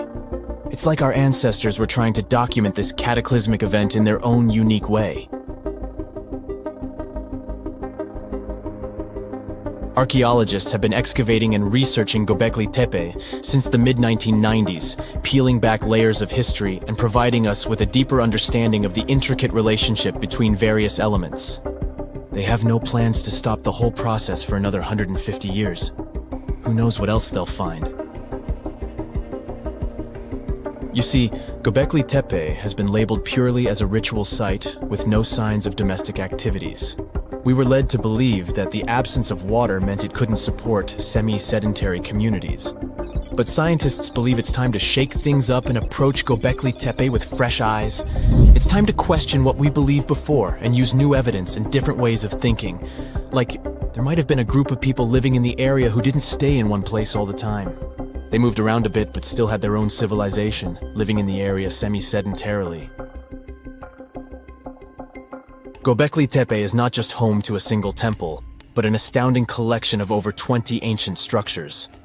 As archaeologists delve into the depths of this wonder, they are unraveling its unique layout, featuring two prominent focal points at the heart of each establishment, complemented by smaller structures and dividing walls. What's even crazier is that in this area, there are over 200 obelisks, which are narrow tapering monuments. Imagine you get to be an archaeologist for the day. You'll travel the world to solve the mystery of long-lost civilizations that disappeared without a trace. Grab your chisel and fedora, and let's go. You arrive at the American Southwest, where an ancient mystery is waiting to be solved. You make your way to Chaco Canyon, just outside of Albuquerque, New Mexico. It's hot and dry in this deserted area. You're here to visit the ancient ruins of the Anasazi people. It's said that they were a thriving civilization that met a mysterious end. You hike a few miles before you begin to make out the shape of dwellings, constructions built of stone in the middle of the canyon. This is Pueblo Bonito, a 10th century complex that contains as many as 800 rooms and stands over 5 stories tall. The buildings are beautiful and made from sandstone. To access the complex, its inhabitants built a 400-mile network of roads, some of them 30 feet wide. You can't wrap your head around the fact that it was built so long ago. Everything looks so well preserved. The Anasazi reigned over the so-called Four Corners region from 100 CE to around 1600 CE. During this time, they built a civilization that sprawled over 30,000 square miles, including Colorado, New Mexico, Utah, and Arizona. Standing inside a huge kiva, an underground ceremonial chamber, you wonder what happened to the Anasazi people. Scientists have analyzed tree rings and found out that the Anasazi population lived through a period of great drought. The drought is believed to have lasted 23 years, and there was possibly no rain at all during this time. This definitely affected their livelihood, from malnutrition to battles over food and resources. But was it enough to make 30,000 people flee their homes? Researchers say these people left their homes with their belongings still in place. Ladles were left in ceramic bowls. Granaries were full of supplies. It was as if they intended to return, but never had the chance to come back. For many years, archaeologists have believed that the drought was the reason for the disappearance of this thriving society. But there's other evidence that shows a different story. Anthropologists say that the ancestral Puebloans, as they are also called, were an exemplary population. They were peaceful and lived together in harmony. But that's not what their architecture shows. They isolated themselves from the rest of the world by building their settlements so high on top of cliffs. And they built walls and other security structures in order to protect themselves. What were they so afraid of? Recently, archaeologists began to study bone fossils of the ancestral Puebloans, and they found evidence that suggests that toward the end of their civilization, things might have gotten pretty bad. Evidence shows that local leaders were ruling using fear-based methods. Severe punishment started to be inflicted on those who did not follow their strict rules. Why this happened is still a mystery, and you might need many other excavation trips to find out the truth. It's lucky that your next destination is really close by. Still in New Mexico, you'll visit the Blackwater Draw. It's a national prehistoric site that holds the story of the Clovis people. You're shocked to find out that the Clovis are possibly the oldest humans to have inhabited the U.S. They were the first humans to allegedly cross the Bering Strait and follow the ice-free trails down to the U.S.'s southern plains. Try to picture what this area looked like when the Clovis people roamed this land. A huge spring-fed lake with mammoths, giant sloths, saber-toothed tigers, and bison much bigger than the ones we have today wandering around. The archaeological site you're visiting shows that the Clovis population were big game hunters. You're able to identify the bones of several mammoths and even the stone tools that our prehistoric ancestors used to hunt them. Some of these date back to 13,000 years ago, aka the end of the last ice age. You're presented with two possible theories on the disappearance of the Clovis population. It's possible that during the final 1,500 years of the last ice age, changes in climate caused a shortage of food. Scientists also believe that this situation was worsened by overhunting. Another theory suggests that a large meteor hit North America, and this was enough to alter the climate and make the Clovis people migrate southward to try to survive. But the truth is, there's no evidence that any of that happened. Next, you'll fly to the Pacific Ocean, to the mysterious Easter Island. This place has left us with many questions, from the building of 13-foot-high face statues to the sudden disappearance of the Rapa Nui people who inhabited the area. You approach the island at Anakina, a white sandy beach on the island's northern shore. Researchers believe this area was one of the first settlements of the Rapa Nui. You could say you're standing at the end of the world, as you're over 3,000 miles away from South America and 1,000 miles away from the nearest island. Around 800 CE, when the first humans arrived, the island was an oasis. Today, the area is mostly deserted. You get your first clue on the fall of the Rapa Nui from an excavation pit you open at the beach. There's clear evidence of human presence: charcoal, tools, and bones, some of them belonging to rats. Bingo! When humans arrived at Easter Island, they brought along rodent companions. They probably didn't know this at the time, but these rodents would contribute largely to their demise. Rats love palm trees, which helped to deforest the natural vegetation of the island gradually over the years. But there's another clue. Looking into genetic data, you discover that South Americans came into contact with the Rapa Nui around 1722. What might have happened to this population is the same that happened to other more isolated groups. The contact with foreign groups brought about diseases that possibly led to the end of the Rapa Nui. To finish off your trip, you're headed to Cambodia. The country was once home to the Great Khmer Empire from the 9th century CE to the 15th century CE. The ruins of this place are magnificent. Your main excavation site is the Plains of Angkor, built alongside the Mekong River. This huge site was the most important Khmer city at the time. Just FYI, Angkor actually means capital city in the Khmer language. The Khmer were able to build a huge network of roads connecting Angkor with the rest of the empire. And it's believed that up to 1 million people were spread throughout the Khmer Empire at its peak days. It was the largest pre-industrial city in the entire world. It's comparable in size to modern-day Los Angeles, just so you can get an idea. The Khmers were also master builders and engineers. They managed to build a complex irrigation system that helped their rice farming through the centuries.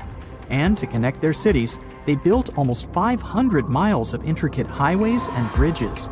Oh, and not to mention the complex architecture of their religious buildings, such as Angkor Wat, one of today's most visited tourist sites in Cambodia. It took over 30 years to build, and it spreads over almost 500 acres. Back in the day, its towers were probably decorated with gold, but today, the site is a maze of vine-covered temples. Like your fellow researchers that came here before you, you're unsure of what caused this civilization to be wiped off the map. One possible guess has to do with the climate in the region. Strong monsoons might have caused massive floods and severe damage to the infrastructure, especially to the water system the Khmer people heavily relied on to survive. But another reason could have been regional conflict and immigration. Toward the end of the 15th century, the empire started to decline in numbers, and this could have weakened its strong power. You might not go home with many answers, but you've certainly learned a lot, huh? Do you remember 2011? Well, play along with me. A diver is set to go deep into the waters of the Musi River, located in the heart of an Indonesian island. He is one among many who have been getting unbelievable artifacts from the bottom of the river. Little by little, divers and fishers discover a long-lost Sumatran civilization. Known as the Island of Gold, the kingdom of Srivijaya was most likely the closest to a real-life El Dorado there has ever been. However, it disappeared late in the 13th century, and until recently, researchers didn't even know the exact location of the kingdom. Picture a civilization built on a river, a true water world, according to the archaeologists that have been studying Srivijaya. Houses, markets, and places of worship were built on wooden piles above the level of the water. Citizens moved around like modern-day Venetians in simple boats. Srivijaya was known to be a rich and important kingdom. It existed from the 7th to the 11th century CE. It was part of the Silk Road, and anyone traveling from east to west had to pass through the city. Their kings were smart and gained control of the Malacca Strait, which allowed the town to have total control over trading routes in the region. If anything, they sure were honoring the town's name. Srivijaya translates from Sanskrit into prosperous victor, or simply glorious. The kingdom was an important commercial outpost of ancient times. It was strategically located among the most influential commercial routes of the ancient world, which means its citizens became extremely rich. Ancient wealthy societies used to overly display their gold and precious metals. They would often use these metals as offerings to their deities, or they would use them to forge large statues and to make jewelry for kings and queens and decorations for their palaces. Srivijaya wasn't different. Local Indonesian divers who have been exploring the half-mile of the Musi River near the city of Palembang have found some evidence. So far, they've discovered a life-size statue of Buddha, jewelry studded with precious gems, temple bells, mirrors, golden jugs, and other items. No official archaeological excavations have been done in the area, so these artifacts are the first items of the Srivijayan Empire ever found. Sean Kinsley, a British maritime archaeologist who has reported on these discoveries, says he is truly surprised. For long, people have been speculating about the true wealth of Srivijaya, and it seems that the rumors have been confirmed. We're starting from ground zero, he says. We don't know what clothes the people of Srivijaya wore, what their tastes were, what kinds of ceramics they like to eat off. Even though this discovery has brought excitement to the scientific community, there is a downside. Divers and fishers sell the retrieved artifacts at the International Antiquities Market before archaeologists can take a look at them. Researchers could try to buy some items, but they're sold for millions of dollars worldwide. Most of the information we know about this El Dorado of the East was learned from merchant accounts of the city. These descriptions say Srivijaya was a kingdom of human-eating snakes and multilingual parrots. That's weird. Some say its active volcanoes gave the town an eerie and enigmatic sight, and all stories emphasize the amount of gold available there. Travel reports were a common way to describe cities in ancient times. In case you didn't know, this is how the legend of El Dorado originally began. As European explorers began their excavations in South American lands back in the 1500s, the word got out that an Amazonian civilization used to paint their leader in gold as an offering to higher powers. The legend of El Hombre Dorado, also known as the Golden Man, began to quickly spread around Europe. It turned out that it was only a ceremonial piece of pre-Columbian civilization. It had nothing to do with the land of infinite gold. Now, no one knows what brought about the decline of the Srivijaya Empire. Some speculate that its active volcanoes could have swallowed it, or maybe wooden houses built above the river eventually sank. Maybe if divers keep retrieving lost items from the bottom of the river, archaeologists will be able to figure out what happened to the city. It seems to be quite common in the history of the world. Some ancient civilizations disappeared without a trace, as happened with the Mayan civilization, for example. The Mayans managed to build one of the biggest empires in pre-Columbian America. It was believed to be home to over 2 million people, and it thrived for over 6 centuries. Its sudden demise is something that bothers archaeologists and scientists alike. The Mayans began to settle in South America as early as 1500 BCE. Their civilization spanned Mexico's Yucatan Peninsula, Guatemala, and Belize. They are believed to have built around 40 cities at the height of their empire. They also developed a complex hieroglyph system that has been studied since it was discovered by modern scientists. The Mayans were keen engineers, astronomers, and farmers. They were post-nomadic people that settled in vast areas of farmland where they could grow corn and other types of vegetables. Archaeologists are still learning a lot about the Mayan civilization by examining their ruins. The city of Chichen Itza, located in the Yucatan Peninsula, is one of the most important Mayan sites unearthed today. The site is made up of a total of 26 ruins, and it is home to a world-famous pyramid known as El Castillo. It consists of a series of square terraces with stairways on each of the 4 sides of the temple. It was built as an homage to a feathered serpent deity. The Mayans were such architectural geniuses that they managed to build a pyramid that cast a particular shadow. More specifically, in the late afternoon during the spring and fall equinoxes, the pyramid casts several triangular shadows that create the illusion of a feathered serpent crawling down the pyramid. And they created this with none of the tech we have today. The city is so amazing that since 2007, It has been considered one of the 7 wonders of the New World. The Mayan Empire thrived for over 6 centuries due to their wise resource management system and astronomical knowledge. They were able to accurately predict eclipses and, using their rudimentary technology, could even locate Venus and Mars.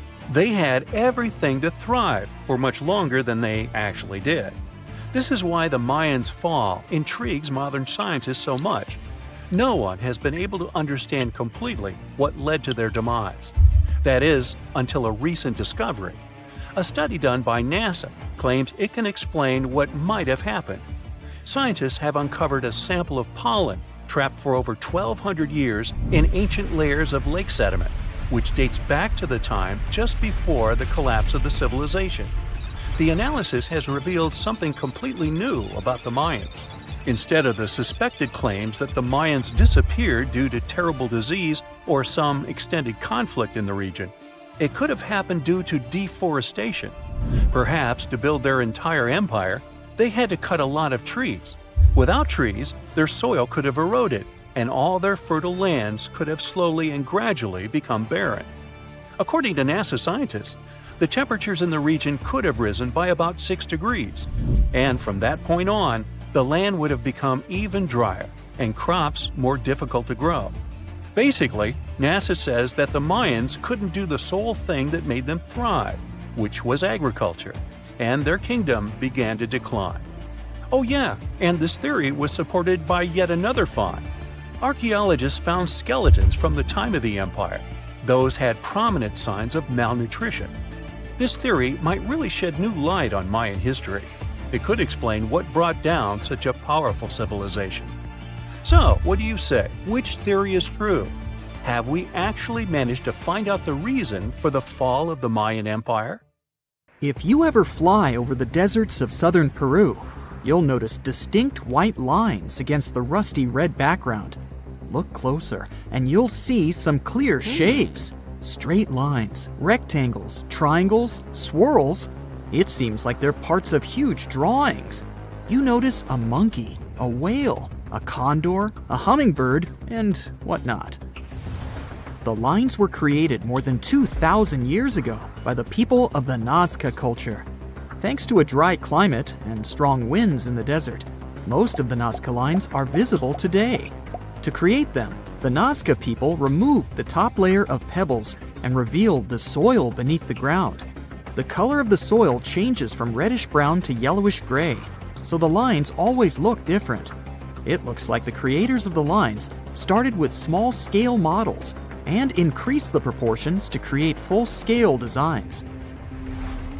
Scientists have tried to decipher the meaning of the Nazca lines ever since they were first discovered in the 1920s.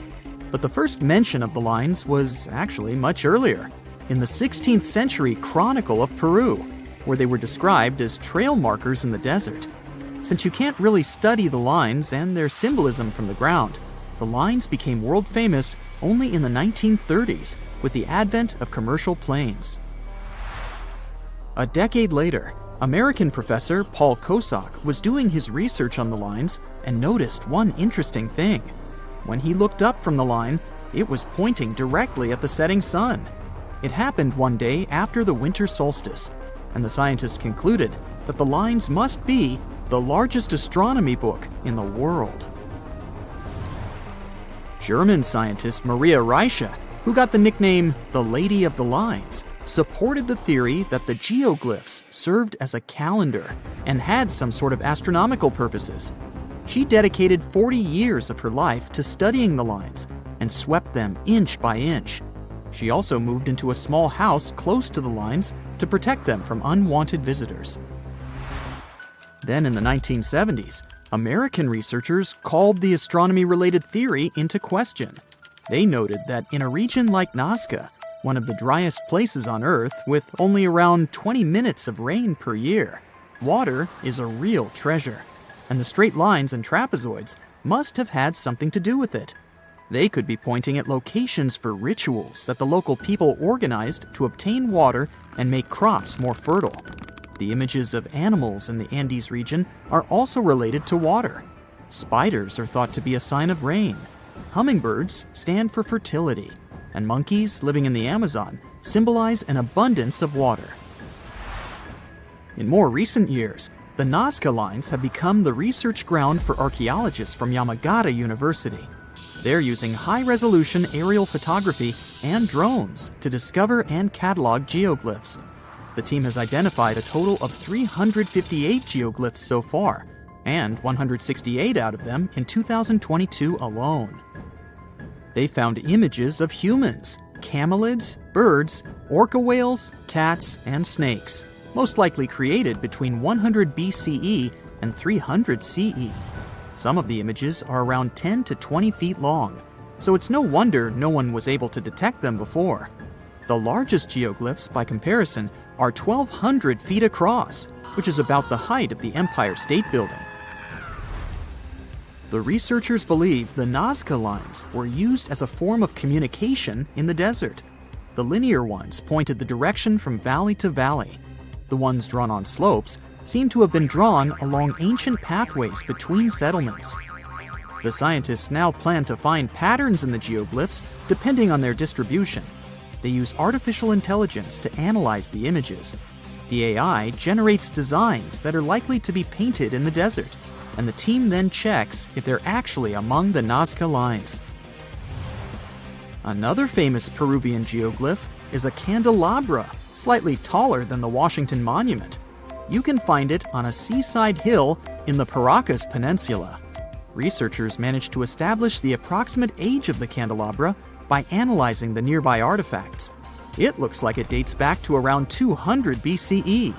The drawing is etched deep into the sand, and it was never meant to look like a candelabra. One theory says that the drawing was supposed to resemble the trident of an Incan deity to please it. Another popular theory is that sailors used it as a beacon for navigation. Effigy Mounds National Monument on the Mississippi River has 195 known Native American mounds. Most of them are conical in shape, and there are also several that look like birds, deer, turtles, bears, and panthers. Scientists have established that the mounds date back to around 450 BCE, and the images are somewhat younger. A study of the mounds found some copper, bone, and stone tools. The builders' descendants say that the mounds served as ceremonial sites. This story is passed down from generation to generation. Some historians believe the mounds could have been also used to mark celestial events or territories. The American Southwest and the nearby regions of Mexico have over 300 intaglios, which are giant images engraved in the ground. The most famous of them are the Blythe intaglios in California, west of the Colorado River. Blythe giants are a group of 6 figures, including that of a human being and an animal. Scientists believe the images are somewhere between 450 and 2,000 years old. According to the local Mojave tribe, there is an image of Mustamho, the creator of life. The animal figure shows a mountain lion who served as his helper. The largest figure is almost as tall as the Leaning Tower of Pisa. The creators of the intaglios had to scrape the dark rock of the desert until the lighter soil showed up. It's nearly impossible to notice them from ground level. That's why they were only discovered in the 1930s, when a pilot flying over them accidentally looked down. The best way to see the giants is still from a helicopter. Kazakhstan can boast its own Nazca Lines, a cluster of around 260 earthworks in the north of the country. The steppe geoglyphs are a variety of geometric shapes, including squares, crosses, circles, and a 3-pronged design. The creators of the images used materials such as dirt, rocks, and lumber to build them out of the ground. A local economist first spotted the geoglyphs while browsing Google Earth in 2007. Archaeologists suppose that the structures go back 8,000 years, but they still don't know who built them or why. One theory says that the lines helped track the sun's movement. NASA got interested in the discovery since the lines are much older than the ones in Peru. They took photos of the steppe geoglyphs from space, trying to solve their mystery. Another fact that makes the lines so special is how huge they are. One of the largest of them has sides as long as an aircraft carrier.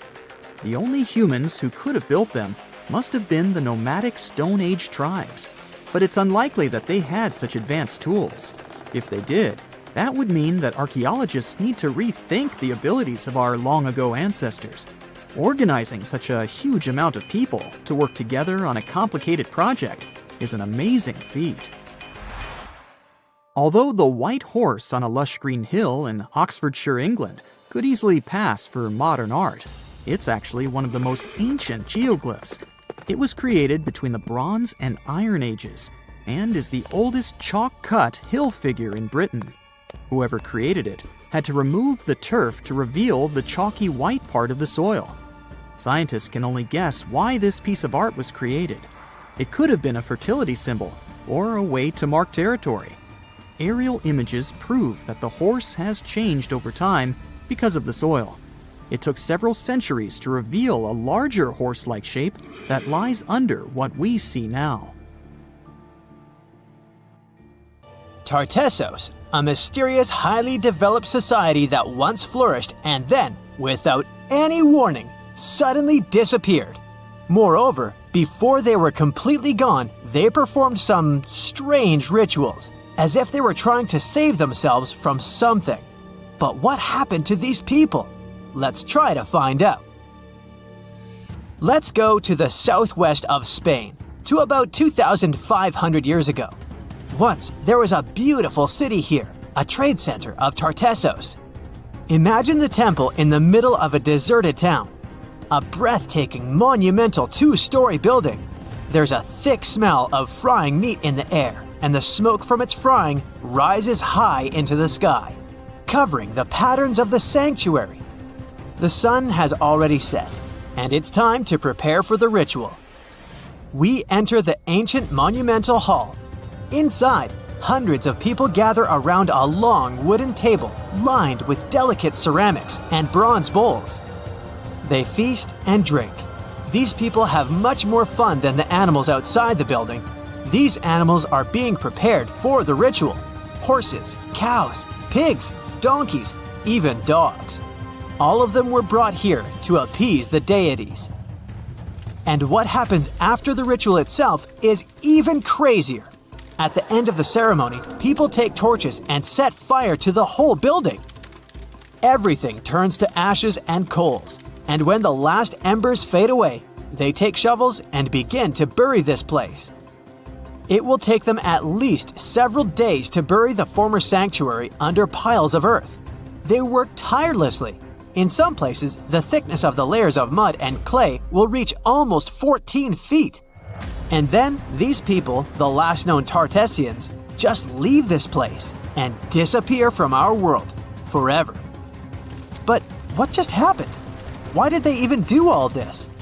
Let's start from the beginning. Tartessos was first mentioned in Greek and Roman texts thousands of years ago, but for a long time, we had no idea what it even was. All the descriptions were contradictory and confusing. Some archaeologists thought that Tartessos was a kind of seaport. Others thought that it was a river or a water reservoir. They even said this place could be connected with the mystical Atlantis. But there was nothing to back it up with, so the scientific community quickly rejected this idea. But today, we know the truth. Tartessos was an ancient civilization. It's been located on the Iberian Peninsula, one of the southernmost islands of Europe. It flourished in the 9th to 5th centuries BC, and then, around 2,500 years ago, suddenly disappeared. They were quite rich. The island had rich reserves of metal, so their economy was thriving. Silver, copper, lead, and other good things were mined in the local Sierra Morena mountains. Almost all the locals were engaged in trade. For them, it was a common thing. Isn't that strange that there were so few records left about them? And not so many monuments of their culture have survived to this day. In total, throughout Spain, scientists were able to collect around 20 archaeological finds related to Tartessos. 3 of them were excavated in the Guadiana Valley: Cancho Roano, Casas del Toruñuelo, and La Mata. Let's start with the first one. Cancho Roano was discovered in 1978. This find was one of the most significant pieces of the puzzle. This is one of the most beautifully preserved structures of the Tartessian civilization. Not only the walls have survived to this day, but so did the altar, the moat, and even several artifacts. For example, some jewelry and wine glasses. It was a square building surrounded by a deep moat filled with water. And, to be honest, we still don't know its exact purpose. We only assume that it could be an ancient temple. Some rituals were carried out there. For instance, they would set fire to the temple and cover it with thick layers of sand and clay. They even left some expensive artifacts inside, tools, gold jewelry, and so on. Moving on to the next find. Casas del Turruñuelo is one of the best preserved buildings in the entire Western Mediterranean.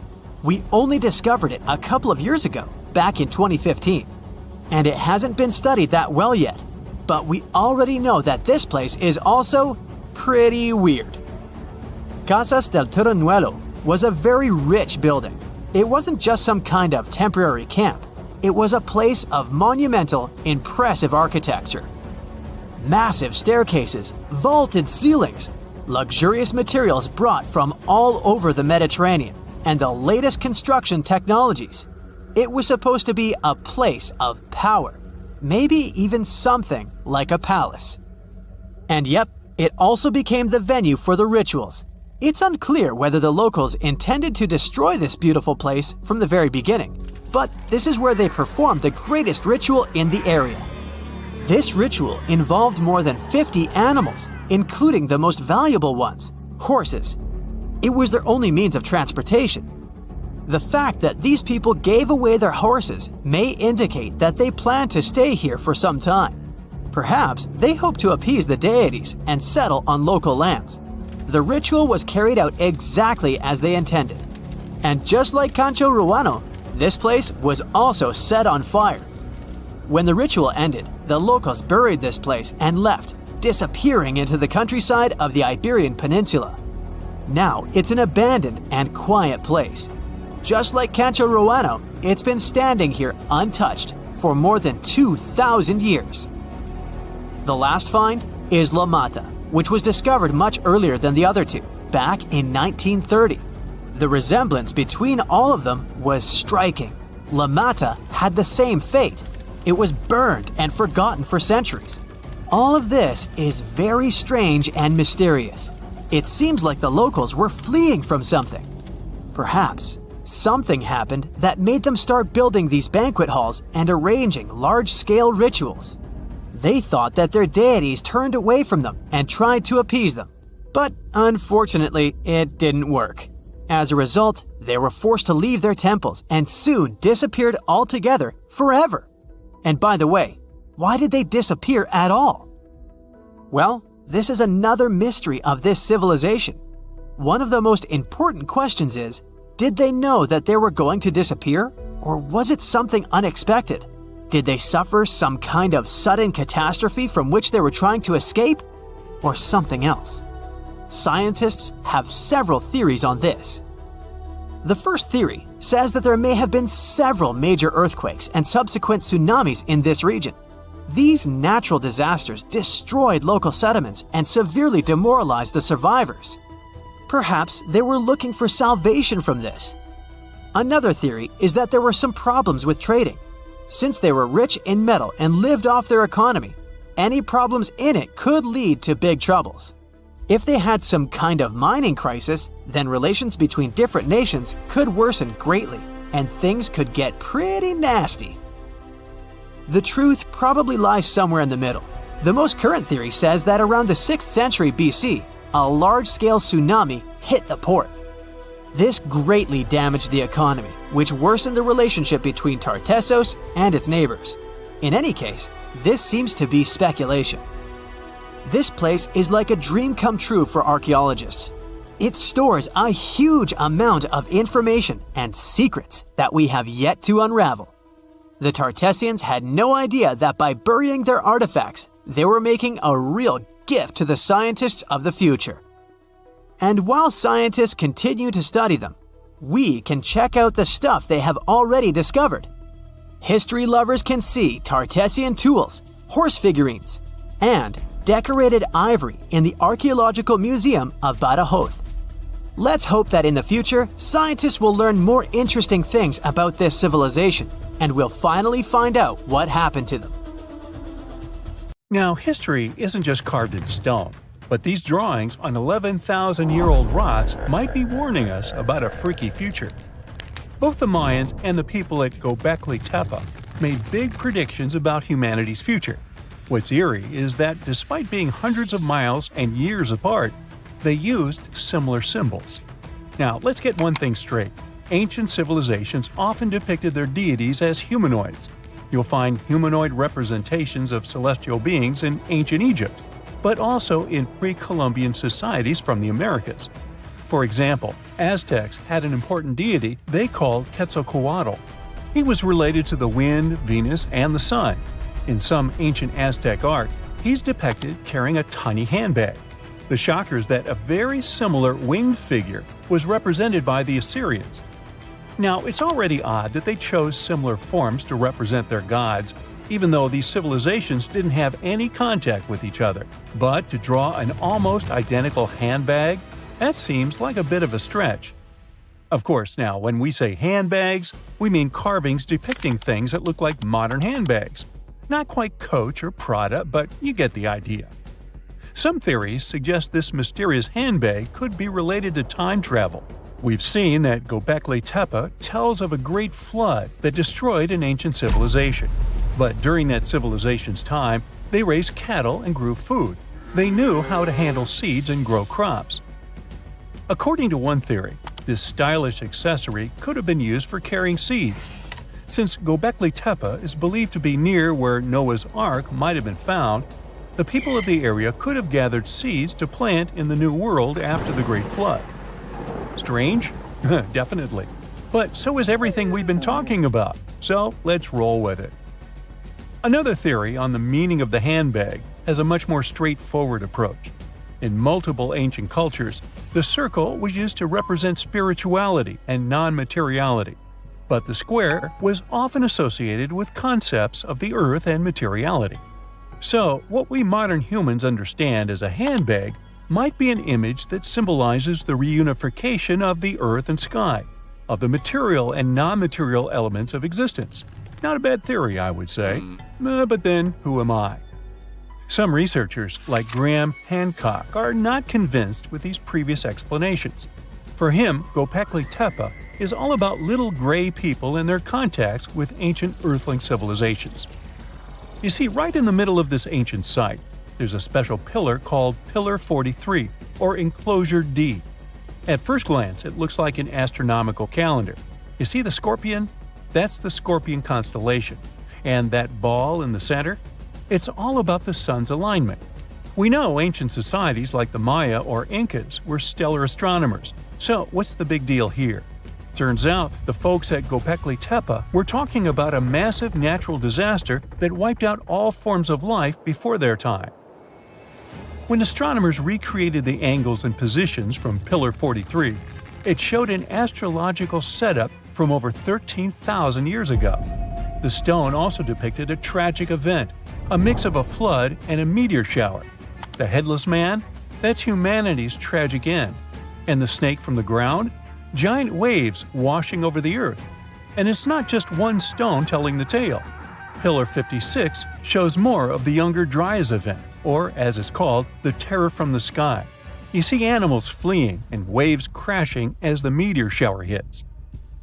But wait, while Pillar 43 gives us the exact date of the last disaster, Pillar 18 in Enclosure D gives us the date of the next possible wipeout. The art depicted in this pillar zooms in on the constellation of Aquarius. Now, you might have seen the movie The Age of Aquarius or heard some woo-woo theories about how we're entering this phase right now. You see what I'm driving at?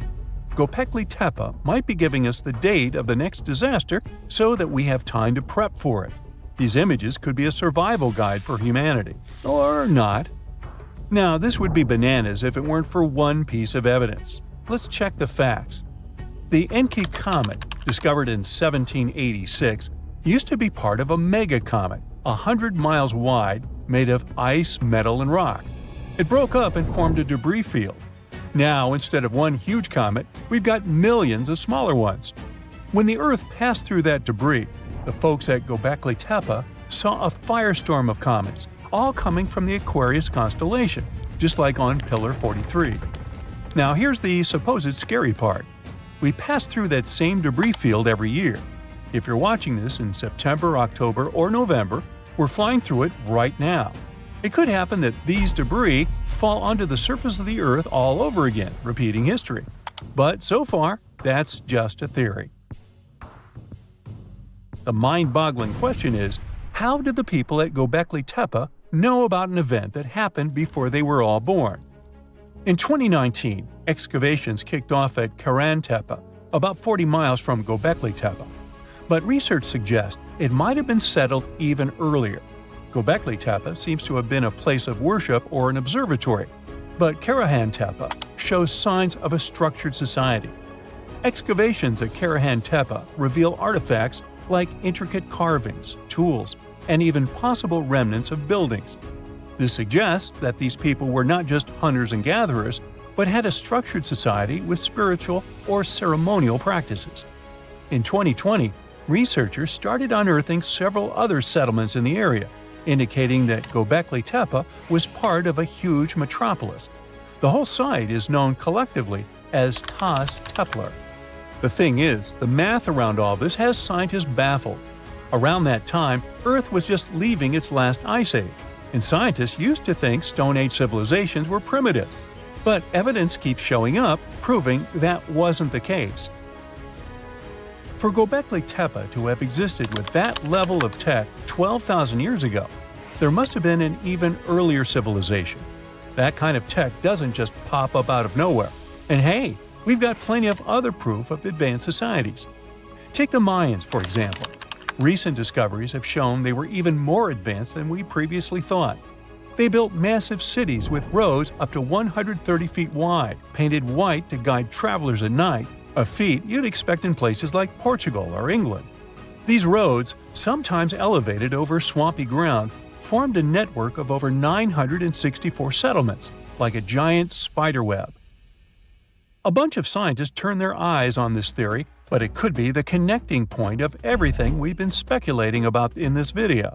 After all, the people from the sky could have come down and told the people from Göbekli Tepe about the destruction of a more ancient civilization than theirs. Or not. Remember, don't give up your critical thinking just because you see something on the internet.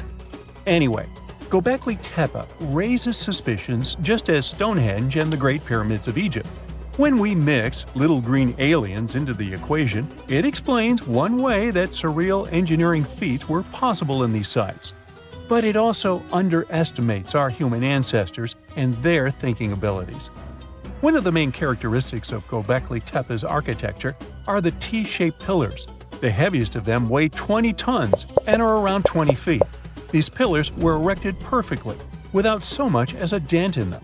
Sure, that's pretty hard to do without modern machines. But hey, maybe they figured it out and built it after much effort. Now, in case you don't know what I'm talking about, this old pal is supposed to have cracked the secret of the pyramid builders in modern-day America. He used it to build his own castle and other mesmerizing structures. So, hey, I guess we'll have to keep digging to find out